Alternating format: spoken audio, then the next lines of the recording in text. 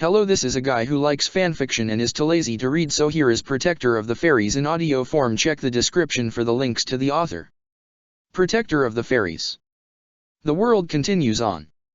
Hail pummeled the ground as a storm grew around the mountain, most of the people present huddled inside the sole structure present to avoid the treacherous conditions just behind the stone walls and wooden barriers. Even then, a chill could still be felt as the cold seeped in through the cracks in the windows, men and women shivering in cold rooms with iron bars. The mages that wandered the corridors, cloaked in multiple layers to try and stay warm, would occasionally stop to huddle by one of many fire lacrimal lining the walls, providing essential illumination and heat to those patrolling, before continuing on their path. Despite the conditions making life unsustainable for long beyond the walls, they could not afford to be unvigilant. When days became years and no end looked to be in sight, people could get foolish ideas and suddenly like what would be impossible odds. It would not be the first time someone had escaped these walls and died hours later in the cold, their body being found half-eaten by animals a few days later. It was to this cold and isolated place, in the dead of night, that a speck of gold began to appear. Growing larger with each second, an orb of dazzling gold came into existence before breaking apart and allowing its cloaked occupants to step free, ignoring the snow as they trudged their way through it up to the large iron door. Slamming down on it a few times, they waited patiently, as if the cold was hardly felt, until finally a hatch on the door slammed open and suspicious eyes glared at them from within. It only took a moment for those eyes to widen in recognition, the angry retort and demands that had been likely to have been uttered, demanding to know their business, replaced with a more professional tone as the guard asked for some identification. Already familiar with procedure, the taller of the two reached under his cloak and brought out a blade, holding it up and letting some of his magic be easily felt with it. The guard briefly examined the blade and then glanced to his left, eyeing what he knew to be a scanner reading the energy of those outside, before nodding once and slamming the hatch shut.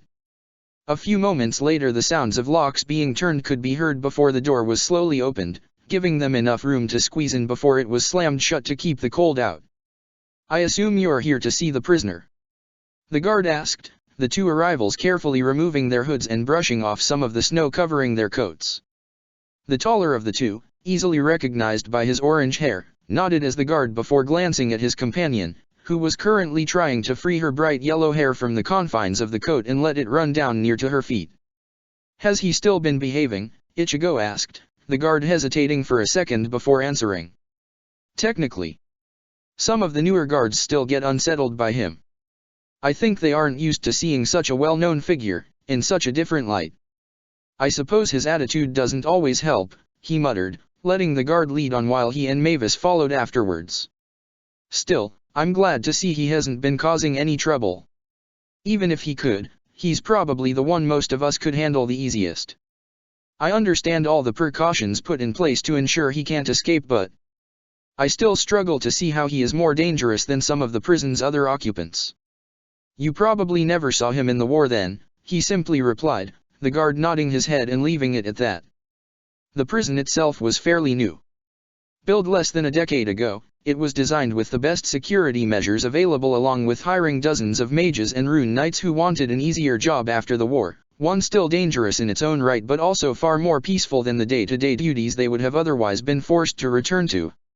In addition, the environment itself added an extra layer of security. Sunny days weren't common here, nor were there ones where the weather grew peaceful. The area alternated between constant blizzards and brief periods of freezing temperatures. Even if someone escaped, they would have miles to travel through without any form of shelter available to them. Of course, the issue of magic had to be taken into account. Which was why every prisoner was outfitted with magic suppression devices, leaving them unable to summon force any of their old strength, and a giant barrier extended 1 mile out from the prison, acting as an extra means of suppressing one's magical power. Without being keyed into the barrier, like the guards were, everyone else would find what little power they did emit to be constantly drained, reducing the effectiveness of any spells they intended to cast. Teleporting in was also typically impossible. The barrier would scramble any magic trying to pass through it for such means and redirect it to another point. That in itself had taken a lot of work, and he remembered the magical engineers that designed it consulting a lot with Mest and Nozomi in their attempts to ensure it could not be broken through by any with similar magic to the two of them. Well, it wasn't entirely impenetrable. While he was sure Nozomi did a lot to help out, he knew she would have put a backdoor in just in case she ever needed to break in herself. It was always harder to trick magic that moved you through separate dimensions into doing what you wanted. Equally, it did nothing to stop Lumen Histo Ire. The barrier was designed to stop magic passing through from one side to the other. It didn't quite work with stopping magic passing into it from within the barrier at a different time point. In addition to all the magical defenses in place, there were still some physical ones. Dozens of doors were reinforced, so they could be closed one after the other and barricaded. They weren't too durable against strong magic, but they tended to be more to try and delay any breakouts while non-combatants evacuated to safer areas of the prison. The bars of the cells though were some of the most crucial elements of the physical defenses in place. A few of the prisoners were ridiculously strong even without magic, and if the bars were too weak they'd be able to tear their way through them and go on a rampage. The real defense though were the walls, made with trace amounts of sekizeki within the bricks to strengthen them against any form of magical attack. Luckily the man he was here to see wasn't nearly as much of a threat like so many of the others here were. Ignoring all the lower cells, he was brought further into the complex and up the floors, going to the highest level before following the path along towards a single isolated room, separate from any other cell in the prison. Dozens of doors had to be opened and shut behind them as they went, most unnecessary in his mind, but it was all intended to keep this prisoner completely isolated from everyone else. Most of the other prisoners here likely knew this one existence, but that was it, not even knowing his appearance, voice, or even his name. That had been the intention though. The Magic Council had not wanted anyone to know much about this man, especially with the knowledge he kept to himself. They would have preferred to have executed the man, but he had requested imprisonment instead for him. And because of his reputation, they had allowed it. "All right, you know the drill. He's just through this door," said the guard, looking anxious to be anywhere but here. "I'll seal the door like normal behind you. When you want to leave, knock 7 times, pause, then knock an additional 3. A different code again. The prisoner mocked us a few weeks ago with the pattern. We don't want to take the risk of him using it under the pretense that it's you. You really think he can defeat me?" The guard paused, looking uncertain. "It's procedure. Obviously he can't, but rules are rules, you know." "Fine. I'll let you know when I'm done." The guard nodded before beginning to mess with the locks on the door. This one was always the one that took the longest, mostly because it wasn't made of the same material as any of the other doors. Instead it was pure sekizek, or rather as close as you could get, and required a complex mechanism to unlock and move due to its sheer weight. It reminded him of the cell he had once been imprisoned in.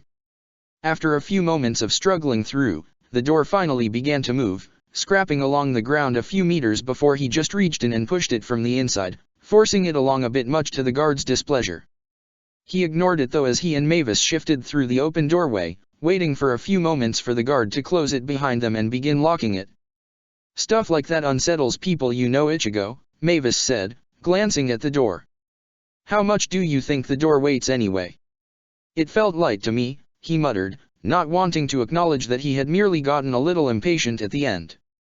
If he wanted to he could have arrived directly at the cell's entrance, but because it freaked everyone out when someone like him showed up without warning, making their sensors go crazy, he had taken to taking the long way in. "Come on, he should be just through here if nothing's changed." "It never has," Mavis shot back, glancing around a bit as they walked. "I don't like this place. It's always so cold. Well, are surrounded by a blizzard currently." "You know what I mean," she shot back at him, making him chuckle for a moment as they walked the last few steps towards a set of cell bars. The cell was mostly barren. It had the necessities most had, including a bed and a toilet, plus a few extras like a shower and some exercise equipment. A luxury to some, but this was just so they could avoid taking this prisoner out to the common areas and keep him constantly locked up here. They'd have him make his own meals if they didn't fear about what he could do with a kitchen knife. "Yo, I'm back," he called out to the man currently lying on the bed, looking as if he was currently asleep. His chest was left bare, exposing a set of wires extending out to a device embedded in it that connected against a lacrima in the wall. Long shaggy hair fell around the man's head, the parts that would have dangled down across his face looking like they had been cut roughly by something. Slowly, one of the man's eyes opened, the one eye that he knew the man had, and a scarred face stared over at him from the bed. Again. You need a hobby, Ichigo. I have one. It's called checking in on old friends, Laxus. I'm not your friend, the man said, pushing himself so that his back rested against the cold wall. What do you want? I need a reason to see you. I'd prefer if you did. Easier that way. Laxus paused for a moment, sniffing the air. Odd scent on you. Dragons? When was this? 700 years ago. Mavis wanted to see some early civilization that had been built and we ran into a pack of them. Barely managed to trick them into thinking we were just normal travelers. Wouldn't have gone so well if we hadn't met some of the more pro-human ones. I told you it would be fine, Mavis interjected. We were in Ishgar lands. The more savage types came from Alvarez. Even so, I didn't exactly plan to have to bluff my way out of a fight with them. A human running around that can beat up dragons would spread wild, and I don't want that ending up written down in some history book. Levi would never let me hear the end of it. Hey, I know how to be careful. You just don't always watch your words and dash. Is Levi all right? They cut their conversation off as they turned their attention back to Laxus, the prisoner reluctantly glancing at the book he had beside his bed. She doesn't come much. Not that I would expect her to if I'm being perfectly honest. I never see my past self, but I can't say I don't understand why. But last time she came she lent me this book. It's not bad, there isn't much to do here so I read it a few dozen times, but I wasn't sure if she needed it back or not. Or if you could get something else to read instead, I reckon. He smiled slightly, fiddling around in his cloak for a moment before pulling out a book. Bought this while I was last in Magnolia. It looks interesting so you can have it if you want. Laxus nodded, a hand slowly moving to the wires at his chest before carefully unplugging them. Unlike most prisoners in this prison, he was the one prisoner to lack any magic suppression cuffs. That was because he didn't need them in their eyes. What use was there suppressing magic that wasn't there? The only magic in this cell came from the lacrima that kept the man alive, one in his chest and one that recharged it on the wall from the main magic supply available. Getting to his feet, Laxus crossed the short distance between them and reached between the bars, taking the book carefully and examining the cover. Tales of Distortion. The third in the twisted series of Darien and his knights as they attempt to stop the flood of chaos. Laxus scoffed at it. As trashy as ever. Levi said you liked it though. I can't exactly be picky, though last time she was here she said the second book was just being released. The third should be a few years away. Ah, well. I didn't say when I went to Magnolia last. And I thought you'd be a bit more reluctant than to use the magic of time travel for such trivial purposes. You try living with Mavis. She gets very bored very quickly. Hey, no, it's true, Mavis admitted. Things that are too quiet are boring. I can deal with them for a time but sometimes you just need to get that itch out of your system. Well, I'm not one to talk about messing with time, Laxus muttered as he wandered back over to his bed, setting the book down on top of the other.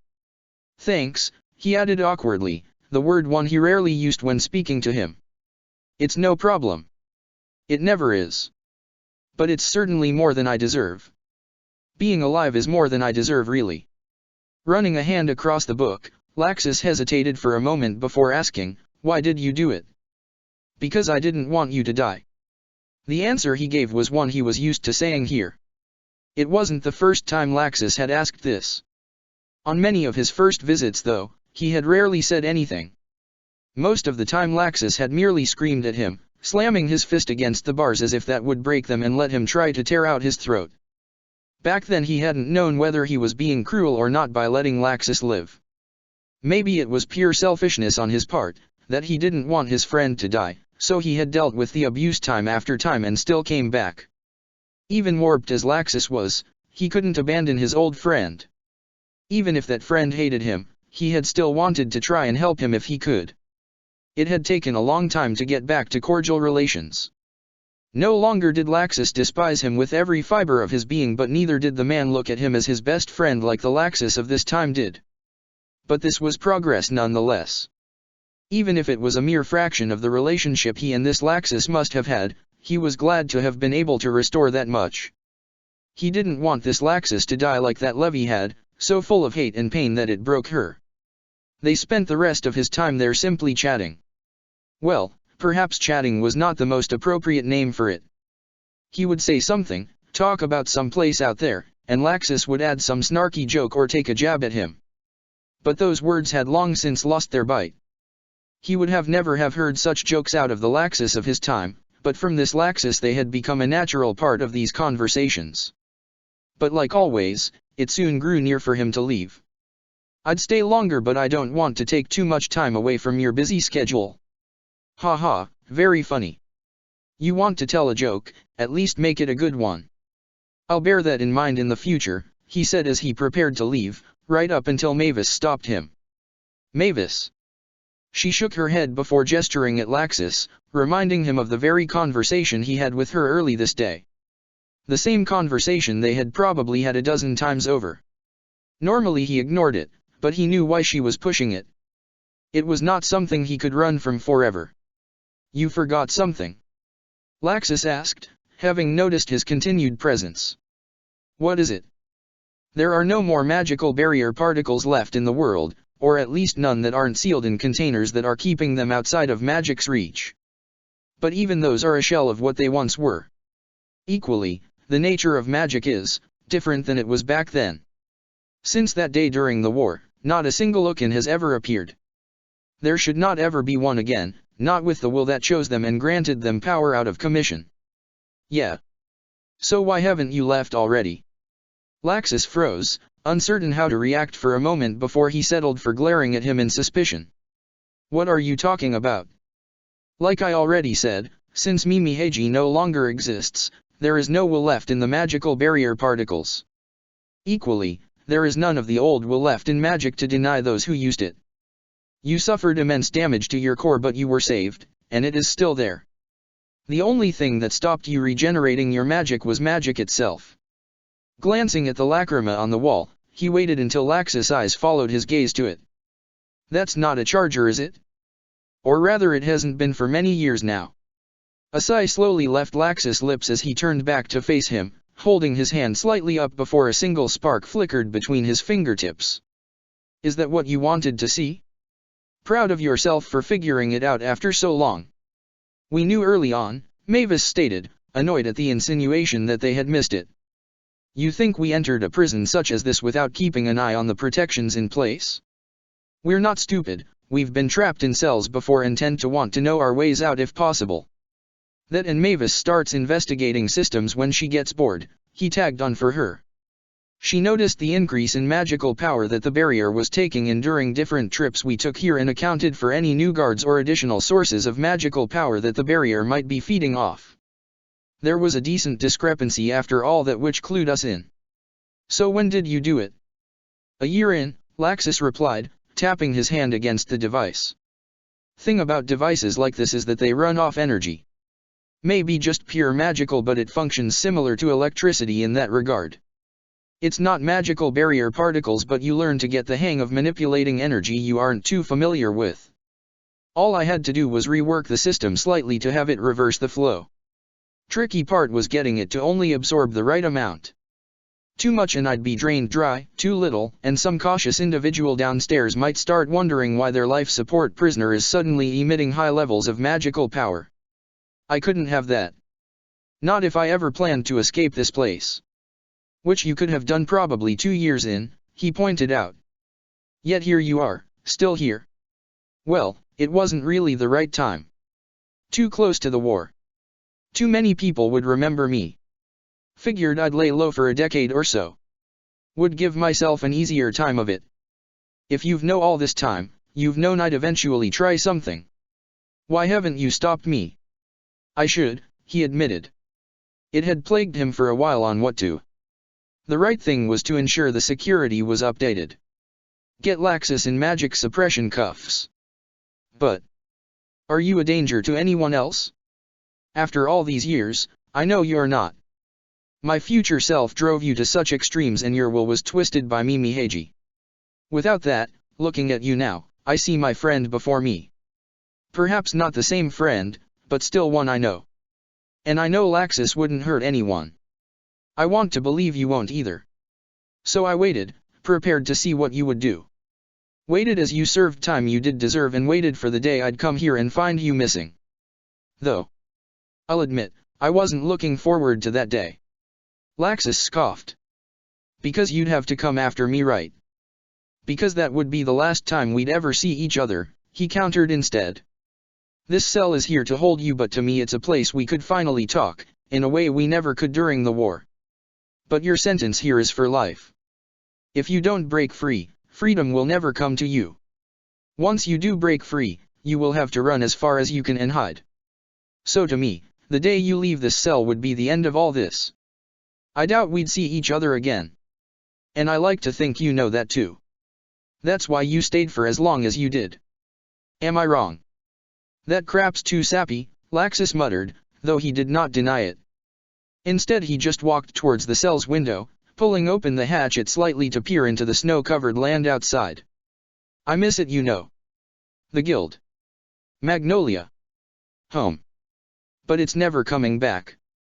Perhaps I would have been happy if my old timeline had simply vanished with me in it. But now everything is so different.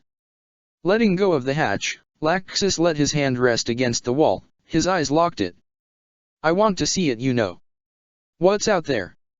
What's it like? Are people smiling? Are they happy? Is this a worthwhile future? I spent so long in that hell, so long. What is this world like now? Was it worth sacrificing so much for? Was it worth losing Levi for? Perhaps you simply need to see it for yourself, he simply said, slowly turning to leave. Goodbye, my friend. Goodbye, Ichigo. He almost missed it as he began to walk away, the words spoken so softly. But he smiled slightly, giving the code to the guard and being let out. It was a week later when he heard the news. A cell had been busted open from within, and by the time the guards had arrived the prisoner was nowhere to be found. All that had been left behind was an old book with a single note for it to be returned to its owner. He never saw that man again. Protector of the Fairies.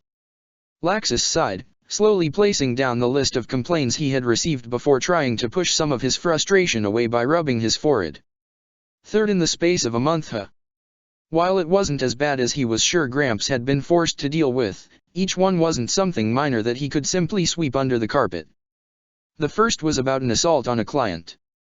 It was understood now that that client had been involved in many illegal activities, and that most of the consequences would be easily mitigated as a result of this.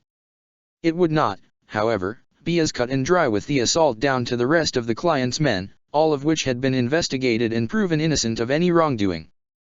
They had probably all been guards intended for the client's day persona, and they weren't exactly pleased to have been beaten black and blue on what one of his guild's current problem children had called a hunch. The second was not any better. A mere quest to stop a mage who had taken over a small named village had succeeded.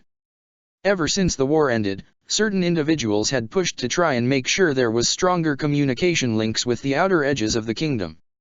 He knew Ichigo had played a role in there in trying to persuade some people to act. He had seen the guilt present in his old friend's eyes whenever Ichigo had been left alone too long in his thoughts, but as a result each outlying village now at least had the means to contact other areas of Fiori in times of need. This had been one such time, when some mage with a bit of strength thought it would be fun to take over an area that simply lacked the capabilities to fight back against any half-decent mage. It made for an easy quest, admittedly one with a high priority, so the difficulty of it had never been an issue. The mage was now in the process of being incarcerated, provided no issues occurred along the way and any of the mage's so-called allies didn't try and either free him or silence him. No, the problem lay in the fact that there was no village to return. It might have been an easy quest, but he knew how bad things could go when you underestimate them, and with it needing to be responded to quickly and the fact he had people available, he had informed the council that his guild would handle it, sending off a small group. Perhaps a bit overkill, but even if he trusted two of the individuals he sent out to clear the mission easily, if things went wrong they would struggle to get help. But instead that seemed to have backfired on him. Like he had expected, the mage wasn't anything special. They just had a tricky bit of mage, one that allowed them to phase through objects. It was similar to a body of elemental magic really. But his ability to fight against a proper mage was, well, according to the second of his little problem children, it was less than stellar. Obviously the mage had relied too much on his power to solve his problems, and in a village relying on physical defenses it was obvious he would overwhelm them with ease. But throw a bit of magic at him, a substance capable of making contact with him in his intangible state, and suddenly he was on the ropes. He wished so heavily that it could have ended there. He really did. But no, the mage had been smart. Not enough to find a way to win, which would have been a bit better in this situation, but he had understood a very crucial thing most forget to do when faced with someone stronger. He thought to run, and with his magic he was apparently goddamn good at it. Apparently he was a similar kind of fool as those who forgot that since he sent an idiot with gravity magic who thought the solution to the problem was to use his magic to give chase and blast his way through every obstacle in his path. The idiot didn't even stop to realize the damage he was doing until half the village was in pieces and the other half was ready to collapse with the next strong wind, which was a real possibility with a storm predicted to blow in from the north in a few days. Most of the residents had already been evacuated into makeshift camps provided by the Magic Council, and soon there would be a tough decision on whether to rebuild the village or have the residents relocated, mostly dependent on what they themselves had to say about the matter. But even if they did move, it didn't negate the fact that it was his guild's fault for it. To say dealing with that was a nightmare was an understatement. He was pulling a lot of strings right now with that just to keep the heat on him more than the idiot, but the worst was the latest complaint. Not in cost, not by far, but rather the headache it was giving him right now. "You got anything to say about this one, Wendy?" he asked as he glanced up across at the room's other sole occupant. Many years had passed since she had been that small girl from the war. Now she was already 22, 10 years since those days. She refused to meet his eyes, just staring off to one side, finding the stack of documents over there extremely interesting. He sighed. Dealing with this was always troublesome when it involved her. Wendy had grown difficult to understand over the years. Some had attributed it to puberty. He hadn't been so sure, and considering she was still hard for him to understand now at times, he figured he could at least say he was right on this front. When faced with a difficult issue in recent years, Wendy had a tendency to ignore it. Or rather try and pretend it's not there until it goes away. She'd been doing that ever since she began having problems connecting with people in the guild. Since the war, connecting with people had become a challenge to her. She was apparently still close with Lamia Scales Kellia, but in their guild? She had few friends as it was, with half the guild reluctant to go on missions with her. It hadn't been a problem at first. But 10 years changed a lot. The guild was very different from the state it was 10 years ago. Many mages had retired. He saw plenty of them fairly often, but they weren't active anymore, using the guild hall as a meeting place to chat before heading home. Others had moved, different callings driving them to diverge from the guild. In some cases it was permanent, in others it was merely for long durations. But it meant that while Wendy might have friends when she was in the hall, she was lacking many of those when she went out on missions. "Wendy, I want you to listen to me. You aren't leaving this office until you do that." Her eyes flickered over to him briefly, and for a moment he even felt himself freeze up. The way she looked at him, the way she looked at everything, was a bit unsettling. And he hated how he reacted when caught off guard by it, because he knew, by the way she glanced down after having made eye contact with him, that she noticed his flinch. She always did. "You understand why you're here, right?" "I exorcised the spirit," he heard her mutter. "Is this about Wise?" He frowned, crossing his arms. "Why do you think he's involved?" "I." She shut her mouth again, reluctant to even speak without further prodding. "Wendy, don't make me dash." His breathing was elevated to 1.5 times its normal rate. His gaze shifts within the range of 30 to 42 degrees away from my own since that act. Whenever he leaves he moves 2.7 times faster than usual, never once looking back. His dash. "Enough," he muttered, wishing he hadn't asked. It didn't help that when she felt she was in trouble her explanations became like this if someone didn't stop her. "Shall I start then?" He saw a small nod and took it as his cue to say what he knew thus far. Your mission was to investigate the rumors of a spirit possessing the living, correct? Yes, she spoke nervously. The spirit seemed to be a dragon slayer. Or maybe it was a dragon. It wasn't clear itself, and its form fluctuated. And since the composition of the magic of a dragon slayer and a dragon don't differ massively, and the fact its own signature was degraded in its current state, I couldn't identify which it was originally. Since it had a human appearance, we mostly assume it to be a former dragon slayer, estimated to have died by Acknowledge's hands. As if she was feeling more confident now that she only had to focus on telling the story, she continued a bit more enthusiastically. I think it was probably unaware of its own existence for most of the centuries between then and now. But when I briefly revived Rogue, I think it might have felt that. Most souls don't linger in the world. Even strong attachments can fade with time. Even rage might eventually. Well, I theorized that when I used my magic back then, it was almost gone. Spirits in that state are extremely sensitive to the balance of souls from what Nabera has observed in the past, and when I did what I did, it's likely that the spirit felt the passing of Acknowledge. The spirit confirmed as much, that it had strong lingering feelings from Acknowledge, mostly anger at its own death, and so it was awfully sensitive to Acknowledge's passing. It acted as essentially giving the spirit another shot at life, right when it would have been about to give it and leave this world. Wendy paused for a moment, pulling nervously at the edge of the large cloak she had wrapped around her. Unfortunately, the spirit was like Rogue. It didn't have much left. All those centuries eroded away much of its old sense of self. It had only a few tiny memories, and the rest was the feeling of anger at its death. I'm not even sure if it fully understood why it was so angry, that's how much time had passed. The emotion was there though, and it was trying to act out with it. That's fine so far, he said patiently, having allowed her to take her time thus far with the story.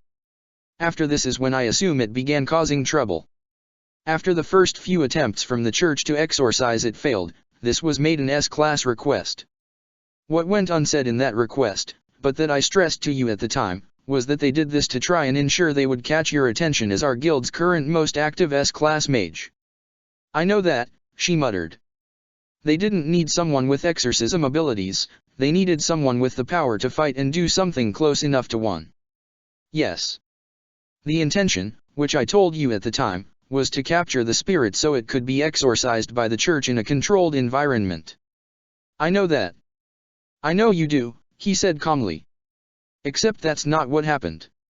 According to all official reports, you exorcised it yourself. But the team I asked you to take with you saw something very different. I didn't need a team, it was insulting that you thought I did. She was deflecting. He could hear that in her voice. You were fine with it at the time.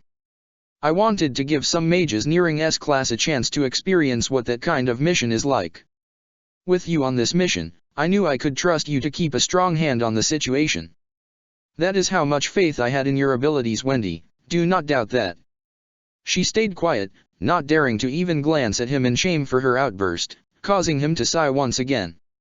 According to what Wise said, he admitted to acting recklessly.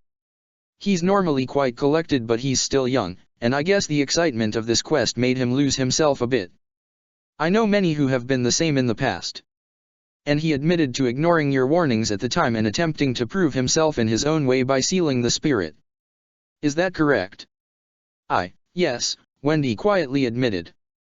I tried to stop him, but he had already acted when I had noticed. He thought his magic could contain the spirit, but, well, the spirit was still a dragon slayer. What little magic it had tore apart Wise's attempts to contain it. I stepped in to protect him, but the spirit had a nasty trick. Possession. Wendy nodded shamefully. I know, I should have been more careful. I should have watched Wise more and dealt with the situation more calmly and dash. My problem is not what happened then, Wendy. It's what happened after. He wasn't sure how, but Wendy seemed to shrink even further in on herself. He said dash. Stop. Please. She asked weakly, forcing herself to look up to meet his eyes. I don't. I know what he's said. Did he say something to you? He asked in concern, both at her words and her expression. If he has dash. He didn't. But I saw it. The way he looked at me. The way all of them looked at me. He sighed. He could push her for a proper explanation, but he had enough to understand the situation now. Pushing any further would just be cruel. Go on. Go. I'll try and deal with this. Thank you, she muttered, heading to the door with haste. She was almost out when he stopped her, calling out a few words he hoped would at least cheer her up a bit. I got a message from Ichigo that he's going to be in town. He's coming back. He had to ignore old instincts to lash out as Wendy literally appeared in the space in front of him, half leaning over his desk with pure excitement in her eyes. When? He'll be around next month, so I'd recommend avoiding taking any missions until then if you want to see him. Well, not that I expected you to be taking any missions with what's going on, but I'm just giving you a heads up so you don't miss it by taking some faraway S-class quest that takes 3 times as long. The smile she had was both a joy to see and also depressing. She leaped back off his desk, a spring in her step as she left his office in the second one. Running a hand across his scaled face, he groaned as he simply let himself lean back into his chair. The fact Wendy looked forward to those trips when Ichigo returned were always set for him to watch because it emphasized how difficult it was for her in the guild when he wasn't there. Hopefully at least Ichigo would be able to help her out with this latest fiasco. God knows he couldn't do it. As much as he wanted to side with her, he simply couldn't dismiss the reasons for why Wise felt the way he did. The boy was scared of Wendy, because with the ease of wiping her mouth she had ripped a spirit possessing her out of her own body, and with the clench of her hand had torn apart its existence until it was nothing more than scraps of magic. The boy didn't want to ever be on a team with her ever again. That was how deeply rooted his fear was, and expressed concerns about her mental state for being able to commit such an act with such ease, without even looking bothered by the deed. It was hard in some ways to relate. He had never seen such a vast gap in power between someone until he was an adult, and even then he had been able to understand it. But Wendy's power wasn't something easily understood. Even to those who understood what she did on a vague level, it was still unsettling. But understanding what she could do with her power and understanding what her power was, only she truly had a grasp on the latter. Where have the days gone where a guild master's biggest fear was of a boy with too much power and a troublesome mentor? He joked to himself, wondering what Gramps would have done in a situation like this. Would his grandfather have handled it like he was, trying to keep a carefully balanced peace while also ensuring Wendy wasn't getting isolated by her own peers? It was times like these that he truly understood just how hard Gramps must have sometimes had it. And why he kept the position for so long. It took a special person to handle this job. If they weren't in it for the long run, the seat wasn't something that should be handed over to them. Master. You only call me that when you're worried, he muttered, tilting his head forward and meeting the nervous eyes of Myra. While some had moved away from the guild, Myra still loved her job behind the bar. Or perhaps it was because she wanted to ensure the guild was always a home for any of their scattered members who decided to come back for a while. He wouldn't deny thought she was a reassuring presence to have. She had supported Gramps with his job in minor ways long before he got this seat, and she helped him even more. Who did what and how much trouble are we in? Well, it's Shiki, Myra muttered quietly. Apparently he's gotten into a fight with Twilight Ogre in the middle of the square. Rebecca apparently got dragged into it too. Why is it always them, he muttered, pushing himself up to feet and grabbing his cloak, pulling it tightly around himself before heading to the door. Can you watch the guild for me while I'm out? Always. Good. And prepare the medical ward for when I get back. You think they'll be hurt badly? The better hope they are, he muttered. Maybe that'll teach them a lesson for once to stay out of trouble. But then it didn't stop Natsu for some time, so I can't really count on it. Protector of the Fairies. Again. A sword was swiftly raised before immediately swung back down. Again. Once again, the motion repeated. Again. Without protest, the black-haired girl continued to follow her instructor's teachings, trying to keep her arms steady with each swing, even as they threatened to buckle and let the sword in her hands drop. With sheer willpower she managed through another few repetitions of this until finally she heard the words she had been desperately waiting for. Stop. Bringing her sword to a halt, she let it rest pointing downwards. She didn't dare let it drop from her hands though. The last time she had done that she had been forced into lecture for an hour about proper discipline with her blade. Good work. I'm pleased with your progress, Homura. Those words brought a smile to the young girl's face, one she directed at her proud mentor's face. The red-haired woman before her gave her another nod before listing off a dozen flaws she would have to fix, but even her mentor could tell she wasn't listening, so with a brief note to prepare for some sparring tomorrow she was sent off to get some lunch in the guild hall, leaving her mentor to stand by herself in the outside training ring of Mermaid Heel. "She's doing well," called out a familiar voice to the woman, turning to find Kaguya walking towards her, her sword hanging loosely by her side. "Don't you think, Urza?" She nodded, the proud smile still present on her face. Indeed. She didn't have much talent at first, but her dedication is nothing to scoff at. Though if she wanted a teacher for pure swordsmanship, she really should have gone to you. They are one of the weapons I am most skilled at, but I will never reach the same mastery of a single weapon as you have. Trust me, she doesn't want you as her mentor simply because you can teach her to wield a sword. She simply idolized you, Homura reassured her. Glancing around suspiciously, the woman made sure the coast was clear before leaning in and whispering, "You know, I saw her magic recently.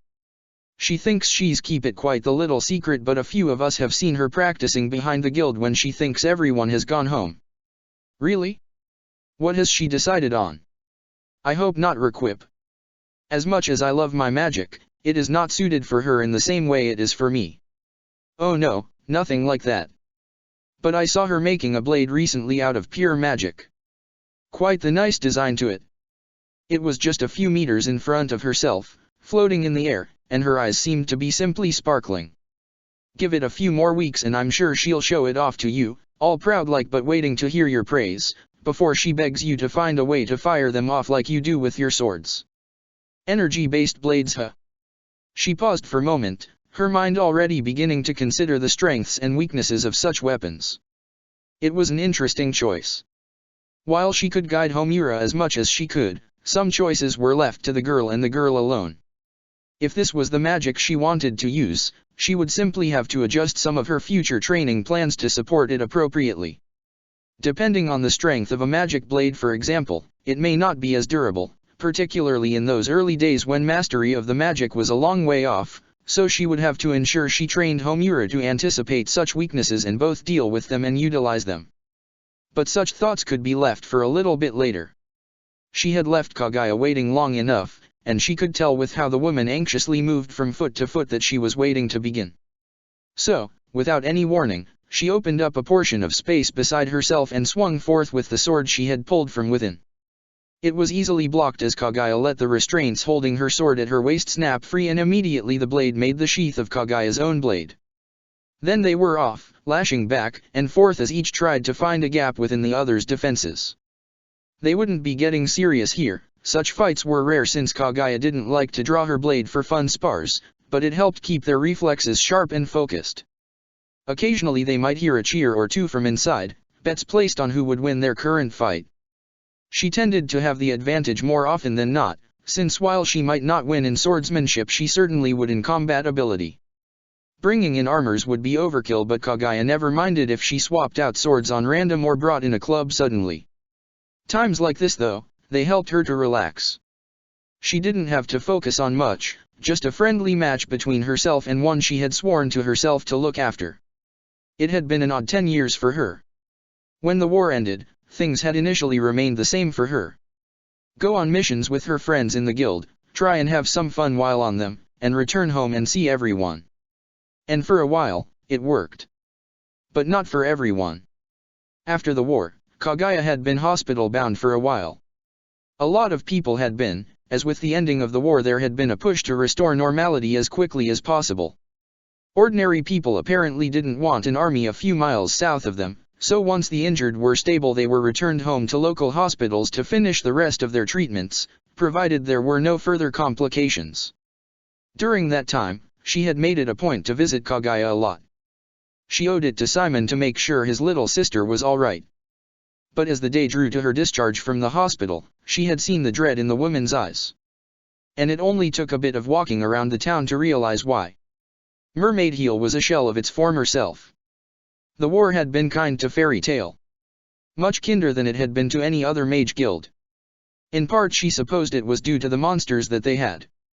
Dozens of their mages were outright devastating, so it took a lot to come close to killing any of them. But most mages weren't like that. Many of their own weren't like that either, they just were better shielded thanks to their strongest. But few had been hit as hard as Mermaid Heel. Back before the war, it had been one of the biggest names out there.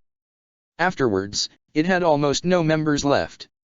So many died around Kaguya as she tried to fend off the hollows from breaching the barrier through the tunnel they had dug. Those still alive had been saved, but some still died anyway in attempts to heal them. Others managed to hang on but had already expressed no interest in going back to the guild. There wasn't even 10 people left in the guild, and that building once held a lot more than that. Kaguya wanted to go home to that guild. But at the same time she didn't. It was broken. Like her blade was. Like she was. And yet despite the options before her, Kaguya still wished to return to that guild. Not any other. Not even Fairy Tail when she had extended the offer. It was then when she had made one of the toughest choices of her life. When Kaguya had left the hospital, she had found her waiting out there for her. And when she took her back to Mermaid Heel, she didn't leave. From that day forth, she had been a mage of Mermaid Heel. It had been tough. It honestly still was. Many times she had to go back to her old home, to sit around a table and just chat with them. Fairy Tail had been her home for so long. In many ways it still was. But over time, Mermaid Heel became one too. Her presence had been a massive boost for the guild if she was being honest. After having lost so many members, it would have been hard to find new recruits for the guild. But that changed slowly after she joined. Whether she liked it or not, she was a big name from Fairy Tail. She had even led many of their forces in the battle, being instrumental in many battles, and even before the war many people knew her. And stuff like that drew people in. That was how she met Homura 3 years back. The girl had been a nervous wreck, peeking in through the doorway for hours apparently, simply trying to see her. She didn't even hear about this until she got back, having been away on a quest, only to find this little girl staring up at her with such pure eyes, asking to be her student. She'd said no naturally. She hadn't been interested in teaching anyone, but before she had been able to get that explanation out she'd been forced to try and do damage control when Homura had begun to tear up. Most of what happened next was a blur, a few promises here and there to recognize the girl if she showed promise. Well, one thing led to another, and before she knew it the girl was in the guild, a fully fledged junior member, following her around and calling her teacher. It was nice though. Homura was a good student, the girl listened well to instructions, and she was finding it quite enjoyable to teach. It was a very different challenge from that of slaying monsters, with its own rewards she found. You're distracted. She forced herself to focus back on the fight as she narrowly avoided the sheath of the sword before it slammed into her head. Her thoughts really were getting away from her if an attack like that came close to making contact. Stepping it up a notch, she swung and immediately released her grip on the blade, pivoting and grabbing a new one from her equip space before lashing up. After 10 years of these spars though, Kaguya knew many of her tricks. This one had been seen far too often, and was easily dodged with a preemptive step back before the blade had even swung. "Shall we stop for today?" Kaguya asked her, already beginning to bring her blade back to rest at her side. "I wouldn't want to tire you out too much for your meeting tonight." "It's only a local quest," she responded calmly, carefully stowing her own blades away though. Neither seemed to be in the mood to continue anyway. "I should be fine with it provided nothing goes wrong. Doesn't it usually?" She didn't bother dignifying that with an answer, simply smiling as she moved to enter the guild, ignoring a few of the disappointed mages who had been betting on the outcome of their spar, and giving a brief wave towards Karen as she left. "Remember to call this time if you get into trouble, Urza." "If I feel like I'm in trouble, sure," she shot back to Mermaid Heel's current guild master. Like Kaguya, Karen had stayed at the guild and ended up taking over from the old guild master when she had retired. Being the daughter of a former general of the Magic Council gave her a lot of connections, and she had been using them a lot over the years when it had come to keeping the guild on its feet. She didn't see Yuzu around today, but she supposed it was one of those days for the poor girl. It was a shame since she really did help brighten up the guild's atmosphere at times. She reminded her a bit of how Myra was when she was working behind the bar at Fairy Tale, both the good and bad. She'd have to bring her something to cheer up for when she got back. And after that, perhaps she'd head back to Fairy Tale for a bit. She still had that wedding invitation sitting on her desk, reminding her of the upcoming event. She should probably reply to it already before they thought she wasn't coming. It would be nice to see everyone again. Maybe she could even bring home Yura and introduce her to everyone.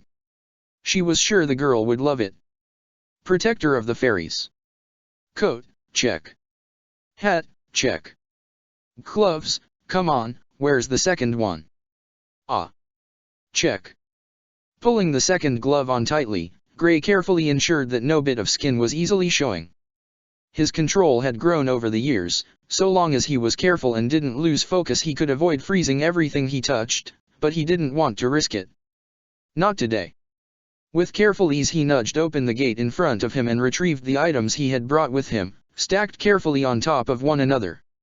Maneuvering with them all was tricky. He had to use a foot to get the gate shut again, but he managed it, carefully walking across the stone patio until he reached the door. As he reached it though, he realized the problem he was going to have if he didn't put down the items he was holding. He eyed somewhere to set them all down for a moment before deciding to not bother, simply shifting his foot a bit instead and forming some ice beneath it. Carefully molding the magic as it extended up, he let it grow large enough to form a little hammer before having it lightly fall on the doorbell, familiar chimes going off as the ice melted away. Listening closely, he thought he could hear the sound of someone running. Uncle Gray. Who said that? He asked jokingly, knowing she was peering up at him through the mail slot. Is there a ghost? An invisible mage of some kind. Laughter accompanied his attempts of humor, telling him she still enjoyed his humor, as bad as it was sometimes, and he heard the sounds of a lock being turned in another familiar voice. Back away a bit, we don't want to leave Uncle Gray out in the cold now, do we? You said my namesake did that all the time to you and him though. Yes, but that's not really nice to do when it's not for training purposes. Come on, move a bit. The door began to open inwards and he immediately heard the sound of joy from one and the sound of exasperation from the other. Presents. Gray. I know, I went a bit overboard again, Gray said as he shifted his way into the house, keeping the presents stacked on top of one another carefully balanced as he navigated his way through the rooms. But I found some good stuff, and oh, living room is alright for this stuff, right? Anywhere is fine. Cool. I'll put them down here. Anyway, there was a nice souvenir over in Alvarez, plus I picked up some nice stuff over in Dash. Uncle Gray. No spoiling.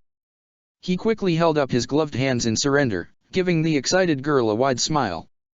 All right. Happy birthday, Has your father been spoiling you rotten today? Maybe, said. He made a really big breakfast, and he got me this toy. Ah. Where did I put it? Dad. Over in the kitchen. By the way, don't forget to get ready. Your friends are coming round in an hour, aren't they? But I want to open my presents from Uncle Gray. He had to avoid chuckling as he saw her send a look he knew all too well at Leon. He was just glad he wasn't the one facing its full force. He always gave in, and knew that. Leon though, well, he had a much stronger tolerance. You can do that later. Uncle Gray is going to be here all today, so there's no rush. What about one? Please. Realizing her attempts weren't working as well as she wanted, she turned to him quickly, looking at him for help. He sighed, considering not saying anything but knowing he would lose this battle. How about if she takes this one now, he suggested, carefully passing one of the presents forward. Might be nice if she's meeting friends today. He glanced towards Leon, seeing the man sigh for a moment before nodding. Fine. Just that one though. Take it upstairs and finish getting ready. K. Said, running forward towards the present before pausing before reaching it and leaping at him instead, forcing him to catch her in a hug to stop her from falling. Thank you, Uncle Gray. That's all right, kid. No, go along and do what your father said, all right? That's a good girl. He, continuing smiling at her excitement as she nodded, ran over to the present, and was out of the room with it a few moments later. Leon sighed after a few moments, joining him in the room and carefully shutting the door so they couldn't be easily overheard. "You're mad," he said before Leon even said anything. "I know, I overdid it again. But I saw this and that and dash. Gray. I figured it would be nice. I mean, her talked about her trip up north with you, and you said her previous coat was getting too small dash. Gray. And I just knew that when I saw this gem in Alvarez that dash. Gray." Leon's words finally forced him to fall silent, staring at his friend as the man rubbing his forehead in frustration. "This needs to stop. I know. I'm spoiling her too much and dash." "I don't care about that," Leon said as he cut in, pausing briefly for a moment as he considered his words.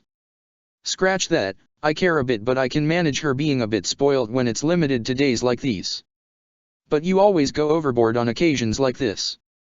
Juvia, she wouldn't blame you." "I know," he muttered softly, falling back into a chair and trying to relax into it as Leon did the same on the sofa near it. "You've said this before. Probably last time I did this. And the time before. And the time before that. It's not right. This is hers birthday. You should be celebrating it, not dash." Feeling guilty that I'm the reason her mother can't spend it with her, he whispered coldly before wincing to himself a moment later.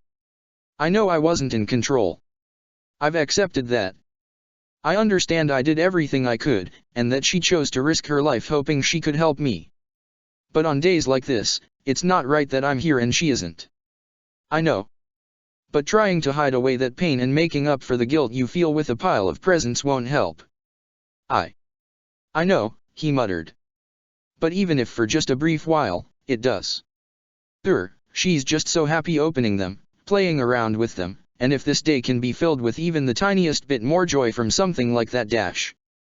She'd be more than happy just getting a single present from you," Leon said as he cut in. "You're her favorite uncle. I'm her only uncle. Still counts. And she adores you," Leon joked. "You get to be the awesome uncle bearing gifts, I get to be the uncool dad who embarrasses her when he's picking her up from school. Be that as it may, you wouldn't trade that for anything, would you?" "Not a thing."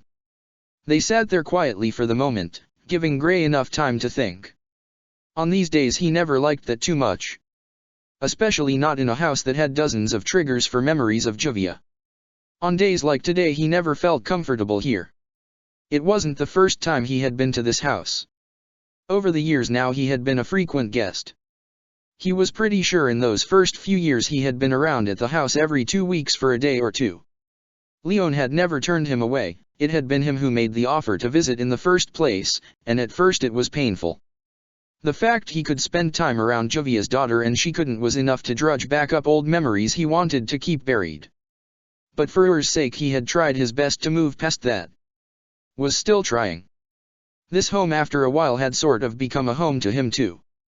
He never stayed long, he worried that might disannul Juvia's memory too much, but on occasions it was a nice retreat from the rest of the world.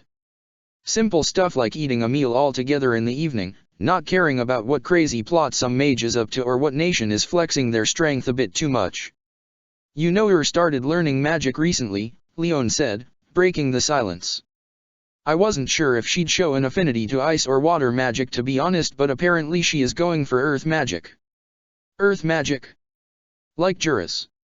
"That's the one," replied Leon with a chuckle. "She's been hanging around Lamia Scale recently, asking for all kinds of stories about him ever since he came back for a week. Ever since he took that job with the council he's been hard to reach, but he does try and spend some time at the guild. Speaking of which, you mind pestering him to pop back again next time you're over there? Would love to talk to him some more, and I need someone who can give me some proper pointers on where to find a reliable earth mage teacher for her. There isn't one in Fairy Tale, is there?" "Not currently," he admitted. It wouldn't be too hard for him to check with Jura soon. For a few years now he'd be splitting work between quests for Fairy Tale and jobs for the Magic Council.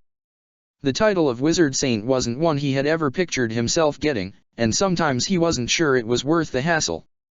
If he was only a bit less level-headed he was sure they would have never offered it to him. But he had taken it, wanting to do more with his power to try and do some good with it.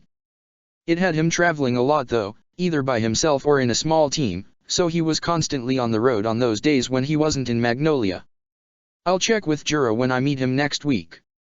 You might have better luck catching him though in Magnolia soon though if work keeps him busy. I know he's trying hard to attend the ceremony there. Ah, the wedding, right? How many of this invites were sent out? I don't know. Idiot probably sent them out to everyone he could think of. Everyone? Even. He nodded, his eyes anxiously glancing to the ceiling where above he knew her was moving about. Yeah. I'm sure it'll be fine. Or rather I don't think he'll pull anything, and this is assuming he does come even if he's found. I can't say I approve of the choice but, well, the bride doesn't mind and it's their wedding so they have the final say. If you're worried about her, I can make sure she's far away from him if you want. Or alternatively if you'd rather not going knowing that.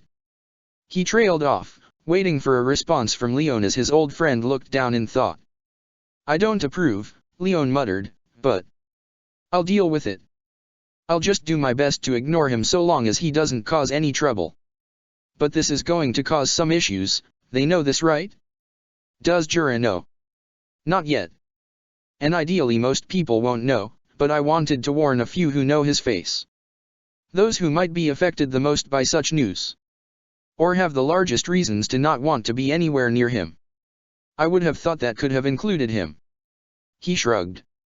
So would I. But then I guess at times like this you want family by your side. Even a family as warped as that one. Protector of the fairies. Haha.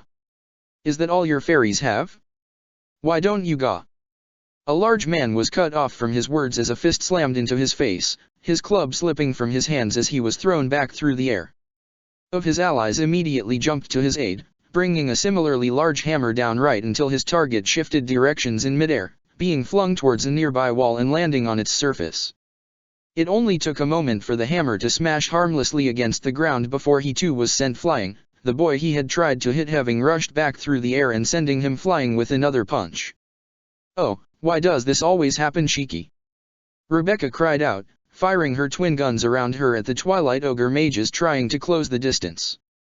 The shots didn't have the greatest of kick to them, but the barrage she kept up, combined with the magic she used to carefully leap away whenever one of her targets got too close, meant she was wearing them down. Which made it so much easier for Shiki to then fly in from the side and take them out. Even despite all that, however, there were only two of them. And they had chosen the bad fortune of getting caught in this fight way too close to Twilight Ogre's side of Magnolia. The city was meant to be far bigger than what it had been in the past according to some of the older guys in the guild, and with the way it had expanded over the years it seemed that Fairy Tail had ended up more on the outskirts of one side of it. Apparently one day Twilight Ogre had decided that it gave them an opportunity to move in, getting permission from the mayor and building their guild hall on the other edge of the city. It wasn't uncommon in the larger cities he had heard for there to be a few mage guilds, though it was rarer when the more well-known ones settled somewhere. The problem he always found though was that Twilight Ogre wanted to be Fairy Tail. They wanted that prestige, the right to be the big name in Magnolia. Because whether they liked it or not, the name most people still thought of when you asked about the mage guilds in Magnolia was Fairy Tail first, Twilight Ogre second. They could bribe their way into getting a place in the city, they could flex their influence on the areas of Magnolia nearer them, but everyone knew that the big quests went straight to Fairy Tail.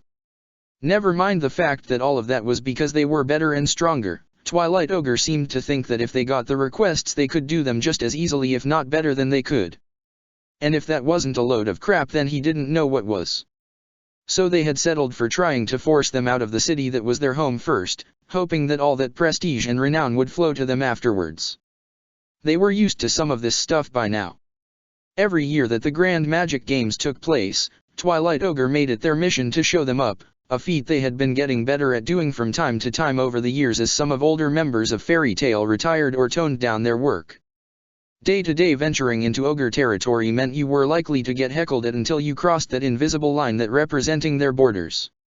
Missions were even a pain sometimes if they encountered one another, since Twilight Ogre wasn't against pulling a dirty move and ruining their mission or making it that bit harder. And sometimes, if one side felt slighted, a fight broke out. Like now. Of course this time was a bit worse than normal. He'd seen them heckling a red-haired girl, only a few years younger than he was, clutching the strap of the bag slung over her shoulder tightly and trying to hold her ground. What was worse was that those around were simply ignoring it, with some kids her own age seeming to be egging on the mages instead of trying to help her. He hadn't liked their attitude from the start, and had already been ready to draw their ire by simply bumping into them as he passed. They'd ignore the girl in a heartbeat if it meant picking a fight with him. And for once Rebecca hadn't seemed against the idea either, or at least he assumed that was the case as she hadn't tried to stop him. Then he had heard the girl mention fairy tale in some fashion, saw an ugly snarl appear on one of the mages' faces, and before he even had a chance to move one of them had swung a fist at her, hitting the arm she barely brought up in time to defend herself and knocking her to the ground. After that he saw red, and by the time he managed to snap out of that haze he was flying through the air, his fist pressed against one of their faces. He'd lost sight of what had happened to the girl since. He couldn't see her nearby, so he assumed she had taken the chance to escape. The same kids who had been bullying her also seemed to have fled too, so he hoped they hadn't just moved to continue where they couldn't been seen.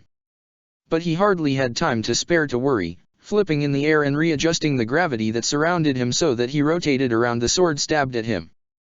The moment his foot brushed against the ground, he used it as a springboard and redirected the gravity, rotating him so it sent him flying forward, a strong punch sending the guy flying and putting him out of commission. It wasn't helping their overall odds though.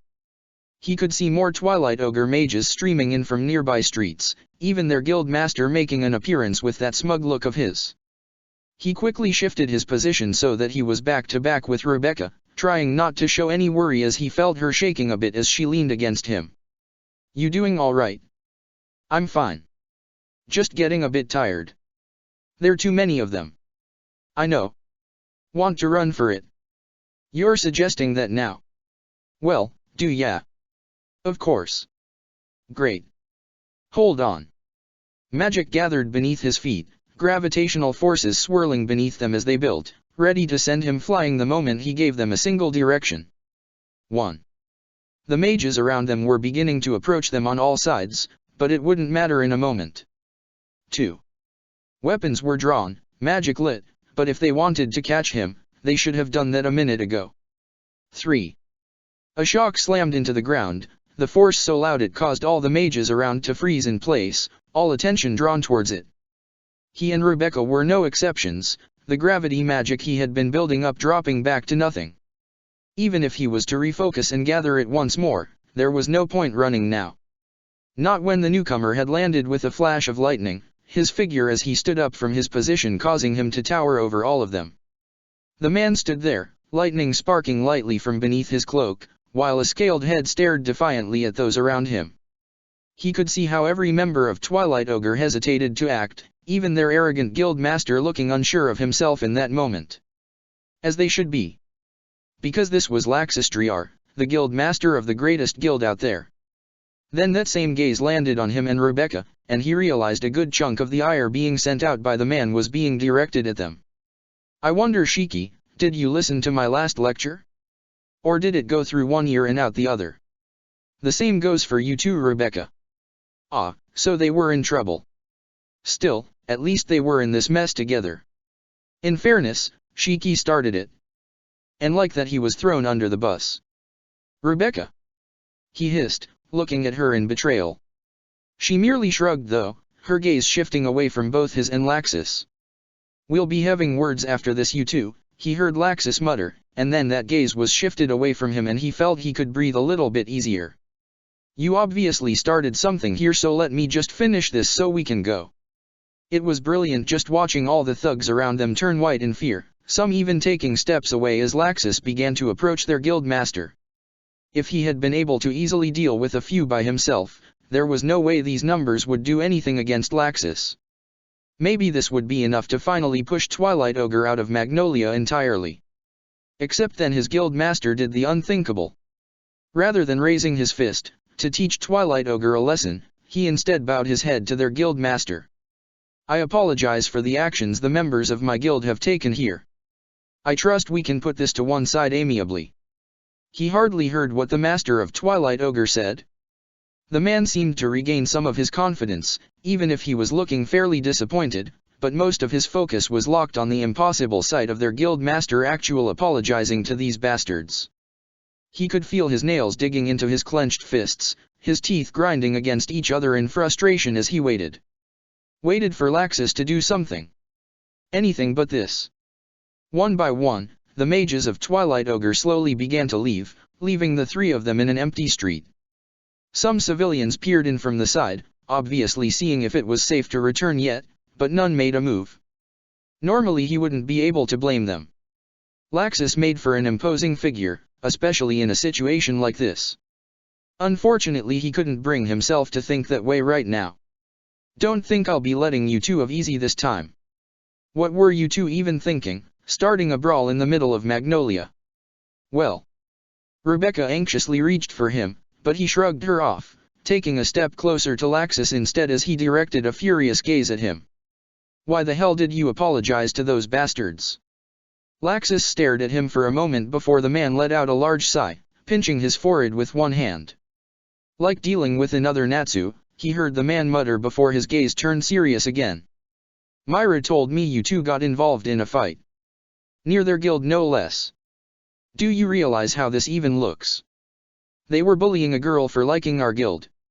What was I meant to do, walk away? I'm sure the right answer was to start a street fight that drew in the entirety of Twilight Ogre in your mind. I was helping. He snarled out. If he hadn't stepped in, that girl could have gotten hurt worse. Did Laxus not see that? And after that? What were you doing then, huh? Having fun? How many times have I told you, stop trying to solve your problems by being a wrecking ball? Or is that all you're good at? It seems like that's all your magic is good for right now. And what about you, huh? You're letting them walk all over us. When was this a city where liking fairy tale could get you attacked by a rival guild? When was this a city that even needed another guild? Haven't you heard how they view us? I've told you enough to ignore such comments. They think we're weak. Washed up. Because what? We don't have as many members as we did years back. Because some of our stronger mages have stepped back? That's a load of crap. And yet because you don't shut them up they think they can get away with doing whatever they want. Shiki, he heard Rebecca hiss in warning but he was too pissed right now to care. You're Fairy Tale's lightning dragon. A hero of the Great War. So why are you letting them push you around like some nobody? If you taught them a lesson for once, they'd never dream of touching anyone again. But instead you're bowing your head like a coward, giving them apologizes and accepting their empty thanks as if it means anything, when you know goddamn well that they'll pull this same crap again and again and dash. Are you quite done yet? Laxus' voice cut through his rant, the coldness chilling him as he found the gaze of that same dragon looking down at him. It seems you're not going to learn until you understand. Follow. Now. Without waiting for an answer, Laxus had already turned away from him, walking in the direction of the edge of the city. He simply watched in stupor for a moment, unsure of what to do until he felt Rebecca elbow him in the side. You idiot, she hissed at him, taking steps to hurry after Laxus and causing him to give chase too. Why'd you have to mouth off to him like that? He was already mad enough as it is. Now we're going to be in even more trouble. He merely shrugged, letting her get a few more grievances out and blamed on him while he kept his eyes locked on Laxus' back. It wouldn't be a stretch to say that he used to idolize the man. Many kids growing up heard tales of the war. Some he heard that he wasn't really meant to be privy to, and those ones had given him a few nightmares just imagining. Others though surrounded the mages that could make or break a battle, and so many came from fairy tale. The scarlet-haired woman who wielded 1,000 blades, cutting her way through an army in order to buy time. The salamander that took to the skies, using flames as his wings and burning away any magic sent his way. The orange-haired swordsman who moved so fast that all you could keep track of was the destruction left in his wake. Then there was his favorite. Of the man-turned-dragon, wielding the heavens themselves as lightning rained down without end. How much was exaggerated was hard to say. Tales always made out people to be greater than they were. But from the moment he had been on that first train to Magnolia, nearing the station, he had felt that sensation of magical power. One that had, by the time he had reached the guild, become all-encompassing and squashing everything else beneath itself. The tales could be exaggerated all they wanted. But there was always an element to truth to them, and seeing the dragon-like body of the imposing man, and sensing that overwhelming powerful magical power, he had known that this man was strong. He never felt that from anyone else. No one else was on the same level as Laxus. And yet with all that power, he let himself get pushed around. How often had he let himself get pushed around by the antics of Twilight Ogre? And because what? They claimed that it was them who started the fight? You'd have to be an idiot to not see they were manipulating the situation. But instead Laxus just nodded his head and agreed to deal with the issue, like they were the ones in the wrong.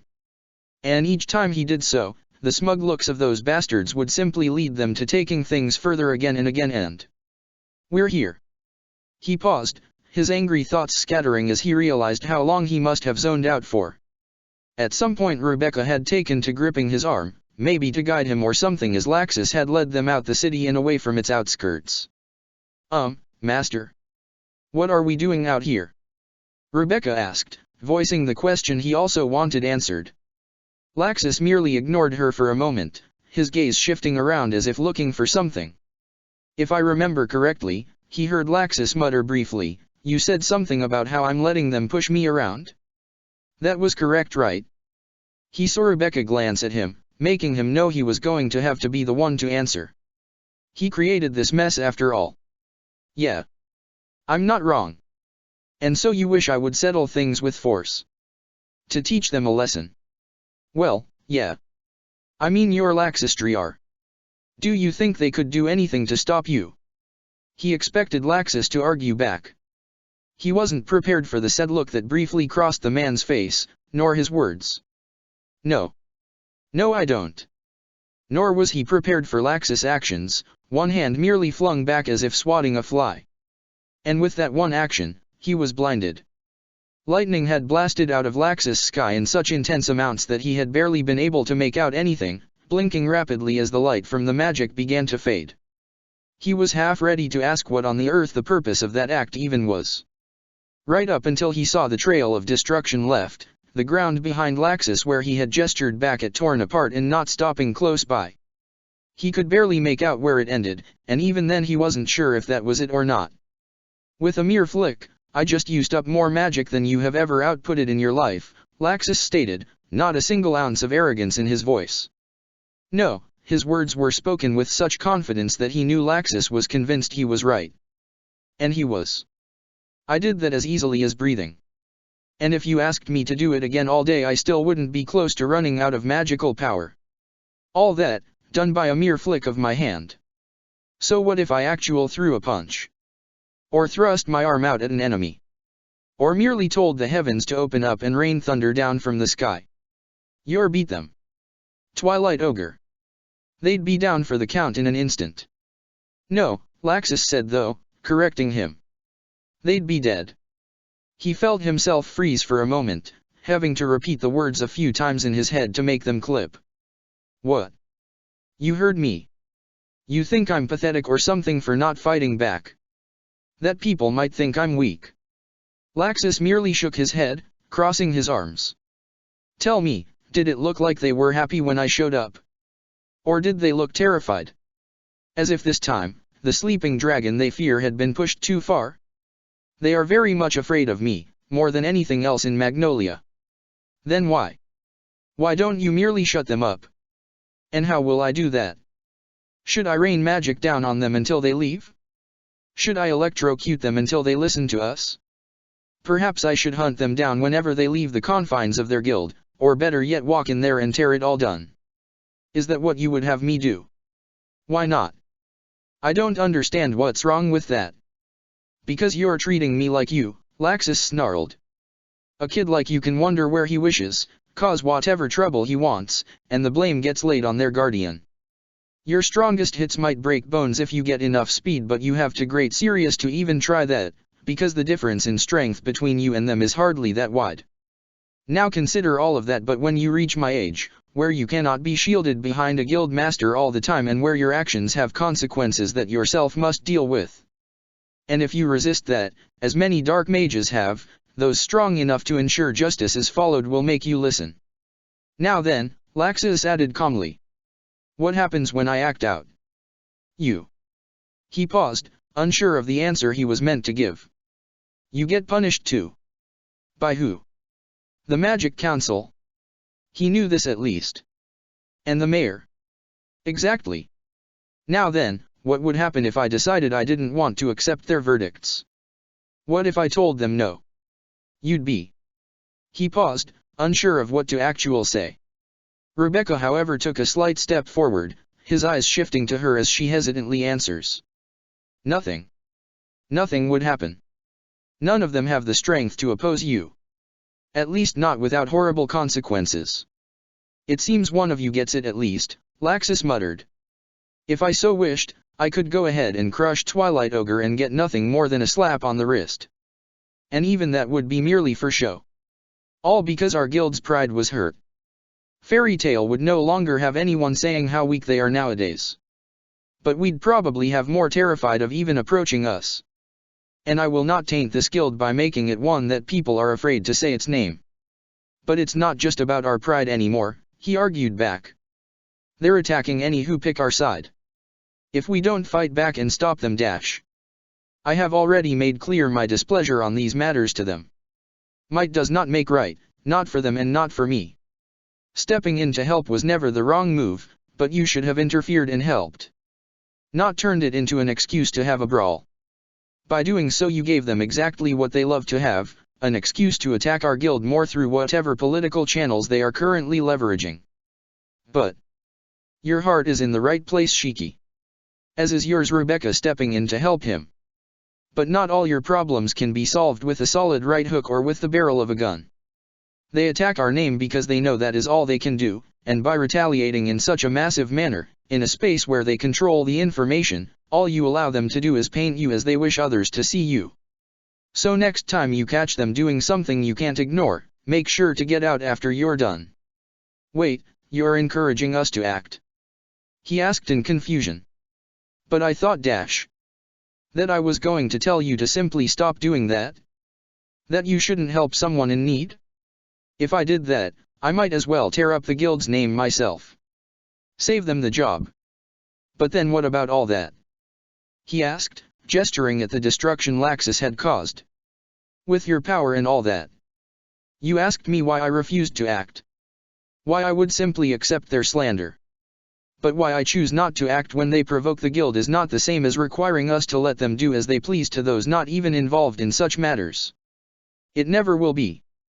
But with how you were at the time, I doubted you'd really understand my words unless I showed you a taste of what pure power looks like.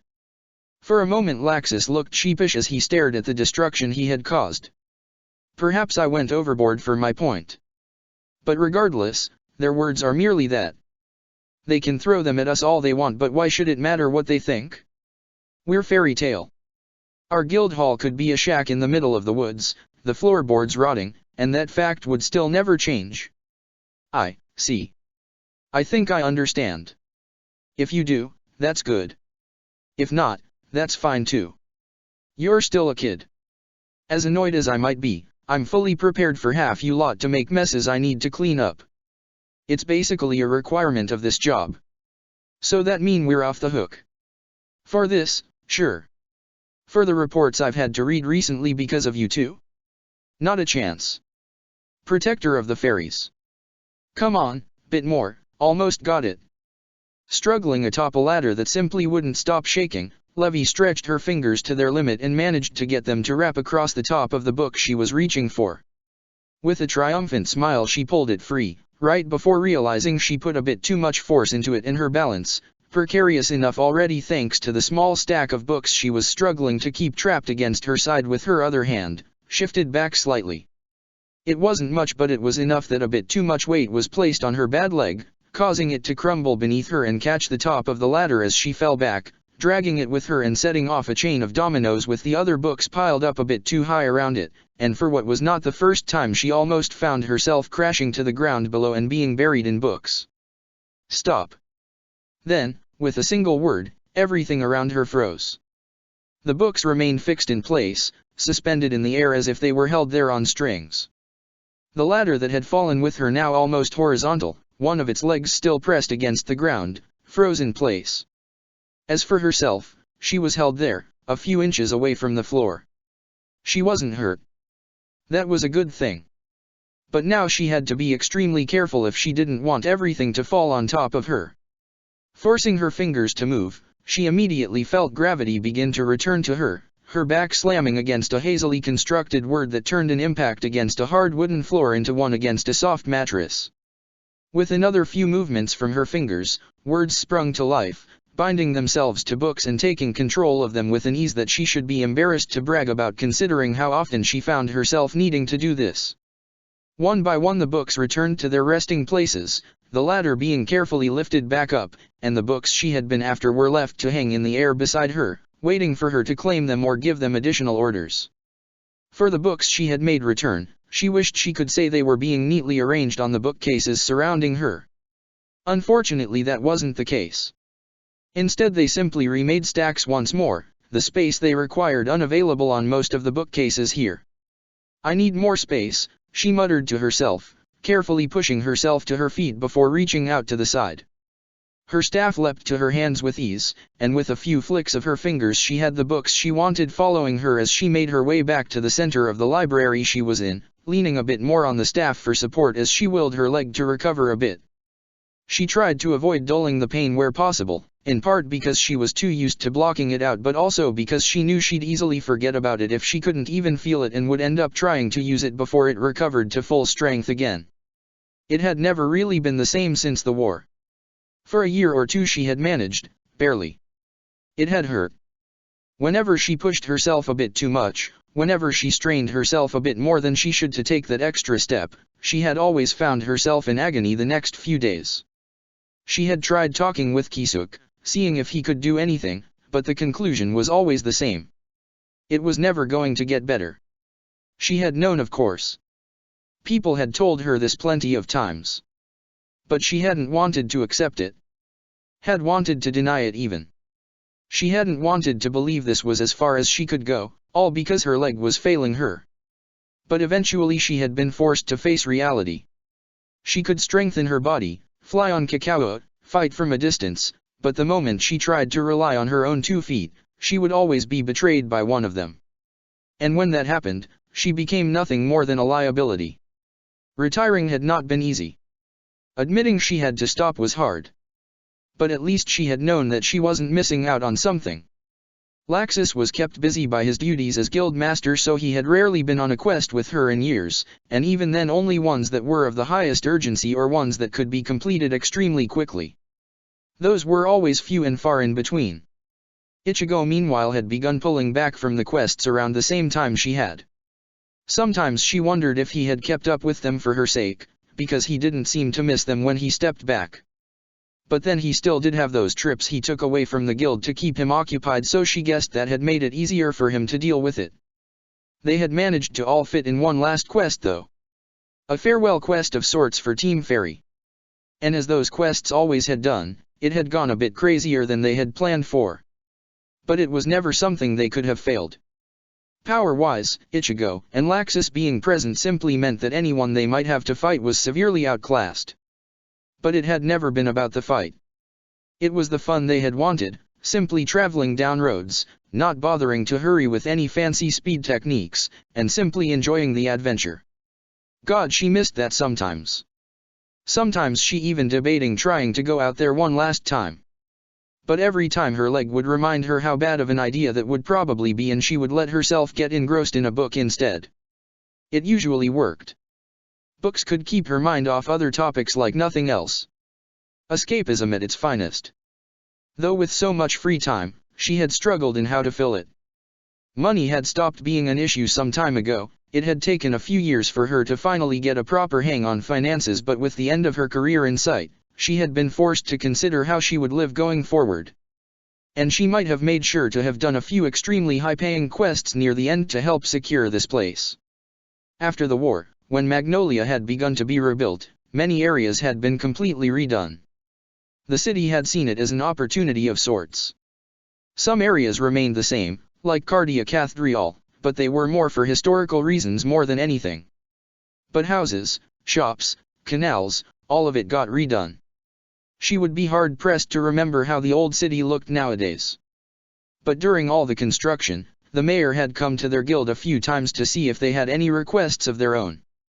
And more partially, they wanted to know if they had to make some adjustments to account for the guild, like with guild arts. In the end, they hadn't asked for much. Rather, they had ensured that the guild be near the lake once more and asked if they could consolidate the dorms to the guild itself and expand the premise. They'd agreed, but that had left a large open spot of land as a result. And she might have gotten a bit of an idea while a bit too much money was hanging around. A few months later, after a long period of negotiation, and she had gotten this place built. A library all for herself. Well, not exactly herself. Part of the agreement was that the public was free to visit. She kept the upper levels locked off for her own collections, knowing many of those tomes she had were old and she didn't trust others to not damage them by accident. Not that she had many people visiting though. She had been told to allow access to a general level.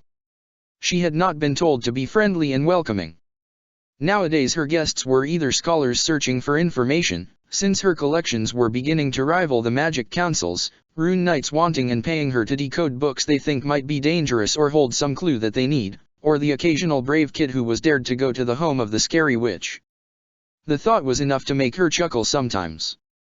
She was the poor Lyusica of their generation, but even if the reasons differed, she could understand the advantage the woman had enjoyed through her reputation. Still, every once in a while she got someone outside of the guild whose attention was actually enjoyable. As she stepped past one of the towering bookcases beside her, she found her young red-haired guest for the day waiting where she had left her, shuffling anxiously in her chair and looking from side to side.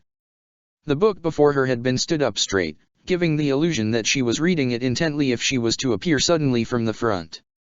Which was exactly the way she had left, knowing this stunt would happen. And why she had made sure to purposefully return from a different direction. She paused for a moment, gesturing with a finger for the books to continue silently forward. Leaning slightly to one side on her staff, she strained her neck a bit to try and see what the girl was hiding but failed. The familiar sound of rustling gave it away though, sounding too much like a magazine to be anything else. Shaking her head, she lifted her staff up before slamming the base of it back against the ground. The girl in front of her almost jumped out of her seat, letting out a small shriek as she knocked the book forward and the magazine she was reading slipped from her hands. Before either could hit the desk or floor respectively, she froze them in place with words before having the magazine shoot towards her open hand. Sorcerer Weekly, huh? Meet the hottest new wizards of Dash. No no no no no. The magazine was quickly ripped from her grasp and held closely to the girl's chest. Eyes refused to meet her own, glued to the floor as she tried to hide her beet red face. I wondered why you seemed so distracted today. And here I thought you were interested in learning about runic equations. But then I suppose you are at that age now. This isn't happening, the girl before her muttered, looking like she now wanted the ground to swallow her whole. I. Having had her fun, she moved past the embarrassed girl without another word, simply gesturing for her to follow as she took a seat back at the table, the books she had brought with her being guided to neatly arrange themselves in small piles, their spines facing towards them.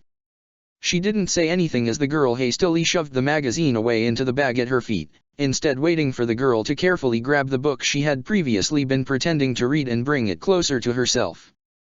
Now, I assume you at least studied how to translate location coordinates into rune form from last time. She got a small nod in turn, the girl's embarrassment beginning to wear off. Good. We'll continue on that with how you can link two separate points with the same formulas next. You'll find this will greatly increase the speed that such arrays can be set up at, and most standard barriers will utilize the same core logic. Do you know why? The girl slowly nodded again, the topic managing to draw herself back out of the shell she had crawled into. It's to improve reliability, right? If the rules governing it originate from the same place, you can change them for all linked areas. Correct. And why is this important? Because. The girl's eyes glanced towards her book, as if hoping the answer would appear, before slowly looking down in defeat. I don't know. That's all right. It's a few chapters later, but I would have placed the knowledge earlier on if I was writing this book. It's to allow for the source of the rules being built to exist further away from the applications of them. Holes always exist, but putting the logic of them at the same point of application is like telling any decent mage who can understand and write them to go wild and edit them as they wish. The most dangerous enemy for someone using runic languages is always someone who is also using them. Leave an opening and your own traps become theirs, and if they are smart you won't realize until it's too late. Got it? Yeah. I think so. Good. Now why don't you finish reading that chapter and I'll let you read what's obviously caught your interest more today. Just don't think you can skip over anything and that I'll not notice. I'll be quizzing you next time on it. That brought a smile to the girl's face, and without further prompting the girl had her face in the book, all her focus, for the moment at least, directed straight at the text. It was still amusing sometimes how focused the girl could be to her studies when she wasn't getting distracted. It had been a bit of a shock with their first meeting. She had been minding her own business on the top floor when she had sensed the perimeter runes she had written around the library alert her to a new presence. She hadn't recognized it, but the runes hadn't acknowledged her as a potential threat of any kind, and the secondary runes quickly identified her as a kid, so she had assumed that it had meant it was likely a dare of some kind. So she had put on the usual act, complete with a large oversized hat like the one she used to wear long ago, and sat on her staff as she hovered over the open space in the center. That was usually where most of the kids went in these dares. They had to go to the center and find a book to take to prove their courage. Some never made it that far. Some chickened out and ran for the door barely a few steps in, though the fact she was just around the corner and had looked out curiously at the time had probably been the real reason for that. Other times they pushed in a bit and just grabbed a book, hoping to pretend.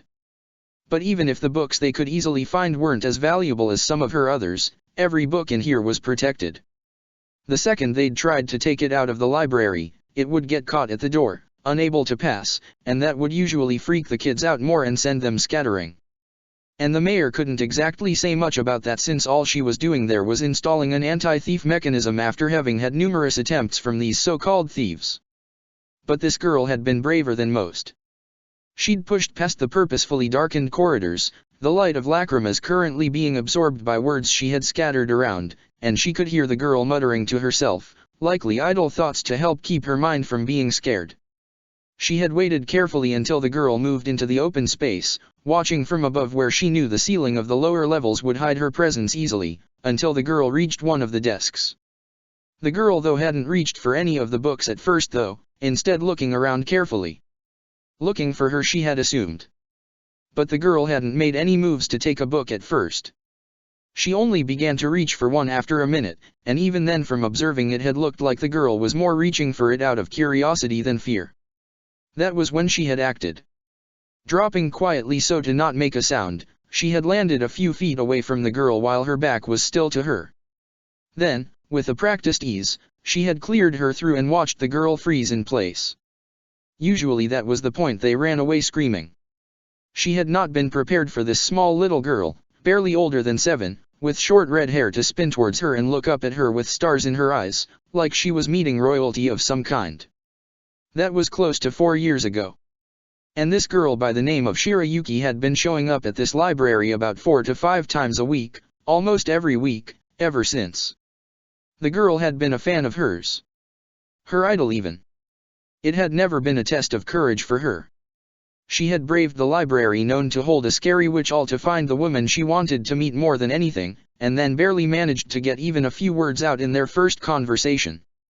Her next few visits had been filled with similar silences, where occasionally the beginnings of a question might get asked on Shirayuki's side, so usually she had to begin the conversation somehow. But over time, the girl had gotten braver. She had asked about Fairy Tale, and later expressed her dream to join.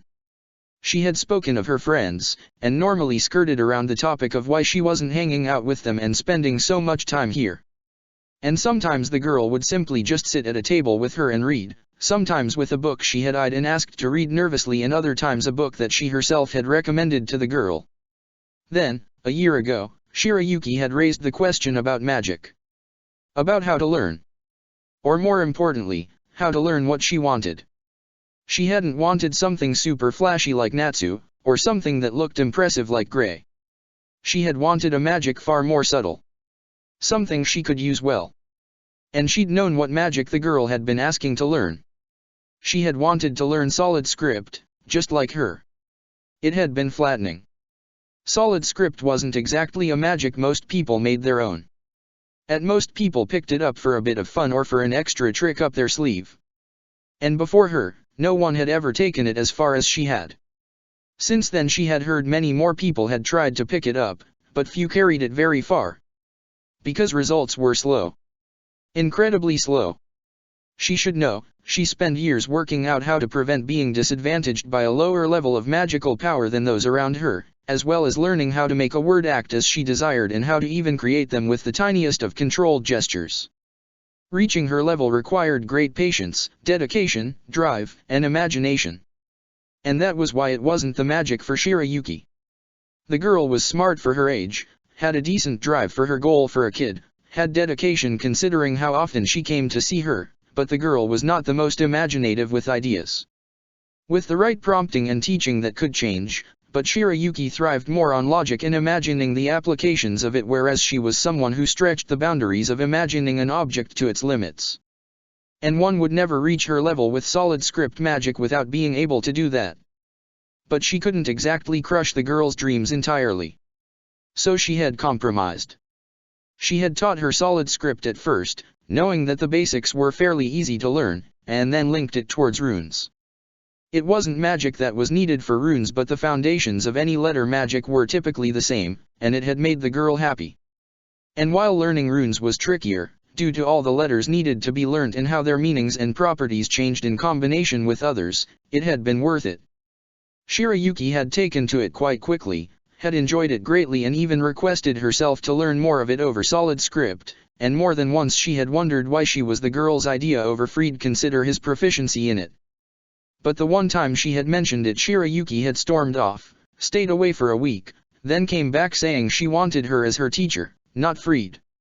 She hadn't bothered mentioning such an idea again, though thinking on Fried did remind her of his old usage of his magic. I was thinking. Would you like to hear some more on how rune magic can be used on a large scale? My stories of it aren't exactly anything to shout about. I understand how to use it and set it up, but I don't tend to use it in battle. I tend to have to break others instead. So what if I invited someone down to talk to you about it? I know you don't like Fried too much, but he is the foremost expert that I know, and would certainly make some time if I asked. Shirayuki glanced up from her book, a suspicious look on her face. You'll still teach me, right? Of course. But you really should hear about practical usages soon if you plan to join Fairy Tail next year. Laxus won't let you go on quests if he thinks you can't defend yourself. He wouldn't really know, the girl grumbled, making her distaste at hearing from Fried known. He would if I told him. So. Fine. But you'll teach me anything I don't understand afterwards, right? Of course. Though to get the most out of this, I recommend reading these before next month, she said, gesturing towards the smaller pile of 2 books that she had brought. They are a bit more advanced than your current work, but I think they will be a suitable challenge, and will give you a bit more of an idea of how separate rune fields can have individual rules applied while still being linked to a central source.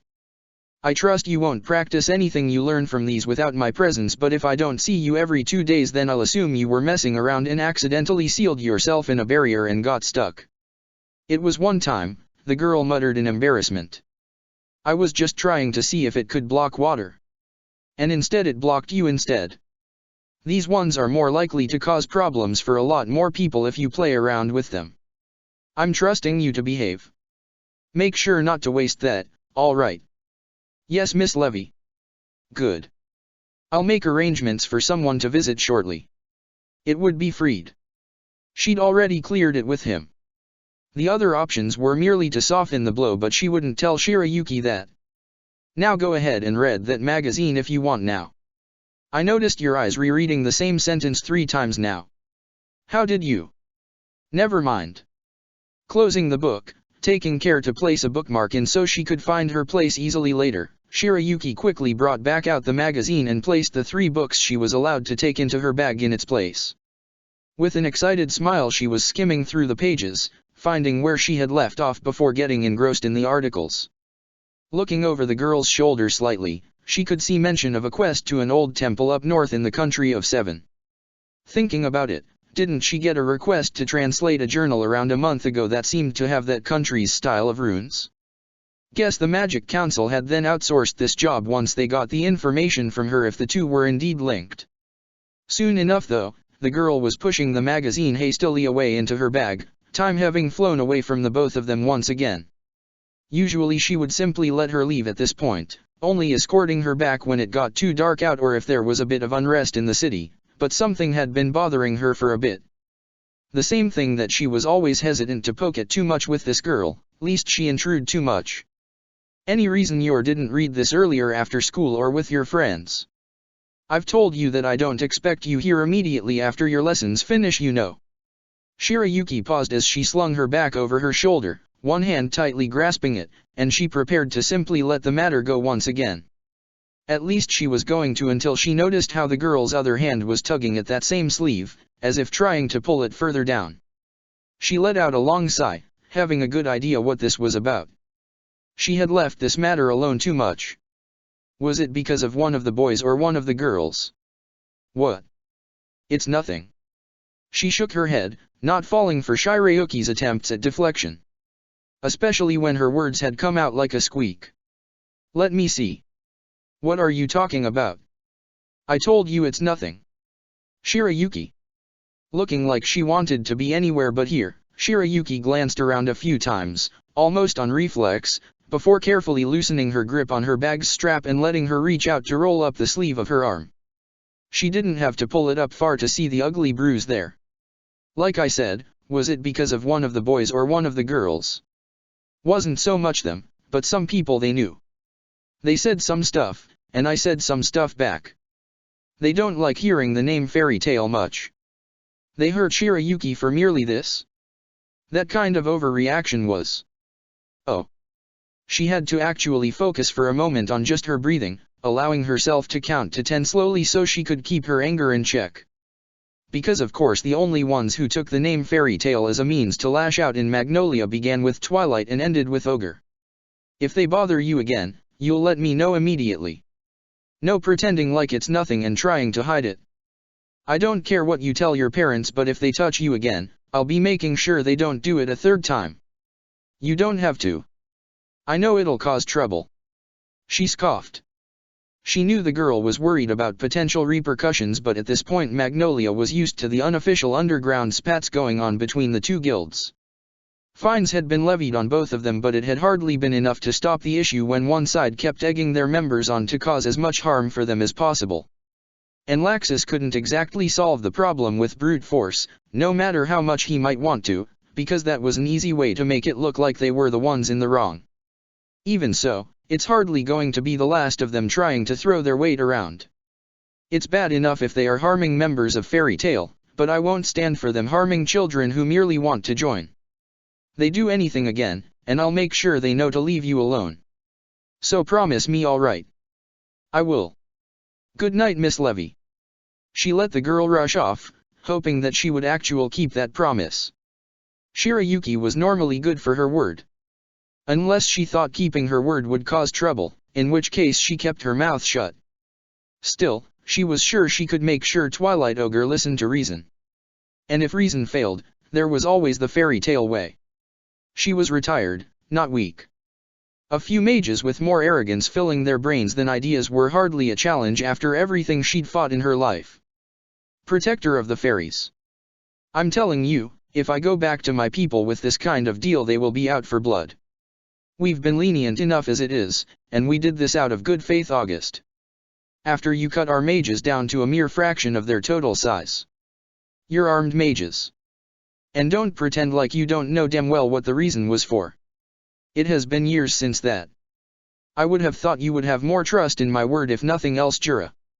Jura pinched his forehead with one hand, his other hand tightly gripping the table in an attempt to keep his frustrations out of his voice when he next spoke. I didn't trust you much then, and I was happy to be proven wrong.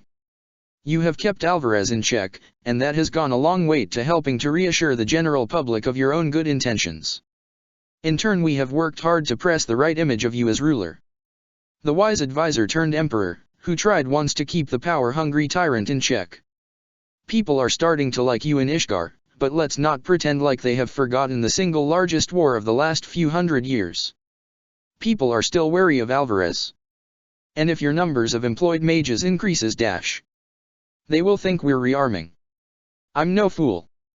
But with such a large reduction of our forces, it has become difficult to hold together Alvarez. My kingdom is one that was united through blood and conquest, where the strongest reigned supreme. And that history is also too recent for many to forget. With Zeref, or Spriggan as they know him, gone, there have been countless groups who saw this as an opportunity. I've picked up talent where I can, but the ones most capable of keeping things in check were the other Spriggan 12. And we lost too many of them. We've offered to send aid in the past Aid. August scoffed before slamming his fist against the table in anger. Your aid is one of your wizard saints. That only amplifies the problem, as all those groups see is that Alvarez has weakened so much as to require foreign help to crush dissenters. What is needed is for Alvarez to solve Alvarez's problems, with its own strong, but we can't do that if you will oppose any increases to our allowed forces. This is not a problem that will go away if left alone. You lot will get away from it fine, but across, if Alvarez breaks, there will be war across the entire continent. I thought you'd be opposed to that at least. I am. Snapped Jura, letting out a sigh as he did his best to pull his temper back in. But you run the risk of damaging the international trust you need oh so well. The position on the Magic Council is to support you where possible, but we are not a dictatorship here. If the public was to call for our removal due to desired differences in policy, we would have to step aside lest we corrupt the very organization we lead. And trust me when I say that there are plenty of wannabe mages looking to advantage their career with the right words and right promises. There isn't as much fear-mongering as there was in the first 2 years, but there are still fringe groups out there trying to push for more extreme actions. We aren't asking for much. Our forces would be allowed to grow by 20% next year. Let us move that to now and we'll adjust how it's displayed. The adoption of the guild systems is still undergoing and is gaining traction, but we need another 2 to 3 years before it fully takes off, since too many see the route of mages to be equivalent as joining our armed forces. Until that time we can't rely on our own freelancers like you lot can, but once it gets going our forces will not need to grow. And if that is not enough to convince the people of Ishgard, lean on your own mages. I may be a powerful, but I am old and far past my physical prime. I'm sure you can name a few people who could not only kill me if I was to pull something but also tear through whatever forces I can muster. We're trying to not lean on that much, Jura admitted. It'd be easy to go ahead and say that if Alvarez was to act up then it wouldn't matter because we could just send someone like Ichigo or Laxus down your way. But that very fact scares a lot of people. People prefer to be able to think of them as exceptional war heroes, mages of unparalleled caliber, and not of weapons of mass destruction that make a mockery of the most well-equipped forces known in the world. I'd say that's wasted potential, but then I do understand there is a difference in how your mages are seen. In Alvarez that kind of power might have made them gods to some of the religions out there. Sighing, August let himself relax into his chair and closed his eyes. Let us put aside these matters for the moment. I sense we may not get anywhere today, as it is already getting late. We will have more time to discuss this tomorrow. Shall we proceed to the more urgent reason we gathered? I'd prefer to wait a bit longer if you don't mind, requested Jura calmly, glad to finally move away from the previous topic. It was not an aspect he very much enjoyed, but unfortunately it had been one he had to undertake far too often. The price he had to pay as the current chairman of the Magic Council. It was not a job he had initially intended to gain, nor one he had ever been able to imagine himself owning in his youth. Back then even the title of Wizard Saint had been ambitious. But with the restructuring of the Magic Council by Her Majesty, His Ye Fiori, there had been a need to reinstate trust and strength to the council. The people had wanted strong leadership in its new form, and eyes had been on those that made lasting impressions in the war whose tales were spread back to the cities their front lines guarded.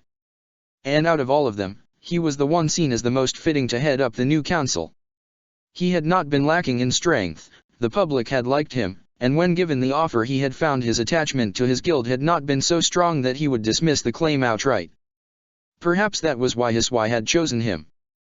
There were stronger mages for sure, but they were unsuitable for various reasons.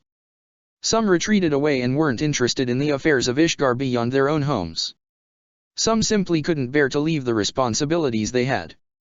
Some were legally allowed to hold high positions but would never hold the trust needed. And some were simply too new when it came to their reputation compared to his own. Still, his first choice would have been Warad. He had even suggested as much, as he was the one god of Ishgar that been generally reliable and decently known. But he, along with Aoesu and that monk Ichibe, had all vanished since the end of the war. Sure, he heard rumors of Warad once in a while, and in a pinch he was sure he could find Aoesu as the man had likely set up shop somewhere permanent, but the fact they had left when they did showed they were not interested in leading any further than they already had. And he hadn't even heard anything of Ichibe. The man had vanished like a ghost just as quickly as he had arrived, and if he knew little about him then the public knew even less. He'd finally turned his hopes to some of the generals of the Rune Knights but they had not been willing to take the job. But for various reasons none wanted the job, and so with no other valid candidate he had found himself agreeing to take the role, just as the Queen had wanted. After that, filling out the Wizard Saints was a trivial matter. They merely had to be able to act for him on occasion, and held far fewer responsibilities outside of showing a good image of the Magic Council's available strength.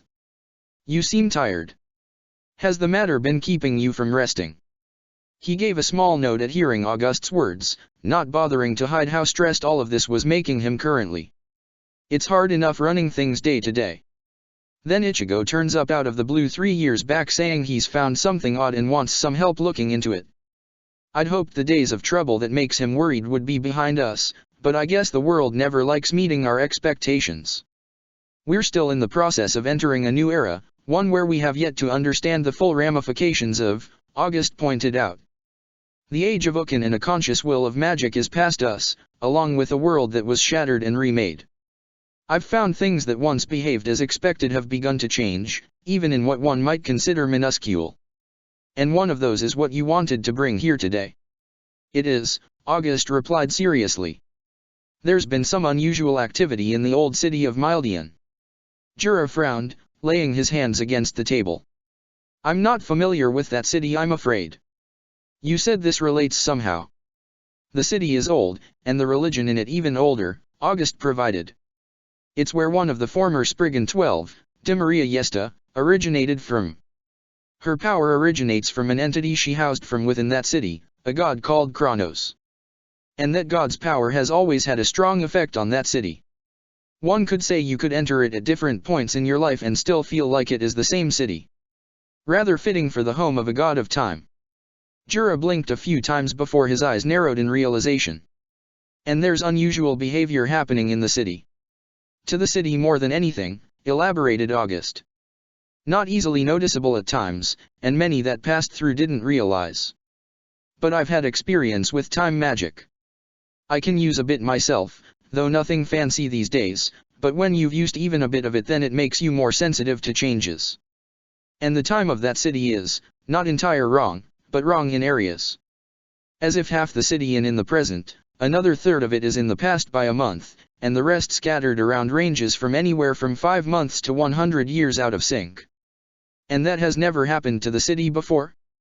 You said it has an odd nature. For all Kronos' power, he's not capable of this. Parts of the city are too far back, too out of sync with the rest of the area his power should be covering, and the kind of power to send anything that far back is, well, astronomical. We fought a war for that same source. Speaking of which, I'd recommend having her inspect the site. She will undoubtedly be able to find anything I may have missed. She'll be here with Ichigo later to drop off the latest report they gathered, so feel free to ask. I can't guarantee when they will have a chance, but if you think it's urgent then they will probably be able to make some time quickly. I should warn you though that there may be more pressing issues that they may need to deal with first. When I last spoke to them, they seemed worried. I'm almost afraid to see what they found, but we might be gaining a lead. Jura paused for a moment as he glanced at August. It's in bad taste to ask this after our previous topic, but you'll help if you can once we find the source right. This and that are separate matters. Alvarez may not be able to aid, but I certainly will. This threatens both our homes equally with how random this entity strikes. Though I won't be opposed to you selling this as good publicity for Alvarez if given the option. Unfortunately this is an off-the-record kind of operation, Jura said with a sigh. Probably for the better though. Don't want people worrying too much about something we barely even understand yet. Protector of the Fairies.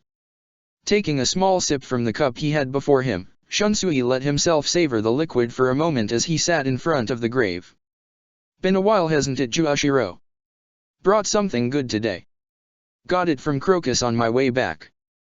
That same old place you liked to visit from time to time, work permitting as you would always say. Taking the bottle he had brought with him, he set another glass in front of the grave and poured a bit into it. I know you'd say doing this is a waste, but then you never did drink much of this stuff anyway. Your health never gave you much chance, yet you tried to pass it off as you liking this stuff. Even though we both knew that this was my favorite wine. Sighing, he shook his head fondly. I seem to always be reminiscing whenever I come to see you. Suppose I'm getting a bit too old. Can't really think about retiring anytime soon though. Still can squeeze out another decade I'd say. Might give me some time to think about what I might do in the future once all is said and done. Perhaps my days will be spent like this, simply relaxing on a porch or something. Could be worse retirements really. He sighed, his eyes glancing down at the glasses for a moment. Been years now and it's still not the same really. We both knew you didn't have long left at all.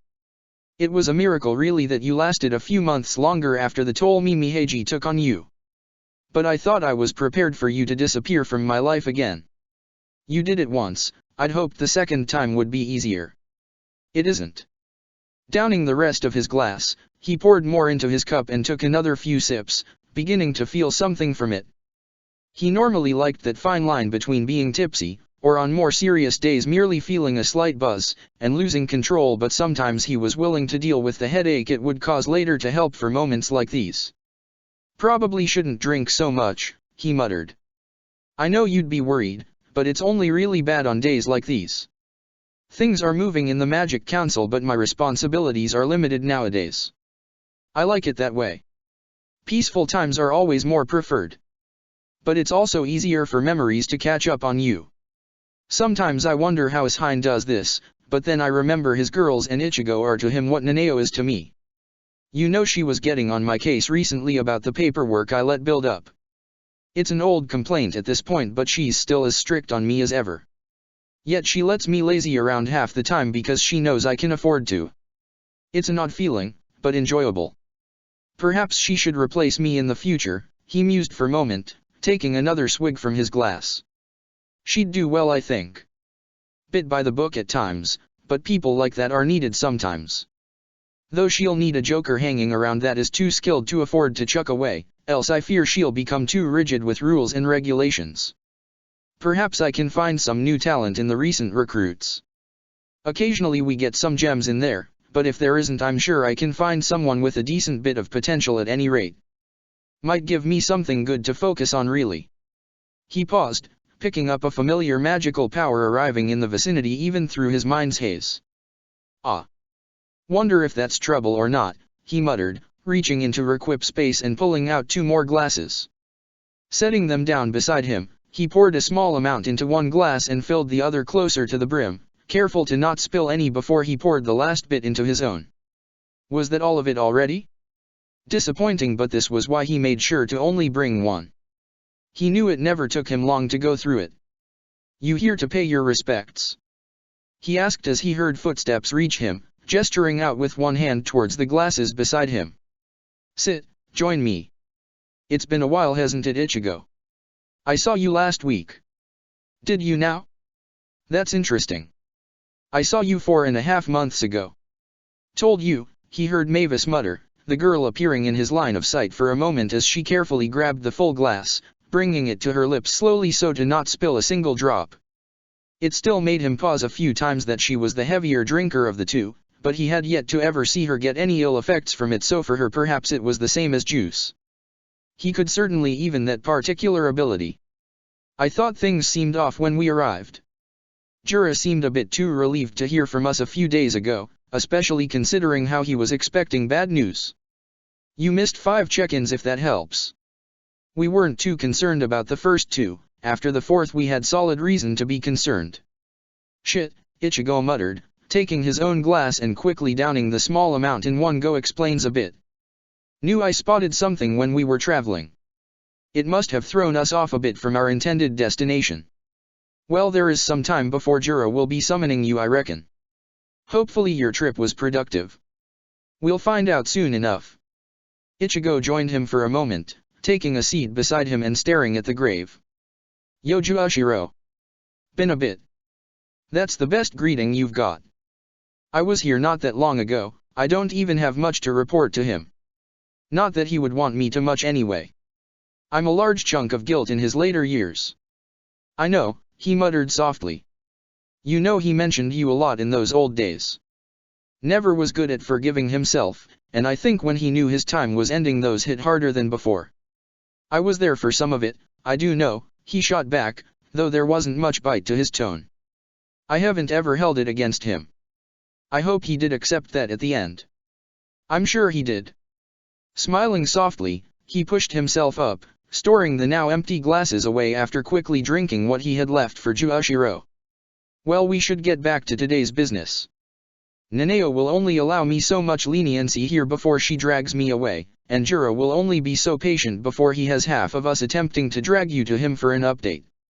Pausing as he turned to leave, his steps a bit shaky but not something he was at all unused to, he gave the two a brief smile. Congrats for coming back safely at any rate. Let us hope these peaceful days stay as such, Protector of the Fairies. I'm telling you, the beaches at Caracol are great. Half the girls are the guild say so, and really I have not gotten away in a long time. Let's go on a vacation for a week or two, Toshiro. It'll be fun. You realize I'm not much of a fan of hot weather, Karen. You're not a big fan of cold weather either, so don't try that excuse, she shot back at him, arms crossed. Plus it's not like you can't cool yourself down. Just make a bit of ice if you need to. There could be worse uses for your magic, I'll tell you that. And if I said I don't like beaches? Try again. Come on, you know it'll be fun. Besides, I know you're free. Any wizard saint stuff Juro wanted you doing is clear for the next 2 months unless something urgent comes up, and if it does there are others who can handle it. Besides, if we don't do this soon we'll miss out chance again. The guild's pretty quiet at the moment, and I'd be nice to get a bit of a tan so I'll look nice at the wedding. You'll look nice as you are. That's nice of you to say, she shot back with a smile. But I also know you're saying that to get out of this too. Come on, please. We can go somewhere you want next time. Toshiro sighed, but she knew just from the sound of it that it was one of defeat. She tried not to let her smile grow wider, though the look he gave her indicated that it hadn't exactly gone unnoticed. 1 week max. That includes travel time. That's hardly an issue. No point paying for a boat when we can get there faster air walking instead. I'll call later on tonight and book us in at one of the nice hotels Kagaya mentioned. You haven't already booked it? She heard that sass, and a quick elbow to the side was enough to get her own back. I know well enough to ask first. Only because of that weekend trip you booked once that I was away for. Yeah, kind of sucked they kept my deposit on that. You could have gone. And looked like a loner? That place would have been full of couples, Toshiro. I would look like I had been stood up, and the pitying looks I would have received from the staff would have been torture. She sighed, shaking her head a bit. Remind me never to try and organize surprise stuff for you. You're terrible at attending them. It would help if you warned others ahead of time to not invite me out if you want to keep it secret. She merely nodded a bit in response, seeing his point but still finding it a pain to have to double-check everyone who might potentially invite Toshiro out somewhere when she had a surprise planned. They should realize by now that stuff like birthdays and anniversaries should be off limits for them unless they checked with her first. She was his freaking girlfriend, for crying out loud. It should be obvious she got dibs on the dates of those events. Well, things were better than they were. At least she didn't have to fight for her boyfriend's time with her brother. Toshiro was still fast to meet up with Ichigo whenever he was around, but those times weren't as common as they once were. So your father, Toshiro said to her, drawing her attention back in, what kind of mood can we expect tonight? I'm never quite sure whether he is going to hug me or strangle me at these dinners. She scoffed. You think I'm much of an expert? I'm his daughter and I still struggle sometimes. But, he mentioned Yuzo, so I think he'll be more playful than usual. She saw Toshiro wince a bit, knowing that it meant his Hein would likely be overattached and playing up his antics more than usual. At times like those, it would be fairly common for him to say stuff to Toshiro like, "How dare you steal my precious little girl from me," and, "I won't accept you as my son-in-law," jumping around the room like he's a hyperactive toddler. But while the antics were annoying, they were also familiar. She grew up with his craziness. It always made her think back to those younger years. And if Yuzu had taken a bad turn today, that familiar craziness was good at grounding her. It hurt sometimes, knowing how hard Yuzu found things. Physically, she could manage day to day.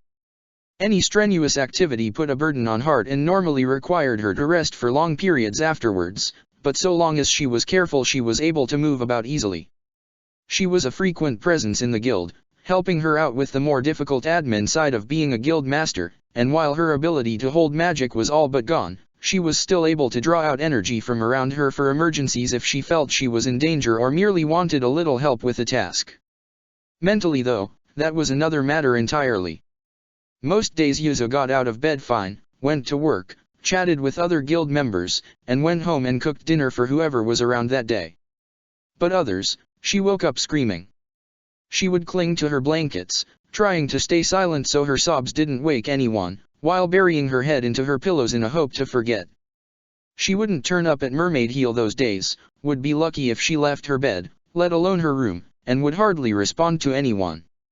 The doctors they'd had come see hadn't been sure of the cause, figuring she had suffered something traumatic during the war. A lot of help that had been, they had put those dots together from the start. But it was her father, always so serious when they talked about stuff like this, that realized what it probably was. Yuzu's power, as uncontrollable as it was now, was to take in the souls of the deceased and borrow their strength. But with it came memories and experiences, and she had expired a takeover of the worst kind at the hands of her own mother, one she had utterly adored and had that image shattered into 1,000 pieces. That itself would have taken its own toll, but it was the final blow of her injuries that made things worse. Her magic was weak, but the power of the script still resided in her. And with her control over it not as strong as it once was, it was easy for her to subconsciously reach out in her dreams, when her control slipped away from her grasp, and to experience a living nightmare where she became incapable of separating herself from the experiences she was viewing. Days like those, they were lucky if they managed to get Yuzu talking properly with them, and that was if her father could even draw Yuzu out of her room in the first place. The kind of souls that slipped in through those cracks were always tormented ones, people who had experienced some kind of suffering in their life that had led them to linger more strongly than others, and the worst were the Quincy souls who she had a more natural tendency to draw in. When a particularly gruesome set of memories hit, it could take Yuzu hours to be able to ground herself back in her own life. And there was no shortage of those from the war. During times like these, it was honestly a relief that their father could be around so much. With the change-up in the Magic Council and the war over, he had officially retired, finally free to leave after being dragged back in all those years ago when they were too young to even remember, and had moved to live near Mermaid Heel so he could stay close with them. Yuzu had been all for it, pushing for them all to live together even for a short while, and their dad had gone ahead and bought a massive place with space for all of them, even for Ichigo on the occasions where he visited. All of that had meant they had both been there when the first of the nightmares hit, and seen the first of those early days with Yuzu. If it wasn't for her father being able to keep an eye on Yuzu in times like these, she was sure she would have never ended up moving in with Toshiro. Yuzu probably knew that too. She hadn't exactly been subtle with her hints of how much she approved of the offer when she had been considering it, and she knew that if their father hadn't been around, she would have said no. She would have felt too concerned about Yuzu to risk finding out about her attacks too late. But as long as their father was around, she knew Yuzu would be safe. She still felt guilty though. It felt like she was running away sometimes. She hated how she couldn't even help her own twin, and worst was how Yuzu would not even try to blame her. No, her sister was too good at putting on a brave face, right until everything became too much, the pain was too much, and she tried to escape it permanently. Toshiro, you haven't had any luck, right? In finding out anything. It'd been a while since she had made this request. Yuzo wasn't as bad as she had been at her lowest, but the longer she had her power as it was, the more risk there was of her returning to such a dark place. She'd pulled as many strings as she could with her connections as guild master, but had yet to have any real luck finding anything substantial that might help Yuzo. So she'd asked Toshiro to find out what he could in the Magic Council, whether in their libraries or on his missions. Nothing had turned up so far, but there was always a chance the last mission had found some kind of lead. Unfortunately, it was the same answer as always. A shake of the head. "I'm sorry," Toshiro said to her, and she knew from his tone what kind of expression she had on her face right now. Most information usually relates to the ceiling of one's internal magical power. There's simply not enough on stopping someone accessing external power, and her condition in the first place doesn't help. "I know, just wish there was something we could do." "I know." Toshiro frowned for a moment, trying to hide whatever he was thinking, but she caught the look he had before he could. "What is it?" "Probably nothing. But it's something, right?" "Maybe? I spoke to Ichigo about this last time I saw him. He mentioned something about Wendy. Kelly's friend. Haven't seen her visiting the guild much recently." "Yeah. He said he wanted to check on something with her. An idea he was considering now rather than before." A brief speck of hope blossomed in her mind, one she didn't want to let die just yet but felt completed to ask lest her hope be for nothing. She could do something? With that strange magic of hers? "I don't know." Ichigo seemed to think it might be possible, but he'd have to check with her first. "He'd not sure how the magic is perceived, so I didn't want to mention anything if I could help it. Plus with him being gone for a while now, I'm not sure whether he's had a chance to ask yet." "Why don't we go and ask ourselves then?" "I would have, but Wendy's difficult. The way she looks at you, the way she talks sometimes, it's easy to feel unsettled. That hurts her when she noticed. And she always notices. Ichigo's one of the few people she's still able to easily interact with, so I figured he'd be the best person to handle it. Course then he went off the grid, so I didn't know whether to wait a bit longer or not, and then time slipped away. He would just when we need him." "Typical," Karen muttered before changing gears. "All right, it's decided then. If he's not back by the wedding, we'll ask Wendy there instead." Toshiro nodded at her and she let the idea of the plan working fill with joy for the moment, dragging her boyfriend along with a smile on her face. She hoped nothing would tear it away later, that Yuzo would be alright this night and that she'd get to see her. If not, she might just get impatient and rush over to Magnolia there and then. She could deal with a creepy girl if it meant her sister would be able to keep smiling. Protector of the fairies. "Yuzo, dinner will be ready soon." She should answer properly. The words to acknowledge her father should be easy to say. They normally were. But as she opened her throat, the words she wanted to utter didn't emerge. Instead came out nothing, barely a chance from this morning, and so she knocked on the door she was standing before instead, a familiar pattern ringing out that told her father she'd heard him. She heard a small sigh from behind the door, one she wasn't meant to hear really, and she felt even guiltier as she heard his footsteps retreating down the hall. She didn't like disappointing him. She knew he'd never ask her to push herself too hard on these days either. But she hated her own weakness that caused this regardless of what he might say. She wanted to just rip open the door, march down the stairs, take over the cooking herself, because despite improvements her dad was still hardly at her own level, and put on the smile she usually had. But she couldn't. Not when her dreams last night had been of a blood-soaked battlefield, on white walls in a city she didn't know, where she slaughtered thousands of black-cloaked figures in attire like that her brother and Karen used to favor. She had a faint idea what the place was. It wasn't the first time she had seen the place. Quincy souls were easily drawn to her, and just as many Quincy died in that place as Shinigami did. The Siritii, the fortress city of the Shinigami of old, and nowadays nothing more than a ruin. And last night, she was one of the individuals making it as such. Coming back from such nightmares was never easy. She woke up screaming at first, thinking she was still there. She would jump at the shadows her room cast, still thinking someone was going to stab her the moment she let her guard down. Sometimes she'd spent an hour in the shadow under the water wishing for the feeling of blood on her body to go away, and that was if she could even leave her bed to try and force herself to respond to things. Over the years she'd learned a bit how to make it easier. Her room had always felt like hers, but nowadays she had filled it to the brim with stuff. It was messy. There were hundreds of photos covering her walls, the original color of them barely peeking through the gaps between them, that featured her in various stages of her life, from baby photos to those of her training when she was young to those taken after the war. Toys she had liked, stuffed animals she had collected, all of them were scattered around the place to the point she had to be careful not to trip on anything. Clothes hung off various furniture, still kept neatly so she could wear them easily but left in such a way she could visibly recognize each of them, and her wardrobe was always left wide open to showcase the rest. That was the sight which greeted her every morning. A room whose presence was so utterly jam-packed with nothing but her. And on those days where she struggled to pull herself back together, she was in a room where any stimulus that it provided was of herself and no one else. It didn't always work. Sometimes the memory was too overpowering. Sometimes there was a link from the memory to something still in her room. But in most cases it did. Leaving the room, however, she struggled to do so afterwards.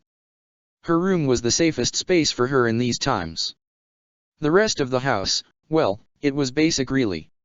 She could see the touches of her father in places, the preferences of Karen in others, and even some aspects in a few places that she knew Ichigo had occasionally had a hand in, such as the room he used or the odd gift or two from him. But, there was also their mother's presence. It wasn't noticeable. Her father tended to keep anything relating to her mother in his own room, keeping it out of sight from her. He knew how hard those memories of her were from the war, and in times where she was trying to ground herself, the last thing he knew she needed was a reason to try and escape from being herself.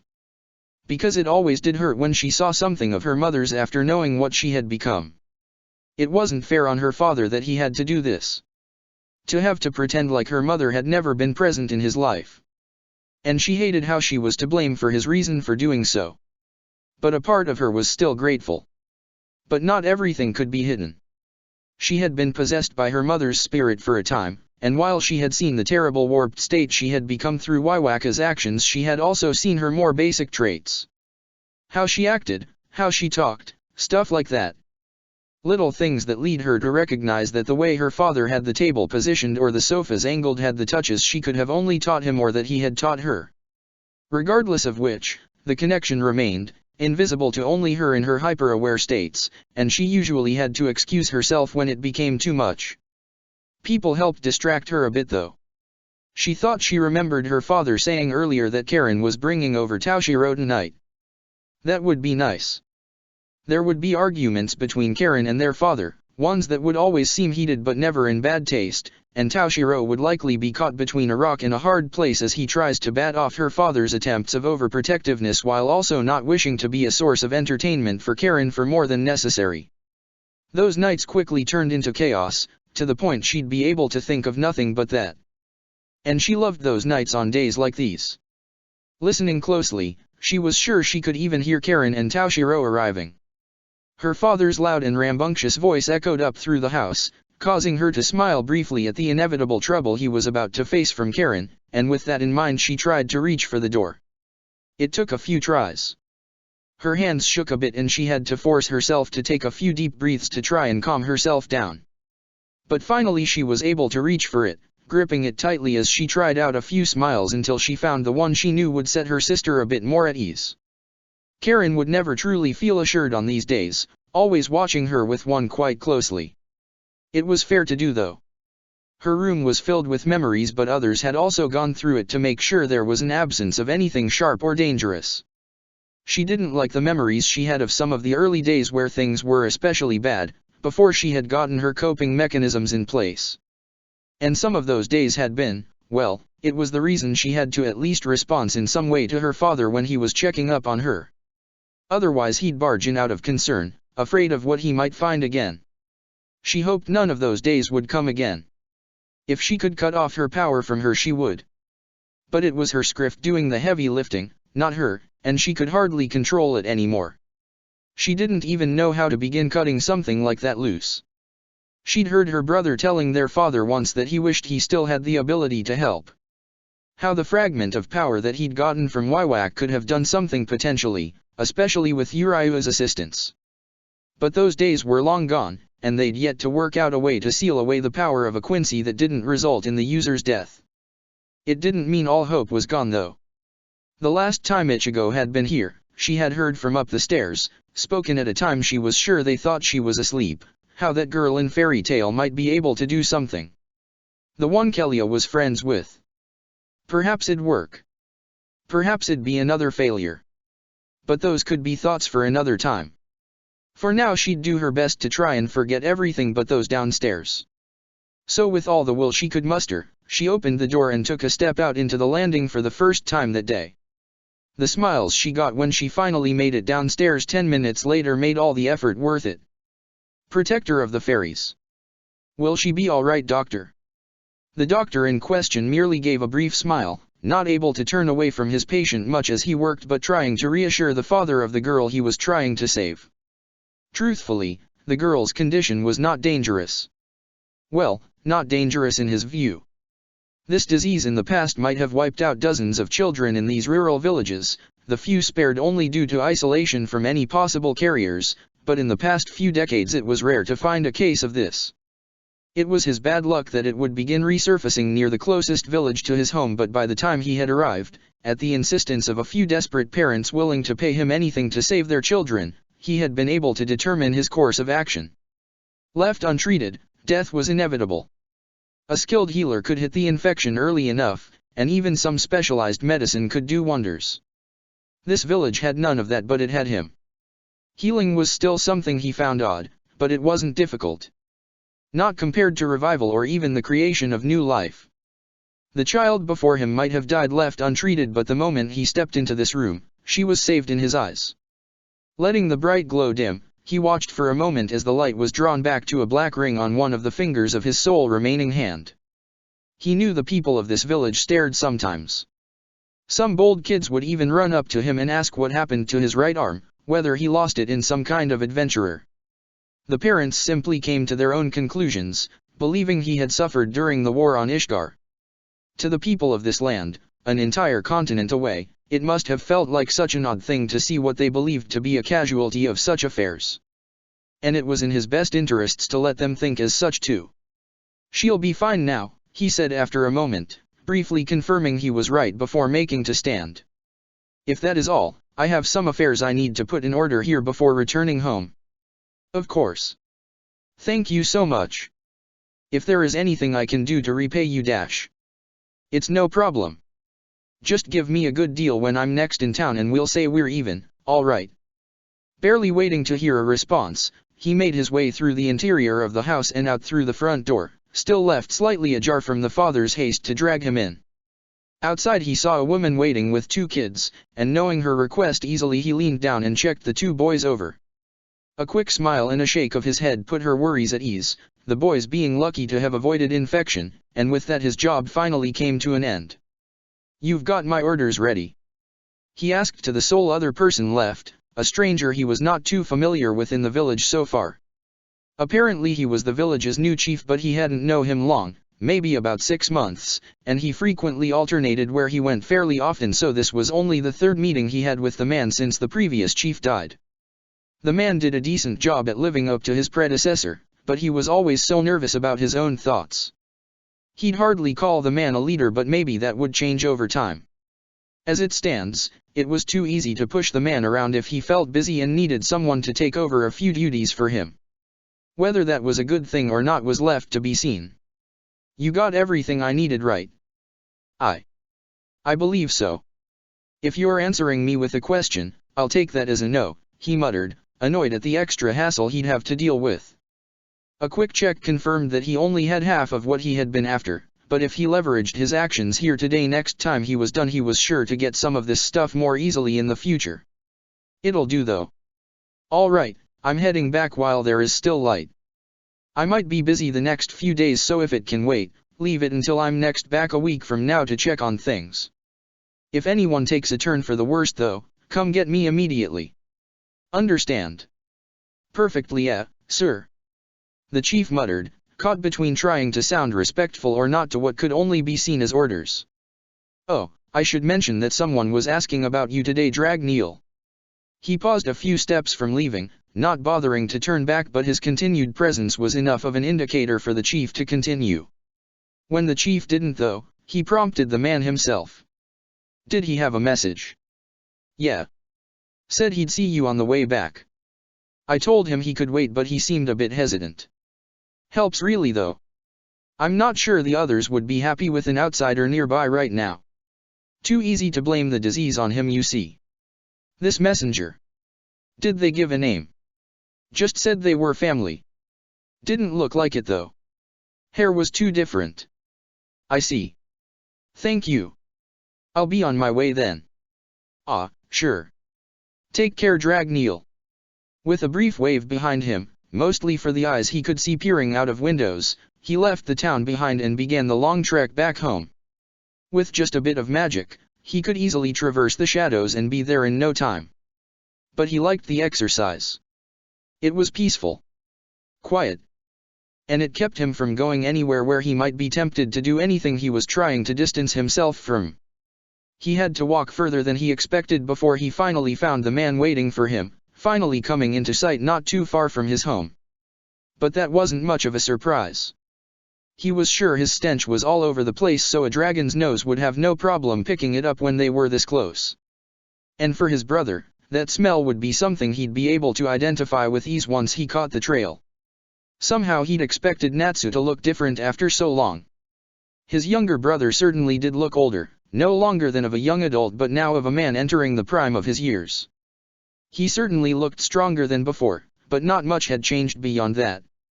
His attire might be different, but his arms were still left bare from a lack of sleeves, and any attempt at a buttoned-up shirt must have long since been lost since he still seemed to wear them opened up, the buttons on this one appearing more like decoration. The only real difference was the hair, grown longer and a bit wilder, but he wasn't sure whether that was a natural choice or from having been away from a barber's for too long. There wasn't that familiar scarf he had grown used to seeing Natsu wear though. That was enough of an oddity in itself, as unless he had remembered incorrectly then that scarf was the last memento Natsu had of Igneal. Had it become too badly damaged finally after all these years? No, it was crafted from using a dragon's scales as materials. It wouldn't be destroyed that easily. Yo. His attention shifted away from such thoughts at the sound of his brother's voice. It was uncertain in its greeting, and he could tell from that alone that this was awkward territory for Natsu. But it was a soothing voice to hear all the same after all these years. All these years, and that's what you start with? Yo. Eh? How else was I meant to start this off? Muttered Natsu, pushing himself off the ground from where he had been resting. How about thanks for making it such a pain in the ass to find you? You understand how difficult it was to track you down? I wasted so much time looking across Ishgar and Alvarez before pestering that old Magic King or whatever about where you might have run to. And he suggested Giltina, I assume. I'm surprised August remembered. He took a while to get back to me really, Natsu muttered awkwardly. I spent 2 months chasing down any possible lead in Alvarez before he remembered something you had offhandedly said to him all those years ago. Something about dragons residing in Giltina. Figured if you had knowledge of the place and wanted to hide somewhere that you might have gone to a place no one would know your name or face. Speaking of which, what's this about dragons here? Interested? It's not a very fun tale for you if you assume a happy fate awaiting them. 5 dragons survived the great genocide Aknologia brought about, fleeing to the continent of Giltina and hiding their presence. Over time, they began to recover from their injuries and their strength grew, large enough that eventually they became known as the 5 Dragon Gods, nicknamed as such by a man who self-taught himself the very type of magic you and the others learned easily from your foster parents. Apparently he had tried to defeat them himself but found his strength lacking. What happened to him? He died. Not by their hands mind, but by Aknologia's. The fool was talented but he let his smell reach a bit too far, and Aknologia caught it like a bloodhound. The man might have gained great strength but it was too unfamiliar, and you know very well how easy it is for Aknologia to tear someone apart. That would have been the end of it, had the fools in hiding not forgotten their fear. Natsu frowned at him, giving him a look that seemed to struggle to settle on disapproval or curiosity. "You were there, I assume?" He shrugged. "I guess you could say that I got curious." Acknowledge's magical power is easy to detect, especially when he begins to use it. Surely you notice how you can pick up your fellow guild members easily from far away if they exert enough magical power. Acknowledge was the same. And it was a treat to see. The wood dragon, Alderon, who towered over everything even by dragon's standards. The water dragon, Merkphobia, who could warp an ocean around himself and wield it as a weapon. The gold dragon, Vierns, whose scales shone brightly as if nothing could ever scratch or dull their sheen. The moon dragon, Serene, whose ability to entrap others within her control was as powerful as she was beautiful. And finally the fire dragon and son of Igneal, your foster brother I guess really, Ignea, who inherited all the best aspects a dragon could want from the former fire dragon king. Wait, hold on. I had a brother? Igneal never said anything like that. In the past, the war was being lost and your brother and father weren't exactly on speaking terms. He hardly seemed to like the way that Igneal was giving up on winning the war outright.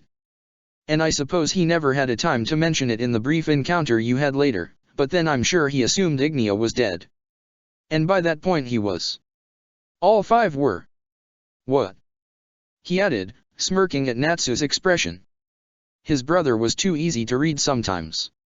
You thought they managed to survive? No, they were foolish. Over 400 years they built up their strength, becoming monsters even by dragon's standards. Their power rivaled some of the greats of old.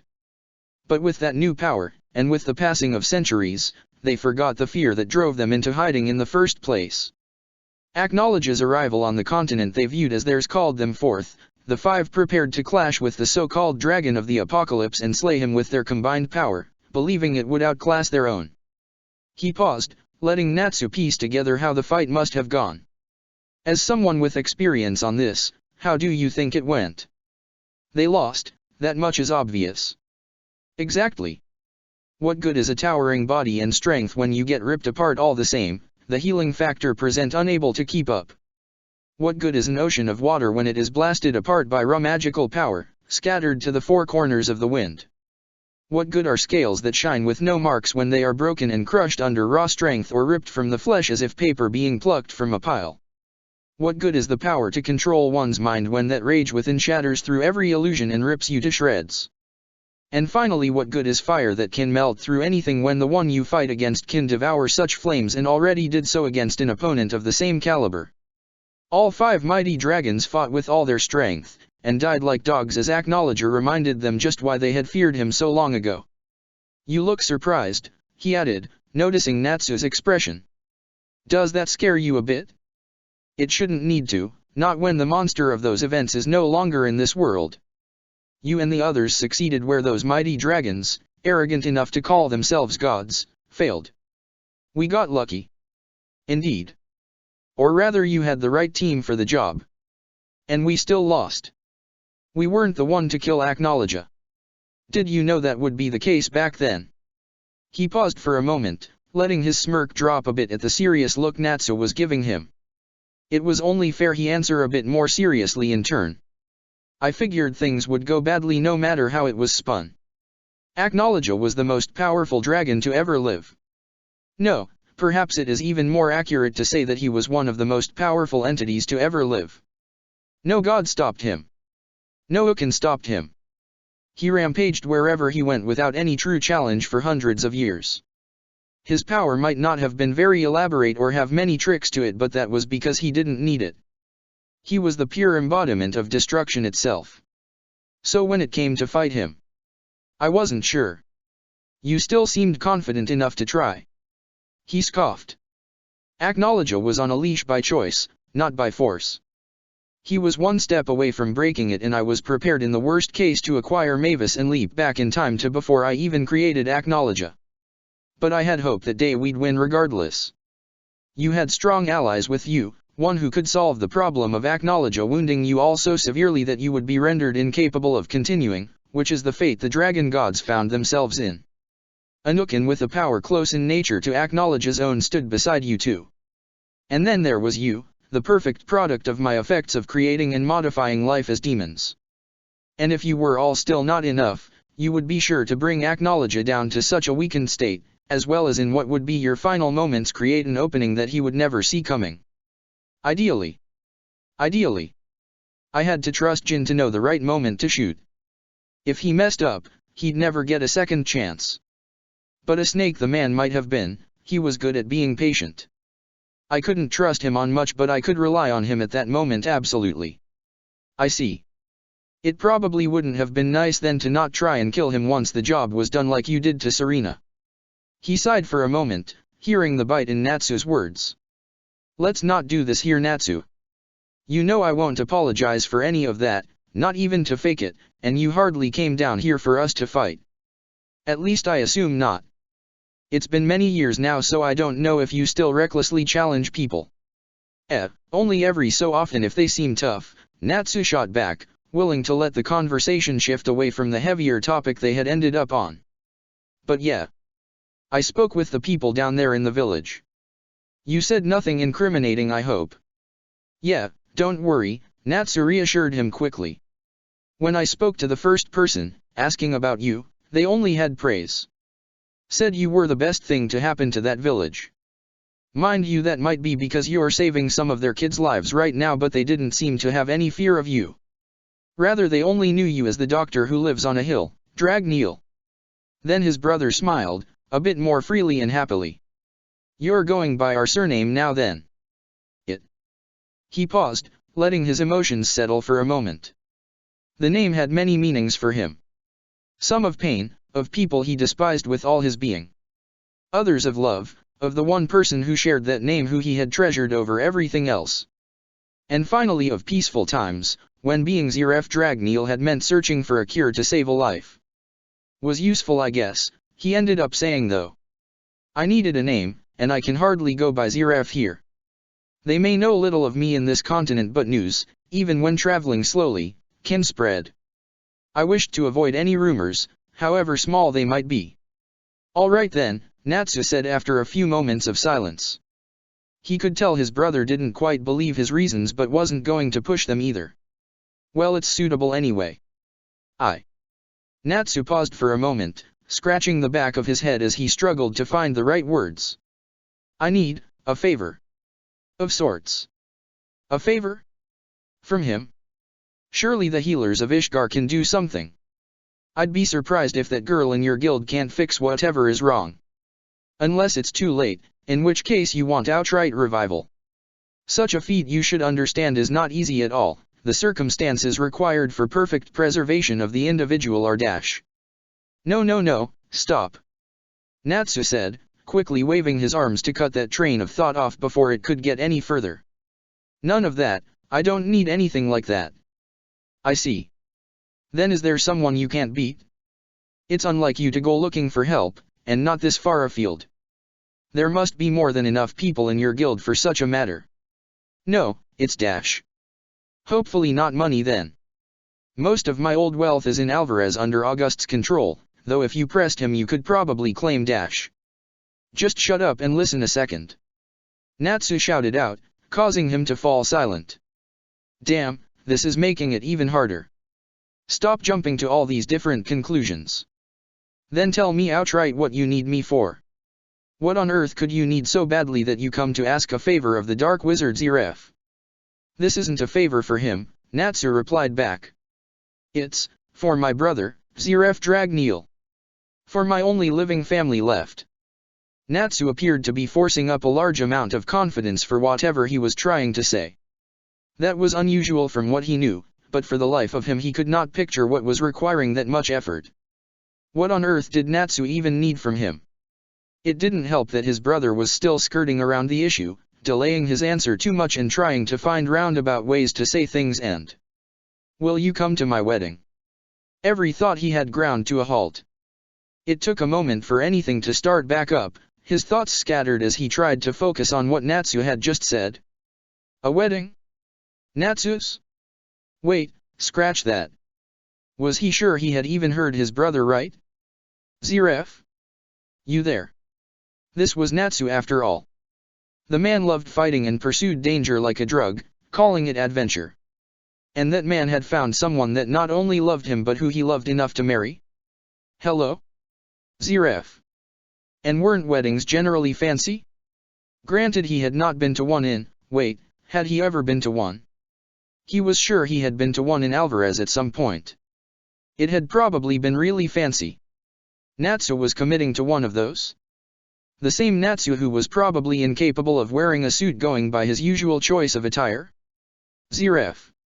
His brain finally clicked back into place enough for him to register Natsu's presence again, his younger brother looking at him closely in concern. You again. He nodded, not trusting his voice immediately to answer while he tried to put some thoughts into order. You're getting married then? He asked hesitantly, aware how stupid the question was but using it to buy himself a bit more time. When Natsu nodded though, not explaining more than that, he was forced to utter another question, far simpler in words. How? Hey. I'm not completely hopeless. I might have been a bit dense.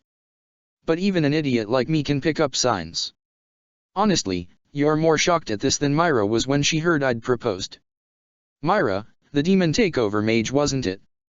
And of those you were close to, the white-haired girl, right? The sister. I'm honestly impressed you know that, his brother said without a hint of shame at the accusation. I thought maybe she might have fallen outside of your radar when it came to me. I knew she hung around you, just as others such as Gray did. You can hardly expect me to have a full knowledge of all your relationships though. Her name? Lysina, Natsu replied, a wide smile across his face now. More patient than you'd believe possible. She waited so long for me to finally realize my own feelings, and then even longer for this day until I finally felt the same way. Thinking back, I was probably ready ages ago, but something was missing still. And she didn't mind waiting. No, wait, she did a bit. But she understood why I wanted to wait. Why I was being so stubborn with this. I want you there on that day, Zref. Because despite everything you've done, you're my brother. For a moment he let himself forget about everything that had happened over the years. He let himself simply imagine this as a time from long ago. Of a future that could never be, where his brother would have lived normally and been happy. This right now, it was not the same. It was not how he had once wanted it. But I might cause problems. That's all right. People will recognize me there. My face is not well known to the general masses, but anyone at that venue I assume will know me on sight. I've warned people ahead of time that you might be there. While they won't like it, they've agreed to not raise any issues if you don't. There isn't much I can do. That's fine, he heard Natsu say softly. I'm not asking for anything else. We're not close enough for you to be best man or anything like that. Perhaps if things had been different. But things are what they are. But I want you to be there, whether you're sitting in a front row seat or if you're hiding behind a pillar in the back of the audience. But, why? Then Natsu smiled at him again, the same smile that had given his life meaning in those early years. Because I want you to see that even if things didn't turn out how you wanted, the brother you saved is living happily. That the one truly good desire you had at saving my life and giving it back to me did have worth. I can't approve of anything else you've done. But I know despite it all you did love me and wish for me to live. Then, all right. You win. Really? You sound surprised. Well yeah, Natsu muttered. I expected I'd be at this for another hour really. Guess I'll listen now. She bet I'd convince you much faster than I thought I could. Obviously she knows you better than you know yourself then, he muttered, letting his senses extend a bit as he noticed other magical powers close by, around the proximity of his home. I assume that is her snooping around my house. With that pet cat of yours. Hey, Happy is not my pet. He's my friend. And yeah, that's her. When I finally picked up your scent, we tracked it to your home and then I followed it from there. Lysina said she'd stay behind, let us talk it all out first. I told her it was fine if she wanted to come too, she was willing to put up with my stubbornness and tagged along to find you in the first place, but she said she knew how things were with siblings. Didn't want to be a third wheel or something like that. Like you have been a few times unknowingly around her. Eh? You think I might have been? Suppose that's why Myra occasionally shoos me away when she and Lysina are talking. Speaking of which, you want to meet her?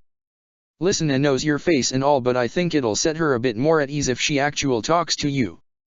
I mean, she knows you'll be fine if I can convince you and all, but I can tell she's still a bit nervous at it all. I better had. It would be bad manners of me to at least introduce myself officially, he said, beginning to walk back towards his house as Natsu followed. Out of curiosity, what would have happened if you had not found me? Has a date been booked for the wedding? Well, end of next week. He almost paused mid-step, catching himself and continuing like nothing was wrong. Cutting it close. What if you had failed to find me in time? Well, I had a backup of sorts. I just knew you wouldn't like it. It can't be that bad. Unless. He couldn't help but scowl at the mere thought that crossed his mind. The abomination. Ah, Ichigo did say you'd probably call him that. I figured he might have an idea where you were, I was just reluctant to ask. I know you and him don't exactly get along. At all. I'll behave for the wedding, but don't expect me to be coordinal with him. Our debts are square, so I have no reason to play nice with him. It would have worked for the record though. Asking him, I mean. He knows where I am. Doubt he was trying to be sneaky with it too, since I felt his magical power easily from the distance he was at.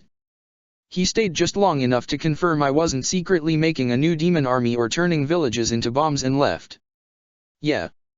In fairness, your track record leaves much to be desired. Regardless, we booked a date ahead of time before this last trip. I couldn't make Lysina wait forever. It wasn't fair. And Myra made that clear a month ago before we set off. We got everything sorted beforehand, such as suits and dresses and invites and venues and such, and Myra said she'd coordinate the day-to-day things for us while we were away. And I suppose you had a reason to rush it along too. Huh. You said Lysina is at the house, correct? Yeah. How far along is she? I assume with the date she won't be showing yet. Showing what? This time he really did pause, glancing at Natsu in the hope of seeing any signs of lying. There weren't any, which really did fit with how Natsu was, unfortunately. Sighing to himself, he had a feeling he understood why this Myra had been strict with Natsu in ensuring this date was set. He probably shouldn't say anything. It seemed his brother had found an idiot perfect for him if the girl in question had avoided this topic for what had been about a month, though Natsu was an idiot to not notice any of the signs earlier. So he'd keep this to himself for the moment, continuing back walking even as Natsu began pestering him about what his look had been about. It was hardly his place to say about the additional life he had been able to detect at his home after all. He'd leave that to this Lysina girl. His brother would be her problem from now on. Protector of the Fairies. Welcome, O foolish traveler. What foolish desire do you hold in your heart that you would arrive to this Tower of Dash? I'm not in the mood for your melodramatics, Jalal. Jalal merely let out an over-exaggerated sigh, one hand clutched over his heart. You wound me so. I get so few guests and this is how my first one in over 6 months treats me? I'm hurt, Nozomi. And I don't care, the green-haired woman stated, marching straight past him and falling straight onto the sofa he had lying in the corner of his study, knocking loose a few stakes of papers that had rested a bit too close by. Sorry, came a muffled groan from one of the cushions, but Jalal simply waved her apologized away. I can clean them up later. Half of that is trash anyway. Thought I had a breakthrough on replicating some fire magic I saw that froze instead of burned. Instead I merely ended up producing a flame that gave off too much smoke. Is there a point to this? Huh? No, not really. Thought the magic looked fun and wanted to see how long it would take to replicate it using normal fire and ice magic. Then got bored halfway through and went back to examining how the arrangement of constellations in the sky can affect the usage of heavenly body magic when the right magic arrays are drawn. I thought you mastered that magic years ago. I did. Now I'm seeing if I truly did learn everything there was to know about it or whether I merely learned everything that was available to be taught and practiced. So any progress so far? Maybe a 2% strength difference under the right circumstances? Can't really say one way or another yet on whether a difference is being made or whether I'm mistaking it for my own ability and manipulation of the magic. Maybe if I can hit a noticeable 10% I'll be able to say I'm confidently getting somewhere with it. You're having fun like always then, I see. He smiled brief, unable to deny those words. Being free had many perks. The ability to walk around without an obvious guard, the spies trying to keep track of him he could deal with, but it was the constant over-the-shoulder presence that really could grate on him, had merely been the start. Being able to then freely choose what he could do, not being forced to fight a war as a means to achieve his freedom, and being held by Mistogan's stubborn last will didn't help with that, and finally being able to choose how he would live his life from here on out. Naturally people had gotten worried the moment that had begun to happen. Still, it hadn't bothered him much. Their fear was understandable. They knew they could not lock him up without due cause, not when he had the right people on his side to at least get him a fair trial, and neither could they simply let him run wild and become another problem down the line. Not that he had any plans to be one. A mental prison had been bad enough, he didn't need to deal with a physical one too.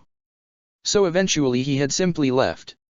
It had been easy to outpace his watchers, even easier to lose them permanently after suppressing his magical power so low that they failed to find him. After that he had the freedom to go anyway. It would have been easier to live quietly on another continent, or even another country. But he had no intention of doing that, just like he had told Mistogan so long ago. Ishgar was his home. Fiori was his home. Though of all places to go back to, he hadn't expected to build a pseudo-tower of heaven. It had been a stroke of luck finding the place. There had been many attempts at building a tower of heaven but all failed, including his own even if it had been one step away from success, and his current home was to the outside world what appeared to be the broken remains of it.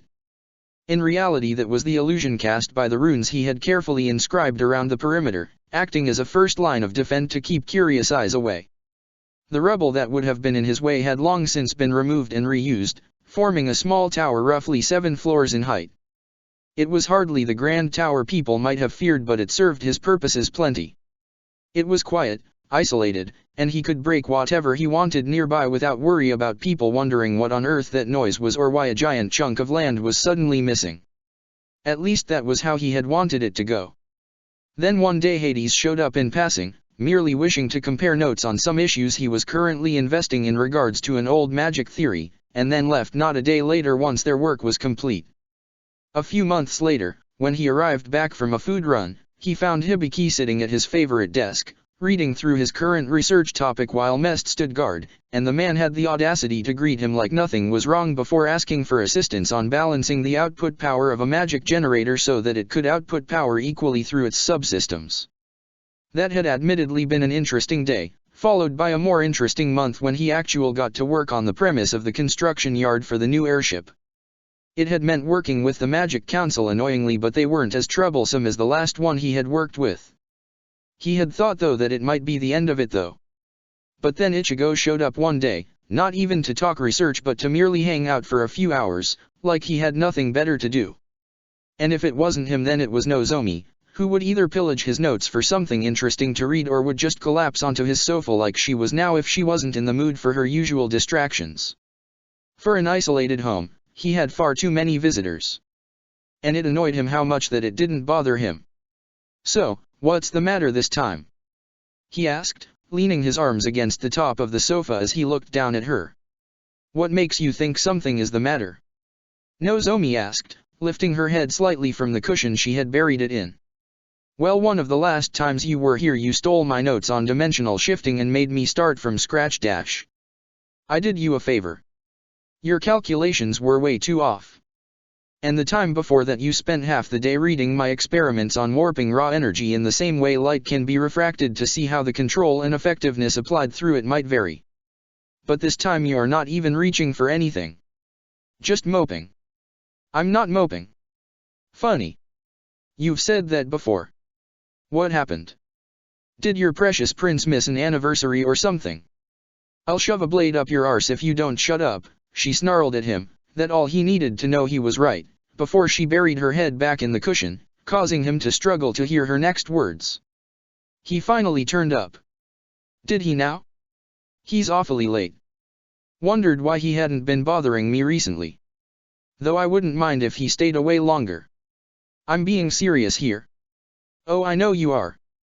But it's more fun to wind you up than to play along with your moping. She shot him a look as he pushed himself away from the sofa, still able to feel the daggers she was shooting into his back as he carried a few pieces of paper discarded in such a way that must appear random to her before taking them over to one of his desks. So? Has he apologized yet? No. And is that because you've not given him a chance to? He smirked when he heard no response. Your silence speaks wonders. The silent treatment is it? I shouldn't be as mad, he heard her mutter. I know it was a mistake. He's not the type to go dark like that dash. He most certainly is. Without confiding in someone then, she shot back. Are you upset it wasn't you? I would be if this was one of those times. It wasn't. He raised an eyebrow at that, turning back for a moment to see her expression. So you're aware of what he's doing? You mean you aren't? He doesn't trust me outright with that knowledge. Though I can piece it together easily enough. It's not like I have the luxury of being told everything like his wife. Oh, sorry. I mean ex-wife. The glare he got for that was enough to put a wide smirk on his face. What? It's true. I don't need your reminder. Hey, you two are the one that can't seem to stay together for more than a year or two. Though I'll give you props for continued effort. You know it's not like that, he heard her mutter. If we could, we would. But something always gets in the way. Is it a blonde girl who acts as a third wheel? Must be annoying. And this is why we don't bring these problems to you.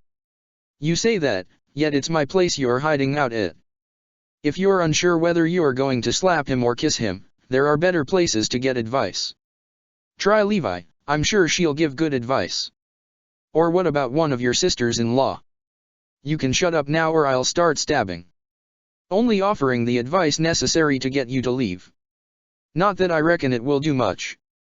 You'll get bored hiding out here eventually, and when you do I'll get my peace and quiet back.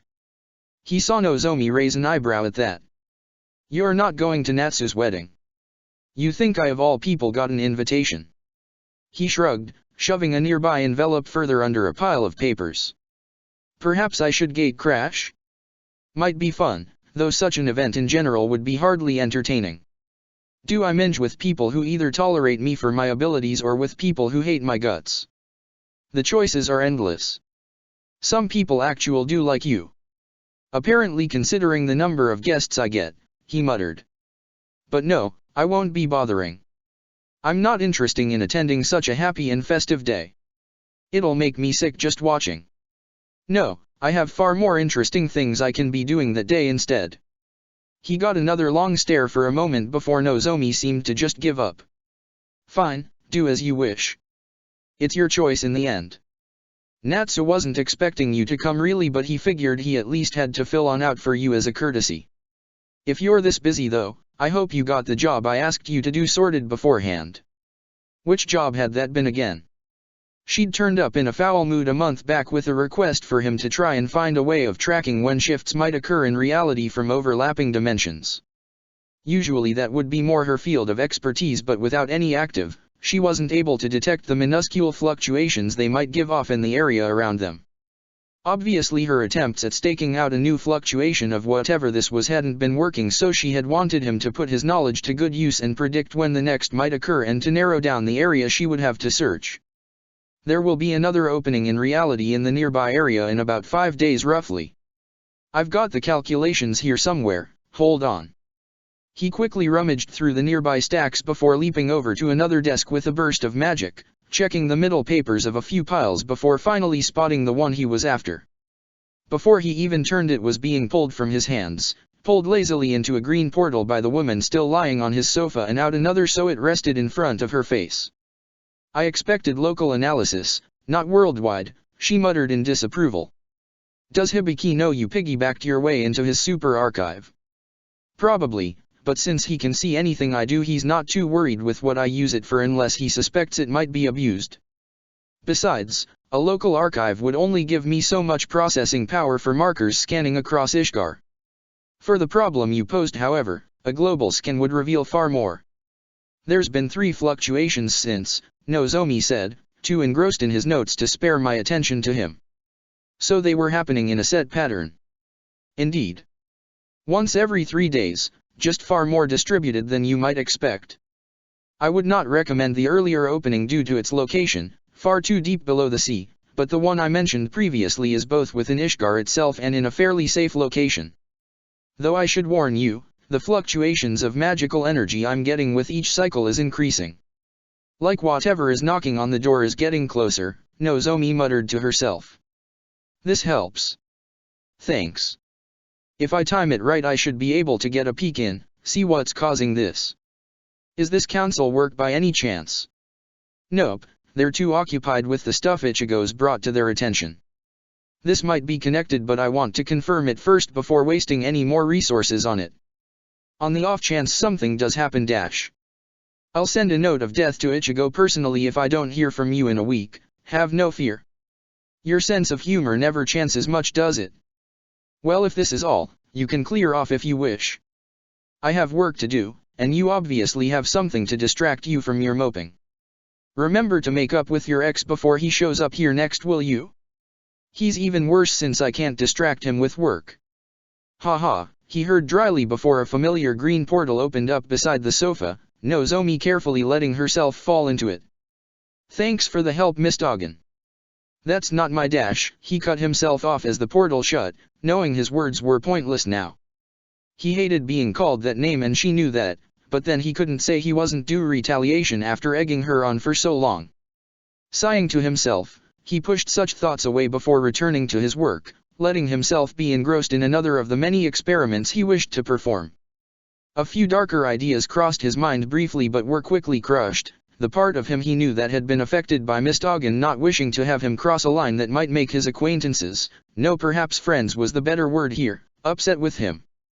As much as he hated their constant interruptions, he always did find the silence a bit too much right after they left. Glancing back at the desk he had been previously at, he eyed the envelope still sticking out a tiny bit before letting out a long sigh.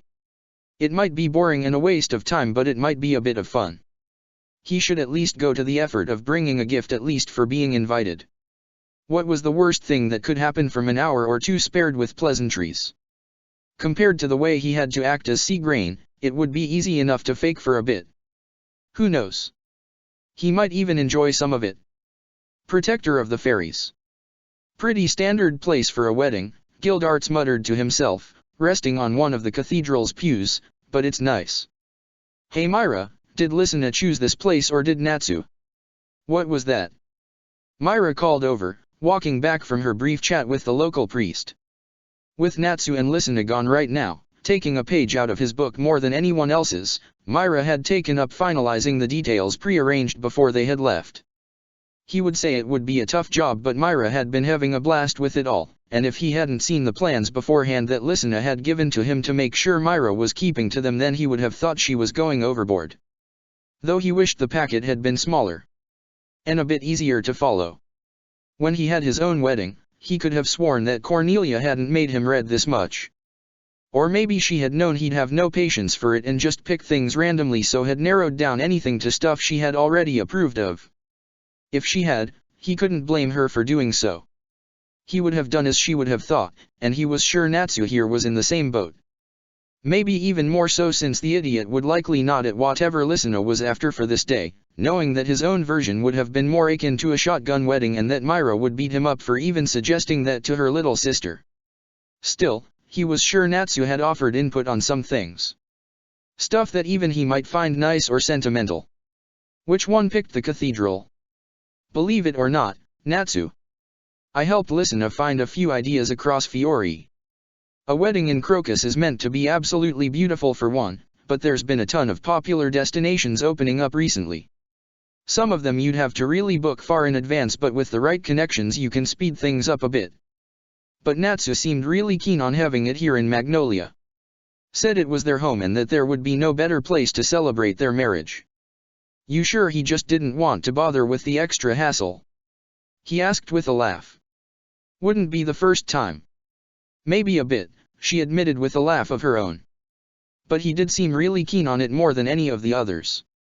His passion for the idea too sort of convinced Listener, and by that point I couldn't budge her away from the idea. Still, this place is nice. Very traditional, which is going to make for a fun sight with Natsu. He does realize what he'll be wearing, right? He doesn't think he'll be wearing his usual clothes. I'd love to say you're overthinking this, but then this is Natsu. But don't worry, he knows. Hell, you should have seen him dressed up before he left. He looked so smart and proper that I had to do my best to hold in my laughter. Wait, he's actual given his suit a wear? Myra asked in disbelief. I thought we'd have to force him into it 5 minutes before the wedding starts. He nodded, a fond smile across his face. I was surprised too. He did say something about rolling up the sleeves, which might look a bit odd if you compare him to a normal groom. But considering he's going to all the effort to try and look the part for Listener, I don't think she'll mind him customizing it a bit to his style. Still, it was a sight I didn't think I'd ever see. We all joked about them when they were kids, but with how Natsu was, I didn't really think we'd see this day. Yeah, I thought the same, Myra muttered softly. When she died. Well, I knew we'd never see anything like this. And when she came back, it took a while before I could actually imagine her future. Spent too long trying to not think about it, you know. But when we were younger, I'd tease her all the time at home. About how she and Natsu were a couple, how they were like newlyweds, how happy was their kid, and so on. Sometimes she'd pout at that, sometimes she'd try and give me the silent treatment, and then when she was older, she'd just look at me happily when I said that, and I could tell she was glad that was how they appeared to others, even if it was yet to come true. Of course then when they actually became a thing, she was almost unbearable for months, she added with a groan. You think you've seen her happy, and then you saw her in those months. She looked like she was walking on cloud 9 every single day, always smiling and daydreaming when by herself and then clinging to Natsu whenever he was around. She was just overjoyed that she finally had him returning her feelings. You weren't there, you were off gallivanting on a quest you were not supposed to be on as a retired mage, so you don't get to judge. You got back when they had settled into a more normal routine. I'm the one who had to deal with her at home talking about Natsu this, Natsu that. I love her, but I could only take so much of that back then. Well, at least you didn't have to deal with the awkwardness of Natsu hanging around your house for hours, not saying anything as he tries to figure out how to say that he wants help knowing how to propose. You know, he thought she'd say no? It was nice seeing him so nervous, but the hours wasted waiting for him to say something were time I wish I could get back. He paused for a moment as he glanced down towards the altar, imaging the two up there soon. I've been meaning to ask. Yeah. He scratched his head a bit, not wanting to step on any toes here. Listener asked me to give her away. To take the role of her father here. Myra nodded. I know. She mentioned it a while back. That's all right with you, right? Listener doesn't have many memories of her parents, but you do. I know they can't be here, but I don't want to feel like I'm replacing someone here. I know it's Listener's choice, but she won't like it if either you or Elfman are upset at all. If it was around, perhaps I'd find it difficult, Myra admitted. But he died a long time ago, long enough that I've gone through periods of hating him and Mom for dying as well as wishing they were alive. But joining Fairy Tail lead to that happening so rarely because we gained a new family. Master Makarov was the grandfather none of us knew. Natsu and Gray were the little cousins that I could never get rid of, and never would have wanted to either. You were like the absent uncle who acted cool, but to Listener you were more. Both her and Natsu adored you. I don't think there's anyone better suited here to fulfill this role. A teasing smirk briefly crossed her face though as she added, I think Kaina's the one you need to watch out for. Sure she isn't going to get jealous of having to share her father? Having a brother was hard enough, now she has a sister to compete with. Yeah, I deserve that, he muttered. He'd already checked with Kaina in the first place and she'd been fine with it. Which had made the choice easier because he knew how jealous Kaina had been when she was younger of him and Natsu's relationship. She'd admitted as such once, on how she'd been caught between envy, resentment, jealousy, and guilt from blaming it on someone who didn't know anything. She had said how she hated her own inferiority that led her being unable to confess to being his daughter for so long, and that she couldn't blame Natsu and Listener for being closer to him back then than she had. But she had envied them. Things were fine nowadays. The years had let him get used to having a daughter he had never known. The pain of knowing he had missed so much time hadn't ever vanished, but it wasn't as strong as it once was, having been softened by the years he had gotten to actual share with Kana. And as much as she occasionally criticized his overbearingness, she had never pushed him away. She did have some strict words for him though whenever he went out of retirement for a mission. A few times she would even try and beat that lesson into him when he was being particularly stubborn. He was proud to say she actually won most of those fights, and she was right. His body simply was not what it was in his prime, weakened too much by his own magic and the loss of his limbs. The metal ones worked well, but they were never going to be the same, a fact he had long come to terms with, and she worried he'd think himself capable of more than he now was. That he might try to relive some of the glory days by himself and end up dead, lost to her once again. It was that mixture of anger and tears that normally got him to back down, because the adventure of his youth wasn't worth what he'd lose. Besides, the special days like these and the normal days he spent at the guild, they were all fun. It was different than before, but sometimes that was for the better. Well then, what is next? If the venue is sorted, do we need to pick up anything for the two? I still need to work out the right kind of gift too. That's it for now. There's a few minor stuff we need to keep an eye on, but we're celebrating the reception back at the guild, so most of the stuff is already set up there. The catering crews have the orders and know to prepare a lot, and I've been buying more alcohol as I'm sure the current stocks won't last long on that day. All that's left really is for the bride and groom to actually make it back in time. I'm sure it'll be fine, he said, noticing her nervous look.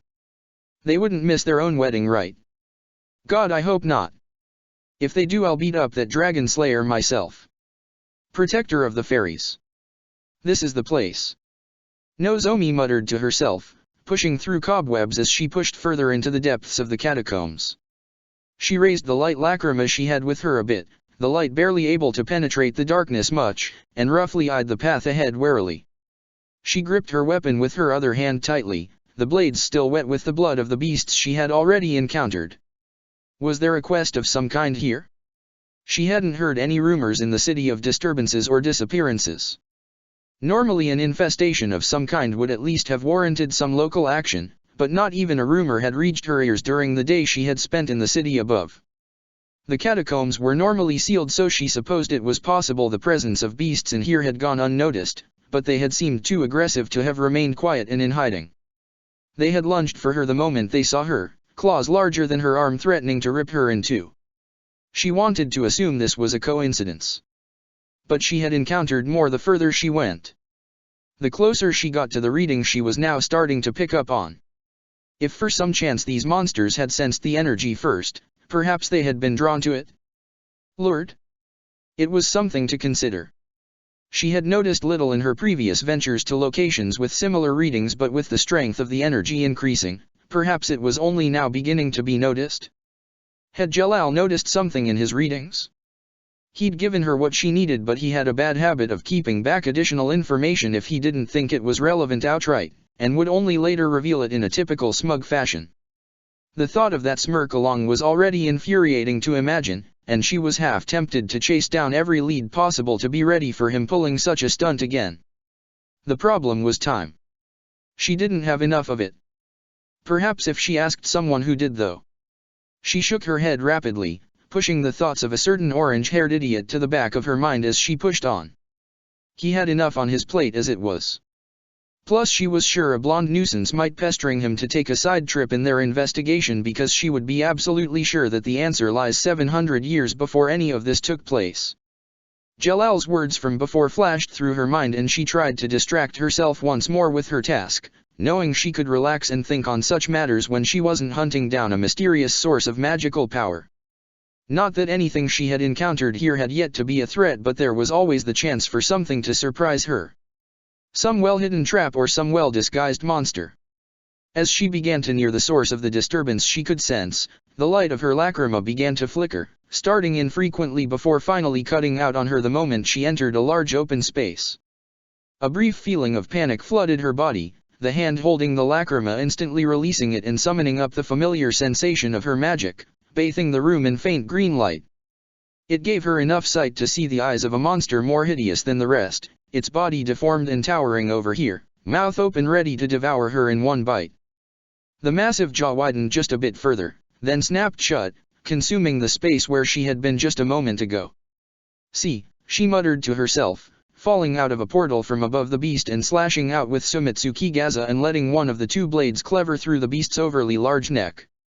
It could only dig a few inches into the flesh, the beast roaring in pain as she quickly used the rest of her falling momentum to tear the blade free and sink into another portal, the swipe of the beast's claws narrowly avoiding her head.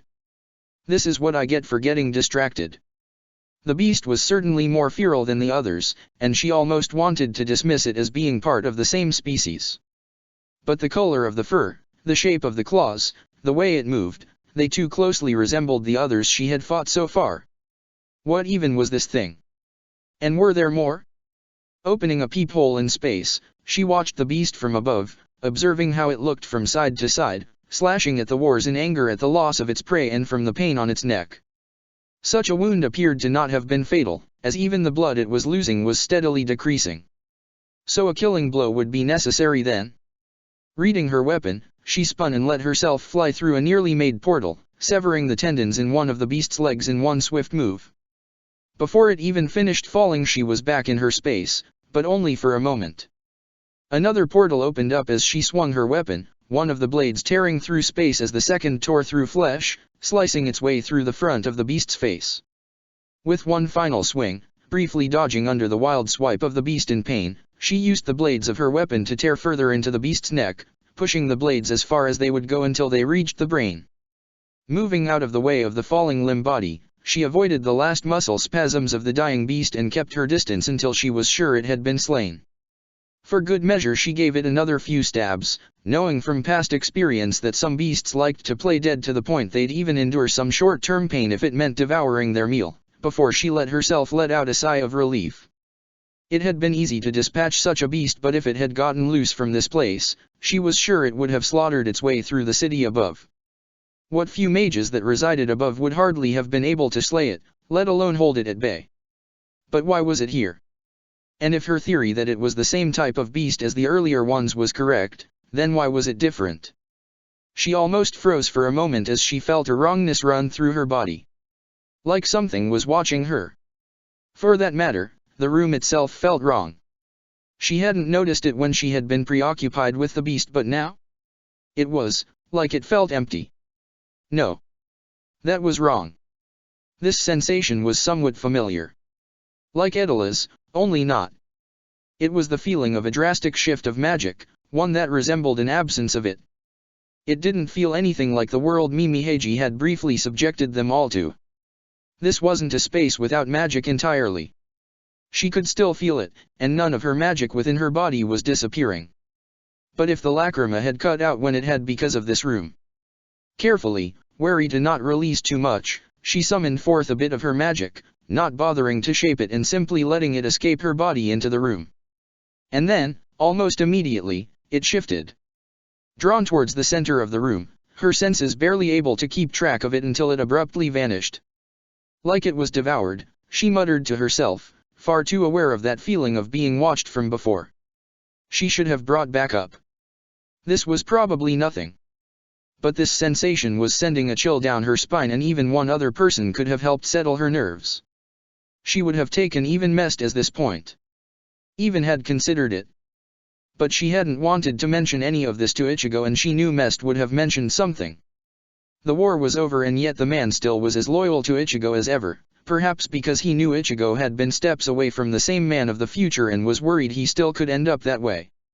The man would have been infuriating to work with in any form of secrecy, but right now she'd take that. But no, she was here by herself without any backup. It had been a foolish choice, but she had to see it through.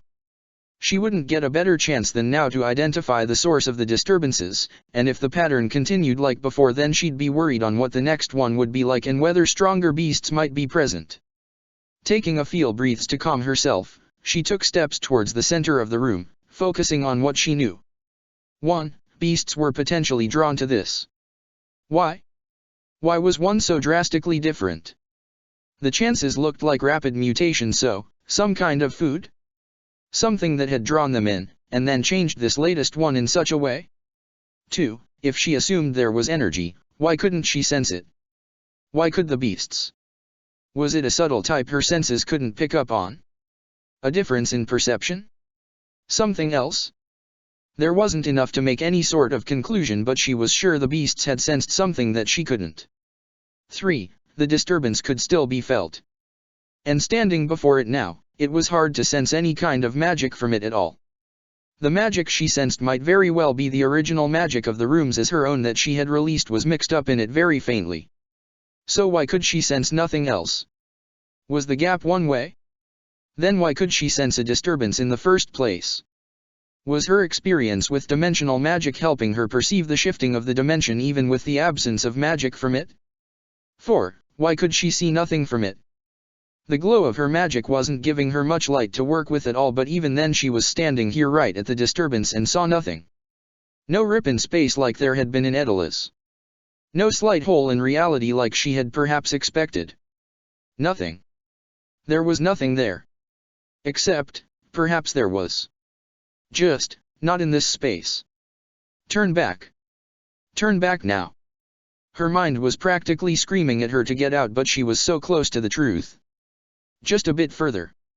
Reaching out, her hand briefly brushed against where the disturbance would be but felt nothing. But she could sense something. Keeping the feeling in her mind, she shifted quickly into her dimension, keeping it in line with the space she was trying to observe. She could reach it. She knew she could. When it came to her magic, there was no magic better than it for slipping in and out of the realms of others. It's just that usually any dimensions she might interact with are all so closely linked together.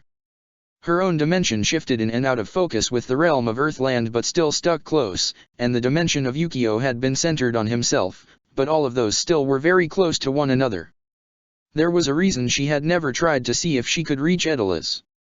She'd done the calculations a few times in her life. Most dimensions that didn't reside with some link to Earthland were far enough that she'd been 100 times her own level of magical power, or would need some bridge between them to piggyback on like there had once been. But for whatever was knocking on the door of the dimension of Earthland, it was obviously very close. Or at least had already done the work in bridging them.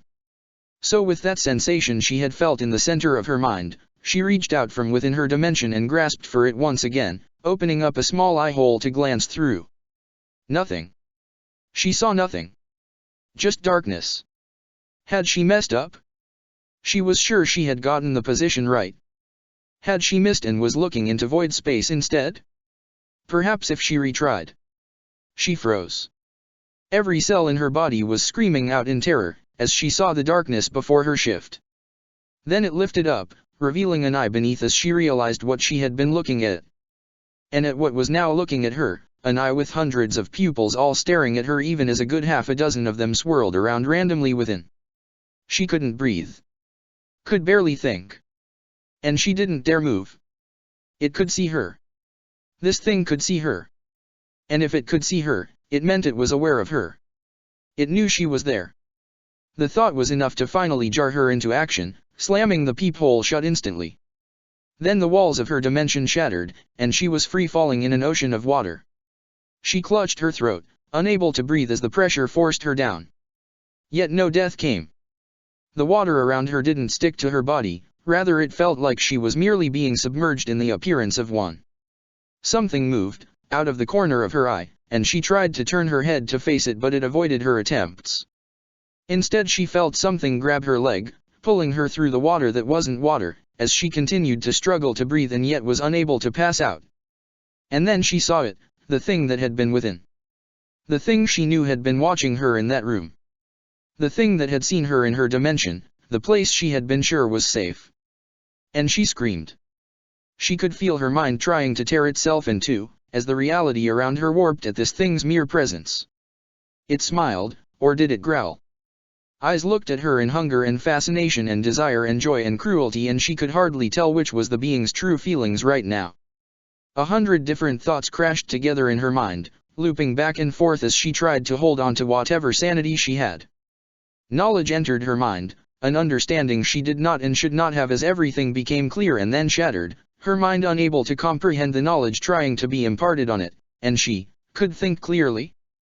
The space she had been in was gone, the monster before her no longer in sight, and she could feel the sensation of someone shaking her. Nozomi. Nozomi.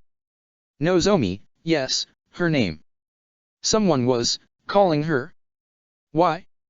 She'd been in the tomb, and looked at something, and then... Nozomi. The giant face of a man appeared before her, making her leap back in terror and trip over her feet in the process.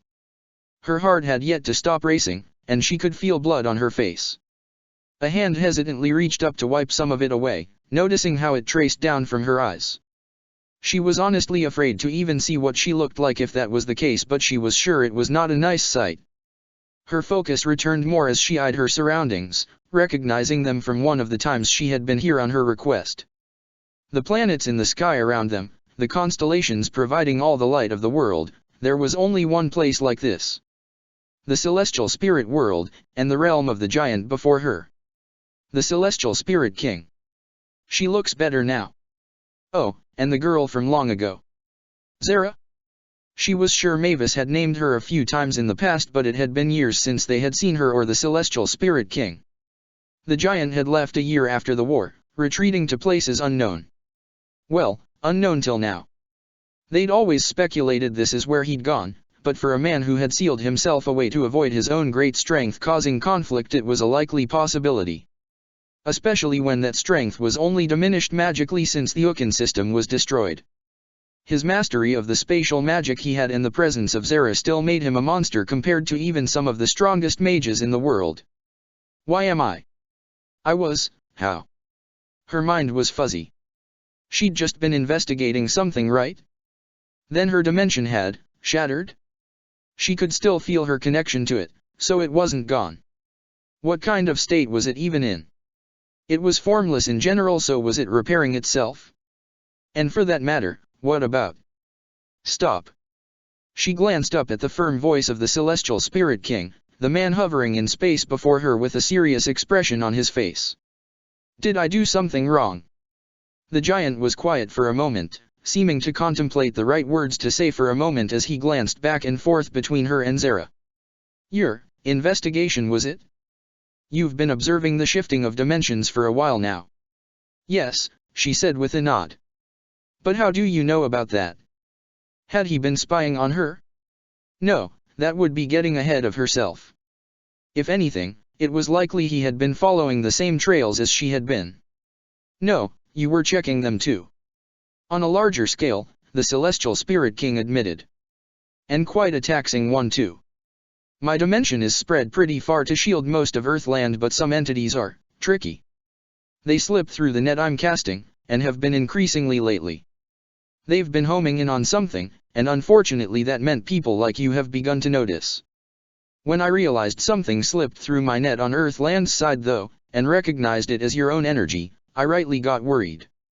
Breaking into the realm of one of these entities was not an experience I'd like to repeat anytime soon. I'm sure it will be prepared next time, so I'd ask you to show restraint in the future where possible. Entities. Memories began to flood back, but before they could click back into focus she felt her face being slapped, the pain bringing her back to the present. She felt her body shiver for a moment, and realized quickly it wasn't from pain. It was from terror.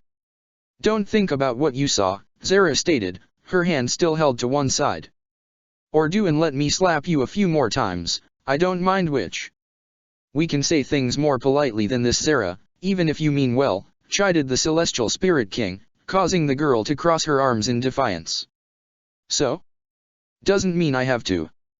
Plus what do I care if she accidentally croaks? You're the one who decided to save her, not me.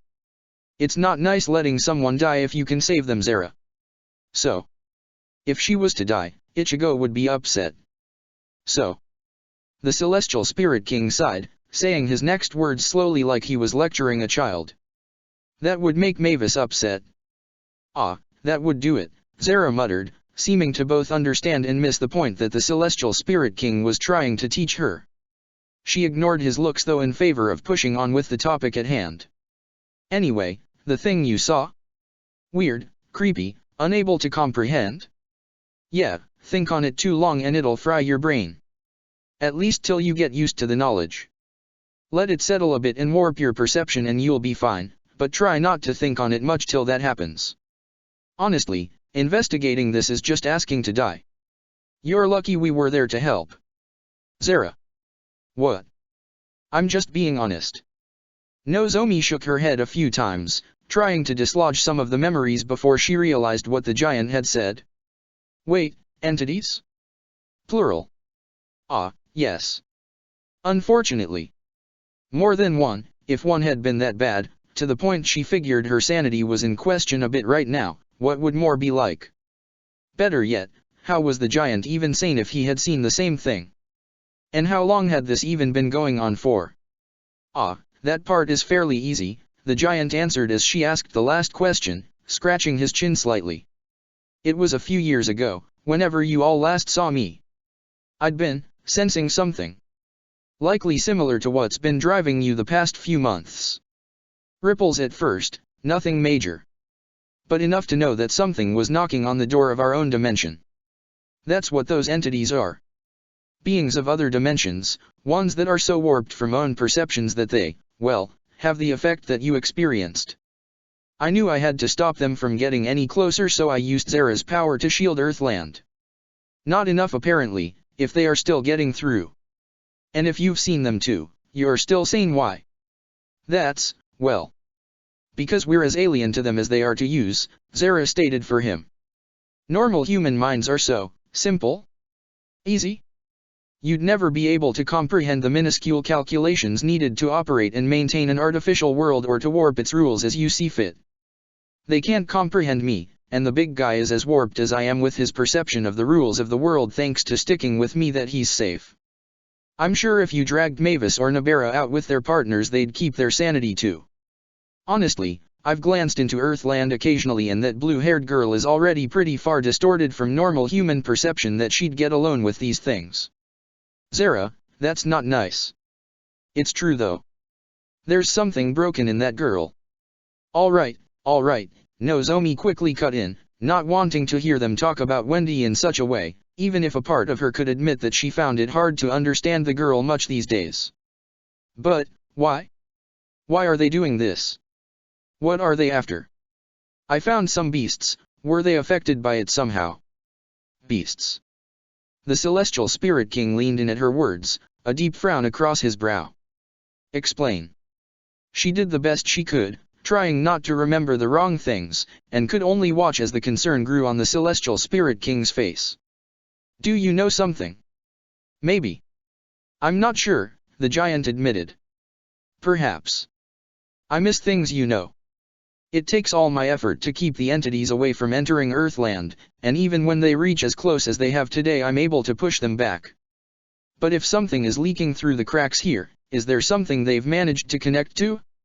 Whatever bridges they create couldn't stabilize in such time without one. Perhaps something they managed before I realized. Leaning back to his original position, the Celestial Spirit King crossed his arms in consideration. There have been some locations that have bothered me for a while. Areas where I felt like something might have breached through but couldn't confirm. I cannot leave my post here, but you could. Could I leave the matters on Earthland to you? She nodded. She would have continued this investigating anyway, even if he had said nothing. Even if her mind felt like jelly a bit from the experience.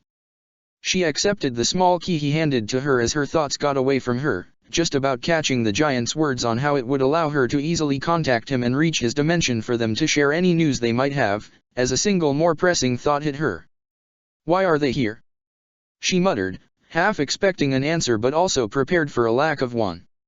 If they were alien to both of the people before her, how would they even have any idea of their motivations? Do they want something? This is speculation on my part, the Celestial Spirit King offered hesitantly. I can't say this is true one way or the other. But with the way they are acting, the efforts to look into the world and exert influence but not actual breakthrough. I'd say it's curiosity. They're curious? Those things are just curious? Why? I don't know. But they were never interested until sometime after one event in particular happened. They might care little if something happens in a world, but if that world was to be remade, then that might be worth a look, don't you think? She felt her breath catch in her throat. The battle against Mimi Heiji? Ichigo's actions there to restore the world. She wanted to refute the claim. But the scale of such an event was massive. And if something out there had noticed in some way, why wouldn't it want to look at what happened or to find the source? Curiosity had led her here. Why would it not lead something else to them too? Rest for now, the Celestial Spirit King said to her softly, space warping around her as she felt herself repairing in Earthland in Magnolia and far away from the site she had just been at. And once you've recovered, she heard the words whispering in her ears, we can begin. She wanted to relax, she really did. But she just wished she could understand why those words had been said by another at the same time, by a voice she did not recognize. And whose words had felt wrong just from being uttered. And why how despite the peaceful atmosphere around her she was unable to feel anything but terror. Protector of the Fairies. 3 cheers for the bride and groom. The roar from the guild seemed louder than ever, the excitement of the day haven't not dulled even a little since the festivities began. Drinks were downed as fast as they were served, food was devoured as quickly as appeared, and even the brawls of the guild were present in scattered areas. Currently he could see Elfman trying to pummel Natsu into the ground, saying how he wouldn't hand over his sister to someone weaker than him. He only had to watch for another second for Natsu to take that challenge head-on, letting himself be slammed against the ground before using the hole he made in it as leverage to grip on as he swung himself over and threw Elfman against one of the walls. Some might hope that Lysina would stop the fight, to keep Natsu under control. But she was practically egging them on, calling out to Elfman how it was too late now to complain while Myra Jane laughed her ass off, finally free of the stress of keeping everything in order for the day and simply happy to cut loose and enjoy watching her sister's happiness. In order areas he could see Urza trying to knock some sense into some of the other rowdy guild members, and teaching her student how to do so in the process. Unfortunately those lessons included her patented punch them so hard they fall unconscious, so he wasn't sure how appropriate such lessons were. Luckily at least it seemed her student was a bit distracted, talking to some of the younger members of Fairy Tail.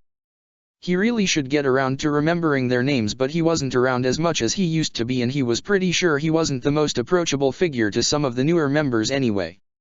Scanning the room a bit more he could see Jura standing near the edge of the guild hall, the man giving him a brief nod when their eyes met before going back to talking to the girl in front of him, who appeared starstruck currently. She was Lion's daughter if he remembered correctly. Gray's pseudo-niece. He didn't have to look far to find those two, hovering nearby with their gaze shifting to a particular corner every once in a while. He knew who was there. The dark-haired man hiding in the shadows had a large berth around him. No one dared go near him. Well, no one but the groom, who would occasionally wander over and chat, far more subdued than he usually would be. Lysina even joined him at times, though whenever she did so he was sure Myra was ready to pounce at the slightest inkling of trouble. Everyone was the same. Few people here trusted that Ziraf would behave. He understood the man better than most did, and even he doubted that he would, which was why he hadn't dared approach him. He knew just how much of a trigger he was to the man, so the further away they were from each other the better. Mavis would sometimes try and wander over, to keep Ziraf from feeling too isolated here, but besides her and Natsu he doubted anyone else would try and make the effort. But everyone else was at least respecting Natsu's wishes here. Bit strange seeing him there and having to not expect that there's some suspicious motivation behind it, huh? Muttered Laxus from his left, the man leaning on the banister of the second floor with him. To his right he heard Levi make a sound of acknowledgement, swinging her legs through the gaps from her sitting position. Be blunt with me. How sure are we that he won't cause any trouble here? About 70% sure. He muttered back. He knows causing a scene will likely rid him of any protection he had, which really amounted to us ignoring him so long as he didn't cause any more trouble. I really don't like the consequences on fighting him, so that's a fair enough trade. Plus Natsu invited him here. If there's anything he'll try to stick to, it'll be not making his brother disappointed in him. I think the bigger risk is someone else picking a fight with him, Levi pointed out, her eyes scanning the room a bit to make sure there was currently no chance of that. Her eyes briefly lingered on the girl she had pointed out to be her student, making sure she was far enough away from the death mage, before continuing to watch the room. Right now most that would have a reason to though also know they can't win. And I'd hope Zeref doesn't take offensive if an idiot tries their luck. If they do so we'll stop them first. This is meant to be a happy day. I don't want to see it end in any deaths. We got this far, Laxus pointed out. With the rate things are going, I expect half the guild to be passed out drunk in a bit over an hour. I heard Lysina mention her and Natsu were heading off in the morning, so I suspect she'll drag him out soon anyway to get some sleep back at their home, and once Natsu leaves I doubt Zeref will stick around. You know where he was hiding out anyway? Giltina. Ever been there? Nope. Levy. Once, the blue-haired woman admitted. Didn't get far into the continent though, but since then I've taken a look at some text from there. The history is interesting, but it's had some dark spots. Especially when Acknowledge visited the land. How long has he been there for? I'd assume since the end of the war, he replied hesitantly. Truthfully he wasn't sure on the answer. It had taken a while to track Zeref down, and the man could have moved about a bit first. But he'd stayed put since, which had been enough for him. Not sure whether he'll go back afterwards. Depends if he wants Natsu to be able to track him down or not. I'm not going to pretend to know what kind of relationship they have currently.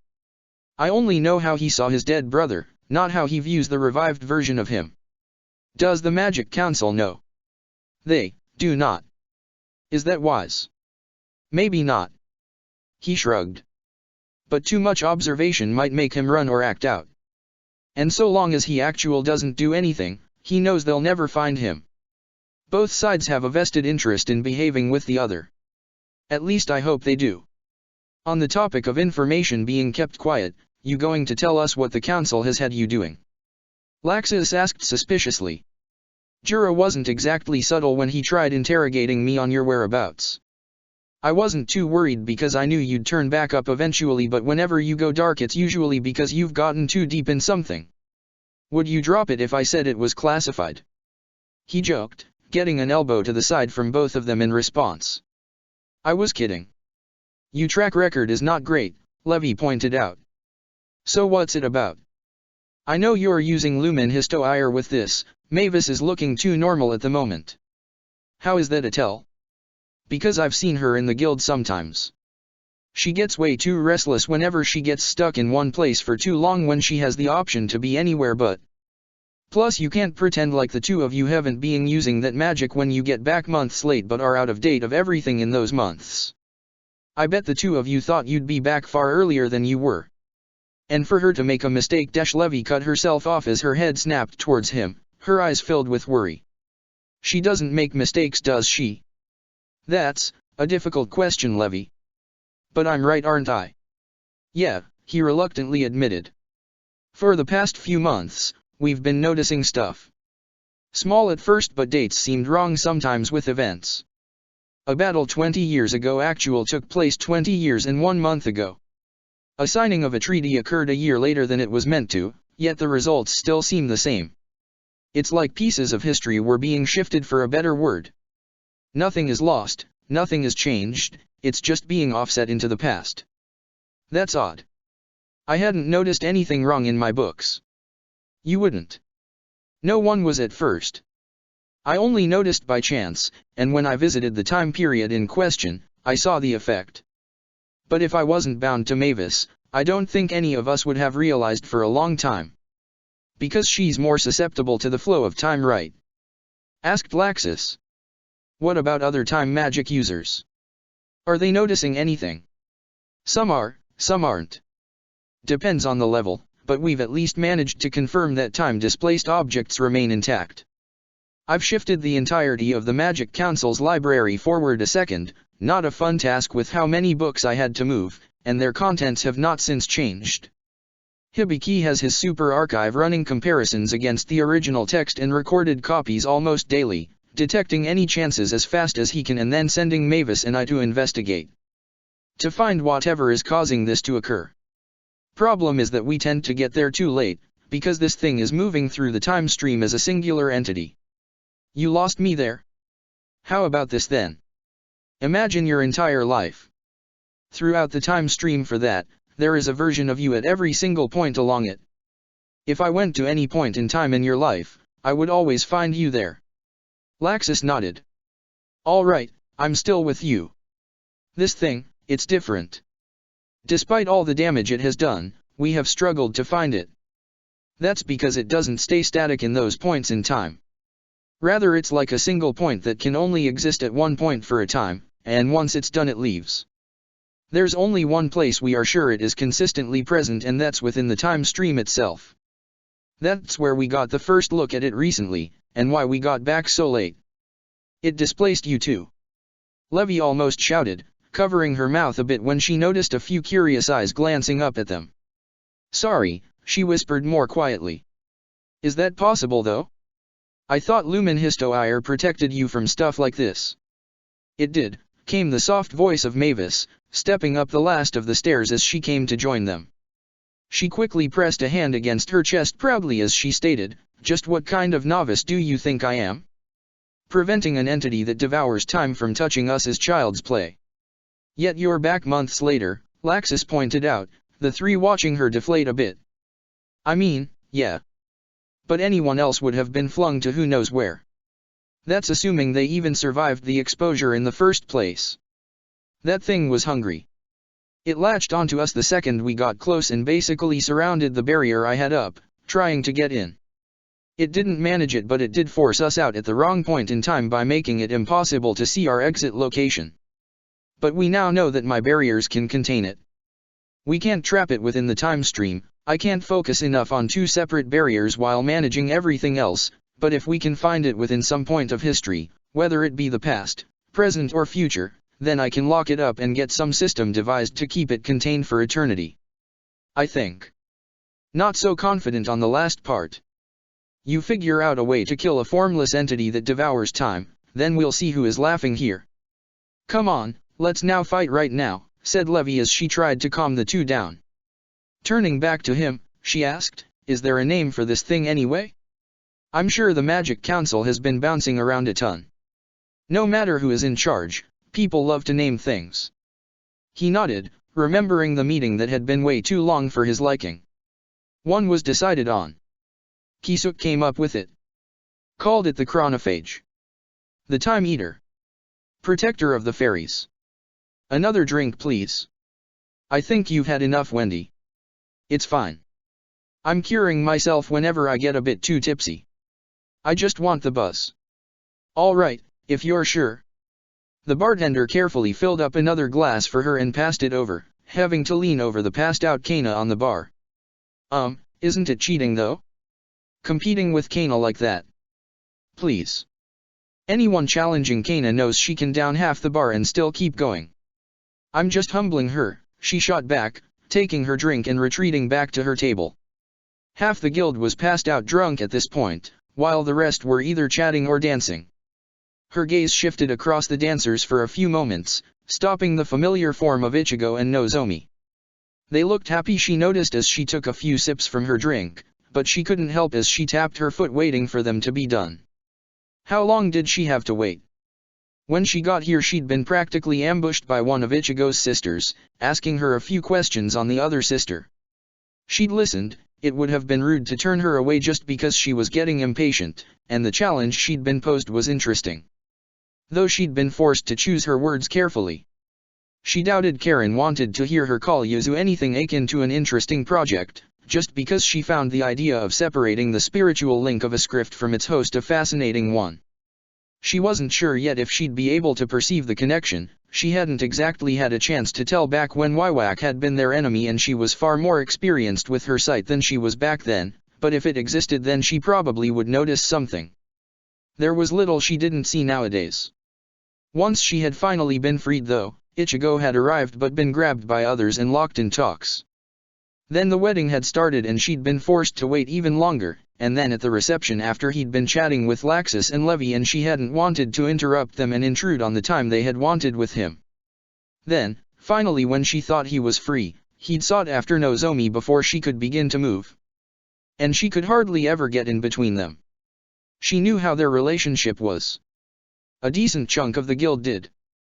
Their relationship jumped from on to off enough times for them to recognize the signs when they weren't on speaking terms, but it happened enough that they also knew they tended to sort out whatever issues they had and would get back together shortly after.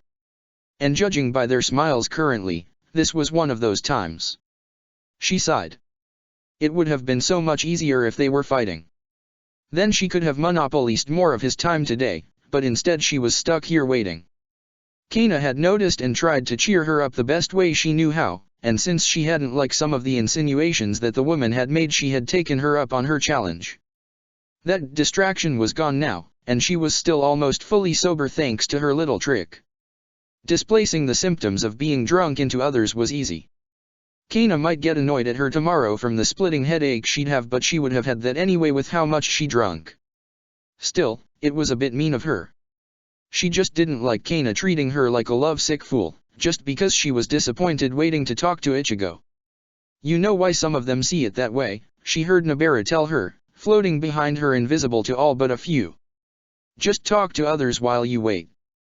There's plenty here you haven't spoken to in ages. I spoke to Kelia a month ago, I'm not bothered right now. Urza I met 2 months back on a jointed quest. That cooperation stuff was stupid when either one of us could have handled it solo, but the council does like their show of cooperation between guilds. Natsu and Lysina are probably reaching the point that they want some alone time now. Gajil's passed out drunk and dragged Sting down with him. Levi left half an hour ago and I see her at least once a week normally. I speak to Laxus enough when he's lecturing me. I haven't spoken to Gray in a while. But he's near Leon and that man hasn't let me near his daughter since I accidentally made her cry a year back. Do I need to go on? Why not dash? If you say wise I'm ignoring you for the night, she snapped harshly. Her eyes drifted towards where the young blonde mage was, the man who was only a few years younger than herself, currently looking like he was having a nightmare. She wondered if she was the cause of that. He hadn't been able to stand in her presence for more than a minute since their mission together. It wasn't like she hadn't tried to fix things. Well, maybe not as hard as she could have done. She'd apologized for scaring him, but she was sure her wording hadn't been great there. She'd been paying less attention to it than she should have been, too busy observing the fluctuations of his mental state to her and how her words triggered a negative response. She wasn't even sure why she tried in the first place. Because Laxus was disappointed in her? Because she was worried he'd tell Ichigo and he'd be disappointed in her? She couldn't help it if it was hard acting like everyone else. Besides, didn't they understand how hard she worked to avoid the temptation of simply messing with their emotions to fix the issues? If she wanted to, she could make Wise's fear of her turn into admiration or love or worship or whatever the hell she wanted it to be. So long as she found the right emotion and flipped the right switches, she could have him view her however she wanted. But she didn't, because she knew at least that wasn't right. That her thinking was warped. When had it started, she sometimes wondered. Was it when she became fused with Nobara and began to see things constantly like he did? Was it when she used the power of Nirvana more and more and became changed by it as a result? Or was she always meant to be different, from the moment she learned sky magic and saw a world no one else but those with the same kind of magic could see? Perhaps due to a mix of all three, but as she began to see a world that no one else could for year after year, she began to find it harder to relate to those who couldn't see it. She found it hard to understand why they were so slow to notice things she saw immediately, even though she knew the world was different in her eyes. She struggled to get why they thought her feats were impossible and monstrous, even though she knew that what she could do with Nirvana was far beyond the means of others, even if they had lifetimes to spend on it. At least with those she had teamed up with in the past, members of the old guard now of Fairy Tail, she knew she could get along with and that they understood she was different yet still didn't care. If it was power, most of them had it in spades. Laxus was the undisputed strongest guild master in all of Ishgar. Natsu could literally burn away magic itself. Gray could freeze it all solid to the point he sealed it away within ice. Even Levi, retired and injured from pushing herself too far for too long, could make the magic she used act to her whims and imagination like no others could. But they still flinched at her gaze. Not the one where she glanced at them from the corner of her eye. Not the one where she looked up through eyelashes with her head tilted down. But the straightforward gaze, where she met their own head on. And time after time, they always flinched. Maybe it was something they saw at her look. Maybe the way she focused on them, and took in every detail, was too unsettling. It hadn't appeared that way when she tried to do so in front of a mirror countless times, but when she put it into practice, the result was the same. Except in one case. "What are you doing over here by yourself, Wendy? You look miserable." Her eyes glanced up, staring at the man before her dead on. And he didn't flinch. Didn't avert his gaze, didn't try to find a reason to break it, he just stared at her like normal. Like people had done years ago before she became too warped for others to comprehend or understand. He wasn't unsettled by her. Perhaps because as warped as she was from human understanding, he was the same. "Waiting for you. You take too long. You could have grabbed me anytime you wanted, you know. Others have." "You were enjoying their company," she muttered back. "You were happy. I wasn't going to disrupt that just to cheer myself up and have you keep me company." She glanced over at Nozomi, the woman having more to the side and chatting to Jalal now. The man had thought he had hidden quite well, but then he'd end up dropped into the middle of a fight at one point by Nozomi, and now he wasn't even bothering to linger in the shadows, acting instead like a king as he kicked his feet up on one of the tables. "Did you fix things with Nozomi?" she asked, noticing how the woman seemed happier than before. Considering everything else around her, that was probably the one good sign for her tonight. "Yeah. She accepted my apology at least. We've reorganized things for next month." She seemed distracted though. "And you know why?" "No. But you're still worried regardless. What's her future looking like?" "I don't peek like that, Wendy. But even if you don't try, you still get glimpses, don't you?" Because that was the core of why she knew he could meet her own gaze and now find what she saw unsettling. Because while she would see the fabric of the world and how to manipulate it, he would see the strands of time and their outcomes. He'd said he didn't like it. He said he kept it suppressed. But she knew from her own experiences that such powers weren't so easy sealed. Their perceptions weren't that of normal people.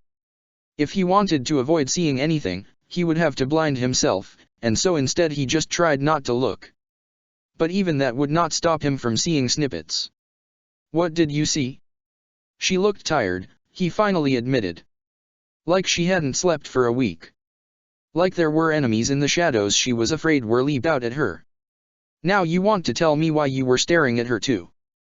You noticed?" Ichigo sighed at her, making her feel like she'd make some kind of mistake. "You realize when you find something interesting you stop blinking? You just stare at it, ignoring everything else around you until someone forces your attention away or until you solve whatever puzzle you're looking at." Nozomi didn't notice, luckily, she was too distracted herself, "but I'm pretty sure Kana didn't drag you into a drinking contest for no reason." She wasn't going to bother correcting him on the reason Kana thought she'd been staring so hard initially. "So, what did you see?" She glanced at Nozomi again, tilting her head a bit as she thought on how best to describe it. Perhaps though it would be easier to describe it as how she felt about it. "Alien," she muttered. "Foreign. There's something around her. Something lingering. Clinging to her like a shadow, but the way it flows is at odds with that around her. It's like she's been observed, but not in this plane. But elsewhere. I'd offer to tear apart whatever it is that is clinging to her, but it seems harmless right now. Plus I'm not sure how it'd react to me." "How it would react?" She nodded. "Yeah. It's looking back at me, which is hard to describe since it's a formless trace of something else, but it knows I'm looking at it. But it's not doing anything. Maybe it considers myself similar to it? I don't know. The Celestial Spirit King probably does though." "You noticed the magic lingering on her like a shield?" "Barely," he muttered back, "which means no one else did, I reckon. Either he was trying to grab our attention or he's trying to shield her from something." "You haven't seen that giant in a while, have you?" "No, but you have. Or will. I'm not sure what order that is in for you sometimes. I met him once when I was investigating the chronophage, right? A singularly entity like that. I wonder how it looks. Obviously there is a time component to it, but the composition of its body and soul must be one of a kind." "Ah. You realized you aren't meant to know this." She ducked her head a bit, but she could still feel that gaze of his burning a hole through her. "I'm sorry. I might have listened in. Just a bit." He sighed, but he didn't sound angry, giving her reason to lift her head back up. She noticed he looked annoyed, but not like he hadn't expected this. You knew. I did try to avoid it, but I got a glimpse when I noticed you earlier, mentioning this. I figured I either told you myself, which I doubted, or that you listened in. And since I was paying attention, I noticed the disturbance behind us when you pulled your little stunt. What was it? Displacing sound from one area to the other and then reversing it back so you could hear it but not let us realize what was going on. You picked it up from the difference in sound? She asked in amazement, only for him to shake his head and poke a figure towards Mavis, the girl having taken Nabara to one side as they chatted in the corner, probably about her if the amount Nabara was talking was any indication. Ah. When she went up the stairs, right? Pretty much. She might not have known what you did outright, but she's smart enough and perceptive enough to know that in this room there was only one person capable of such subtle magic on the fabric of the world. I can talk freely on this then. Ichigo glanced around briefly, eyeing the others nearby and seeming happy no one was able to listen, whether too drunk or too occupied or simply too far away to make anything out. All right. You're going to pester me anyway. What do you want to ask? She smiled widely. Can you talk me with you? No. And immediately that smile dropped, replaced by a frown as she glared at him. Why not? I'm not taking you on a trip through time. You have the space, it's not like one extra person in Fairy Sphere will take up more magic. The shield's cost is by space, not by person. You're correct. But there are a few very good reasons to not take you on such a journey. 1. It's dangerous. I'm an S-class mage who could beat almost anyone in this room. Because the entity I'm trying to track devours time, Ichigo continued, as if she hadn't interrupted him. Nirvana is powerful, but can you protect against it? I can deal with time magic. You know that. Besides, it hasn't affected me yet. I even notice when it causes disruptions to time. And you didn't say anything or try and fix it. Ichigo demanded from her. I know you can do so if you notice disruptions, you did it with Waiwaka's power. Yeah. But I thought these disruptions were caused by you. And if they were your changes, I wasn't going to stop them from happening. You'd obviously were right in making them. Ichigo stared at her for a moment, making her think she had said something wrong, before he sighed again in frustration. Wendy, just because I change something, it doesn't make it right. Don't let me do as I wish, else one day I might abuse that trust. Ah. He was still worried. Even though he was using Mavis' power now, he was still worried he'd one day decide to go around and fix every problem he came across. His resolve to resist such temptation though was still impressive, more so now that he was using said power. It was the same kind of resolve that helped her avoid her own temptations with Nirvana too. Noticing disruptions though don't necessarily mean you'd be safe. This is an enemy I'm wary of, because I don't know what it's capable of or how its power might affect me. Reason 2, I'm not going to be your excuse for running away. I'm not running away. She exclaiming, raising her voice before quickly covering her mouth and lowering herself back down into her seat when a few glanced her way. I'm not. I swear I'm not. Laxus told me what happened, Wendy, Ichigo said to her simply. He didn't sound annoyed, at least. Just disappointed? That sounded like it. I know it hurts when people don't understand you. And I know I'm not in a place to offer good advice on this. Our situations differ too much.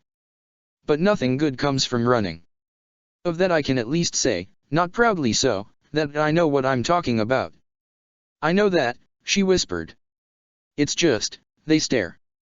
They whisper between themselves. They don't laugh or hurl insults or try and attack me in any way. They're good people here, the ones Laxus wants me to try and know. They aren't trying to be cruel or mean, but I scare them. And I have tried. Maybe not as hard as I should in all cases, but I have tried. But they look at me, and don't understand who I am. I've tried changing in the past, but then I feel like a lie, like I'm purposefully wearing a mask, and I end up pushing them away or they push away when they finally ask me to take off the mask. I'm tired. Tired of it all. So maybe it is running away, she admitted as she stared back at him hopefully. But isn't that all right? Just for a bit? It's different with you. We might not see the same things, but neither of us expects the other to. Both of us perceive the world in different ways that no one else but our partners, Nabera and Mavis, can even begin to describe. I don't frighten you because we're too similar, and even if just for a bit I want to not have to worry with all of this. I just want to go on a quest with someone who will meet my eyes and not flinch. Is that so wrong? That's not healthy, Wendy, Ichigo stated, sighing in a way she knew was a surefire sign that his resolve on this was crumbling. Coming with me won't fix your problems, it'll make them worse. Then I'll try some more. Take me with you, and when I get back I'll try again. I'll take it seriously once again. I know I can do so and take that risk if I can at least have just a small break away from it all. Besides, that's needed anyway. My presence is scaring people and they need my absence to begin to get over it. It's this or a year-long quest, and at least with you I'll have company that isn't Nabera, since he likes to lecture me a lot currently, and I'm sure you can agree it's more unhealthy for me to only talk to the entity that embodies nirvana that no one else but us can see. You'd still be at great risk. She frowned. He was back to risk again. He knew she was strong, and they'd already been over this. Why was he clinging to this awe? He'd been hiding it under everything else, but by peeling away each excuse she could find it beneath. The guilt. The familiar guilt. What did you do? She found herself asking curiously, making him freeze. You're feeling guilty. Normally that doesn't mean you are actually guilty though. For you, it's normally the feeling you place on yourself when you view something as your fault or your responsibility to fix. And you're feeling that right now? About the chronophage? Why would you feel that way? Unless, did you Creed dash? Ichigo's hand shot across her mouth before she could finish that sentence, his eyes darting from side to side as he made absolutely sure that no one had heard what she had been trying to say. It didn't matter much to her though. This was a lead she'd relentlessly pull on to get what she wanted. Well? She asked as he brought his hand away. Did you? He looked more guilty now, but also unsure. She noticed how he fiddled with the energy in the air as he tried to find his words, a subconscious habit she had noticed he had taken to more over the years. A leftover from his time as the avatar of magic itself, she supposed, in that even if he didn't make it visible he knew how to incredibly easily manipulate it and make it dance in his palm without needing to think. But it usually happened more whenever whatever he was thinking about seemed to relate to that time. The largest event I ever changed was the world's end. I interfered in my own timeline. I stopped Mimi Heiji, but I also destroyed the very reason I went back in the first place. Maybe normally it could have been managed, but Mimi Hagi's actions weren't one thread of time out of a million. Rather, he played events so that all time collapsed into a single thread where it could all end it. And my actions returned one back to a million. Ichigo paused for another moment, glancing briefly at Mavis. Mavis and we've talked on this over the years. We wondered if there might be consequences. When the world was first remade and time began to diverge to millions of branches once more, the attempts at reconnecting all of history to new futures combined with the presence of the one who could cause it being unable to do so almost shattered reality. It created a paradox that would have ripped apart the time that was trying to stabilize, and so I removed the issue by erasing my past self. But I was slow, too weak to react as fast as I should have done. For a short while, that paradox would have left rumblings through time. And it's possible that, during the chaos, it created something. Something to fix the mistake. Something to correct time, and the only way to do so was to simply devour whatever the problem was. That's what we believe the chronophage is. The after effects of my efforts to save the world from Mimi Heiji. Laxus and Levi don't know, do they? No, but you being a little eavesdropper know that already. No one knows this, except for Mavis and I. And now you and Nabera. And that's why you won't take me with you, she pointed out. You see it as your responsibility. Your mess. You want to fix it yourself where possible. It's still a bad habit of mine. Nozomi calls me out on it too much, even if she says I've gotten better. But if I did cause this, I need to fix it. Before my attempts at saving cause destruction. I won't tell Laxus or Levy because I won't drag them into this, not when they have lives they are living and when Levy would try and force herself beyond what she's capable of now. Though they probably suspect something. They do. Not surprising then, he muttered with a chuckle. They are some of the few who know me best. Of course they'd notice I'm trying to hide something when I spent so many years doing just that. Do you understand now? Yeah. So I'll come with you. Thanks, Wait, what? I'll come with you, she repeated, smirking slightly. It sounds like it'd be a fun mission in the first place. I'm strong enough to help, I need to get away anyway. Oh, and I will blackmail you if you don't agree. Blackmail? He looked at her in disbelief. It might have made her back down and drop the threat if not for the fact she knew without it he would cling to his stubbornness. Wendy, you can't just dash. Shall I start with Laxus? Once he knows he'll drop everything as you well know. Or what about Nozomi? I'm sure she might be pretty pissed. Oh, what about Levy? How many lectures do you think you'll get until she's satisfied? I could have fun watching that. Weren't you listening to anything I said? I was. And I don't care, she stated calmly, confidently placing a hand against her chest. You're looking at the woman who Wywak himself saw as one of the major threats to his desires near the end, all because I could reject the time he tried to cast and restore the world to its previous state. I can confidently say that with my power I'll be invaluable to you. If you're not able to catch it yet when chasing it through time, I might be able to see clues in the world itself that offer a hint. You have nothing to lose, everything to gain, and all it will cost is giving me the chance for a break from all of this. Sounds good, right? He stared at her for a moment. Then another. The longer it dragged on for, the less confident she felt and the more she felt like she hadn't presented her case well enough. Should she lean more on the blackmail? Perhaps try and rephrase things again and sell her skills more? Perhaps if she...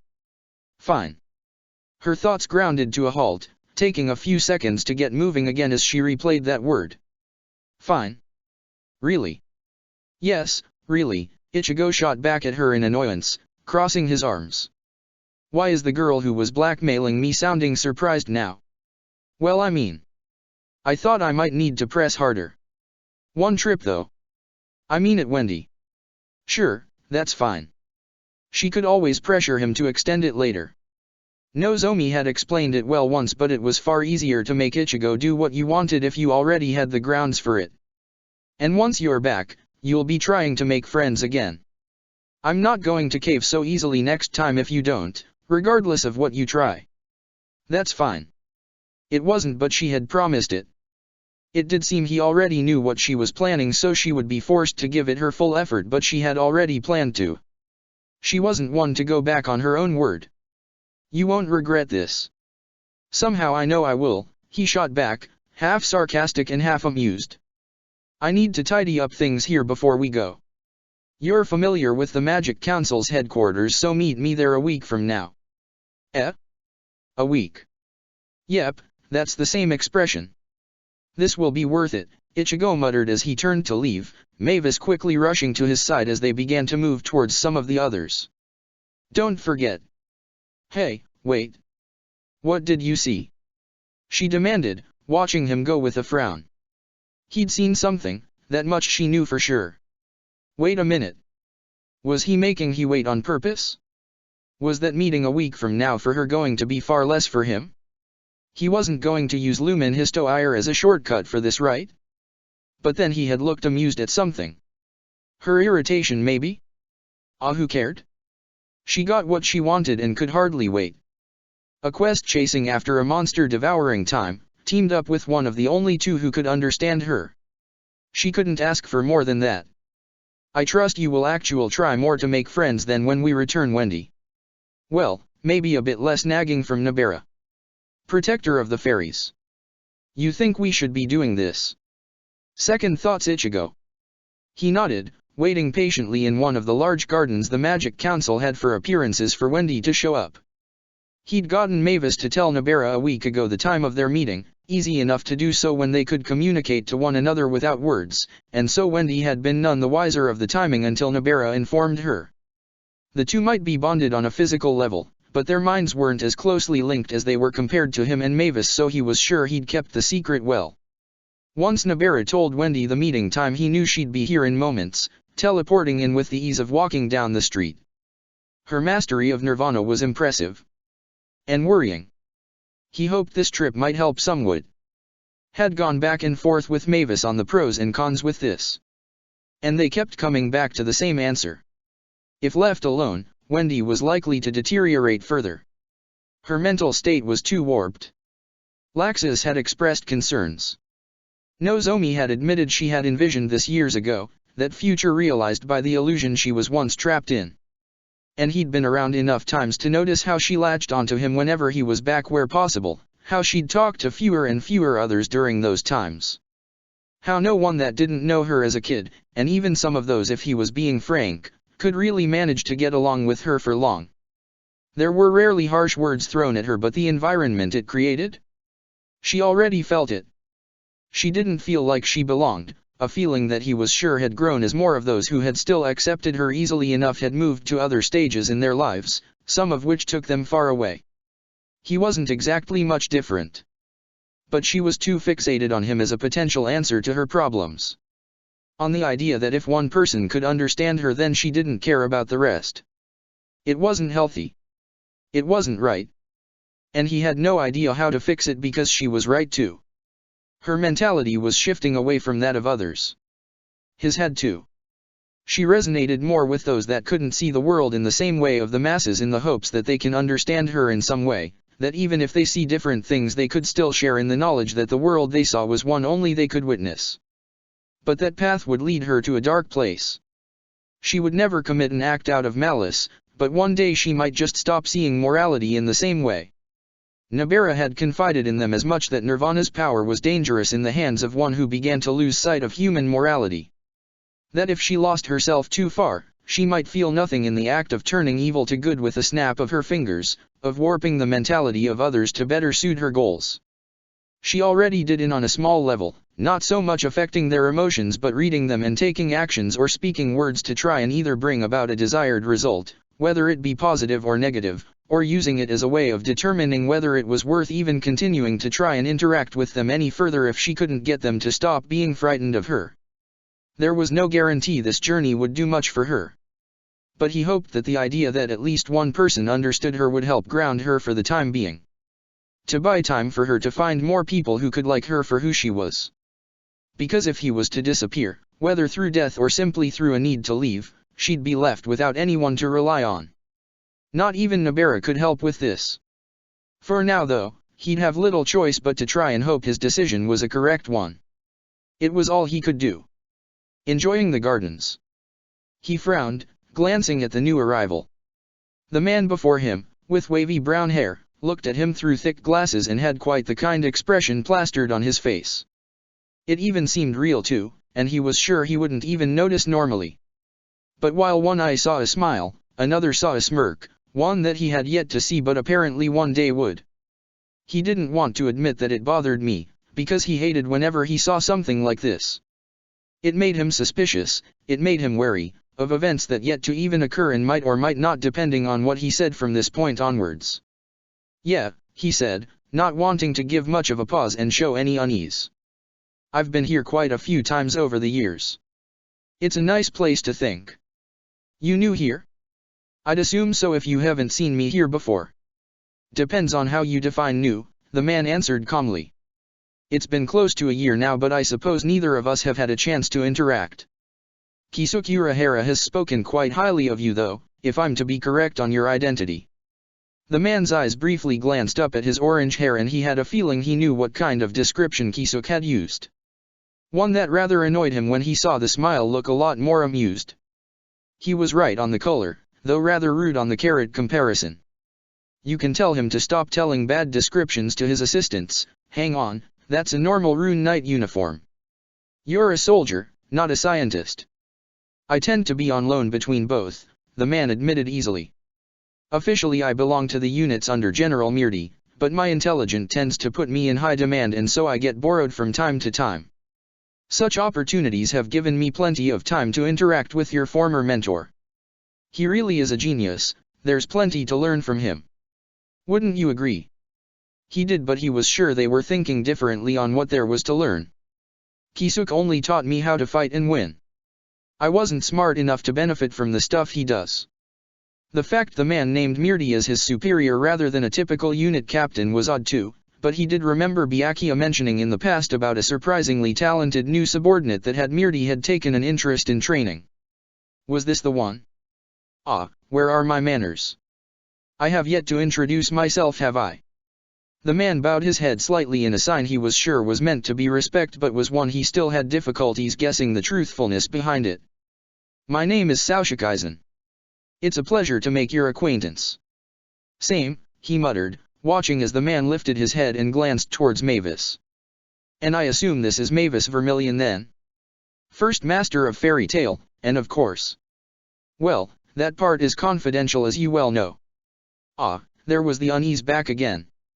He didn't have to look to know that Mavis had taken a step behind him, putting him as a wall between the two. The man though seemed to notice her unease and gave another smile, one that tried to express his regret. I'm sorry. My curiosity got away of me. There's a lot of things I've been able to learn over the years, especially in this last year, and I couldn't help but approach the two of you. I was curious to see what the man from the legends was like, and how the object of desire from the Great War acted. But it seems I have caused some distress regretfully. Do not fear, I was only interested from a scientific point of view. The idea of living and breathing entities of magic like her were rather fascinating. That's fine, but as you can tell Mavis isn't much of a fan. So do you mind leaving? Of course. Apologizes once again for the trouble. Though I do hope we will get a chance to talk again. I'm sure there are viewpoints of this world that only you two have that I'd be rather fascinating in learning if you had time. With that the man left as quickly as he had arrived. He watched him leave to be sure, seeing this Aizen meet up with other soldiers as he reached the edge of the gardens and then disappear further into the corridors of the Magic Council to who knows where. Only then did he let himself relax a bit, glancing at Mavis who was still staring after the man. You okay? Fine. Just, you noticed right? We do meet him again. I'm not going to look. You sure? Because he seemed off. But only because we knew he would be. I know. But you know I don't like seeing what is to come, Mavis. What is to happen will happen, but unless it's in the short term I don't like knowing my personal future. There's too much chance seeing it will lead me to causing it when I'm guessing on what leads to a result. We've seen it happen once too, where our actions lead to the same thing we saw. If you're sure. Just, watch yourself around him. I will. You will what?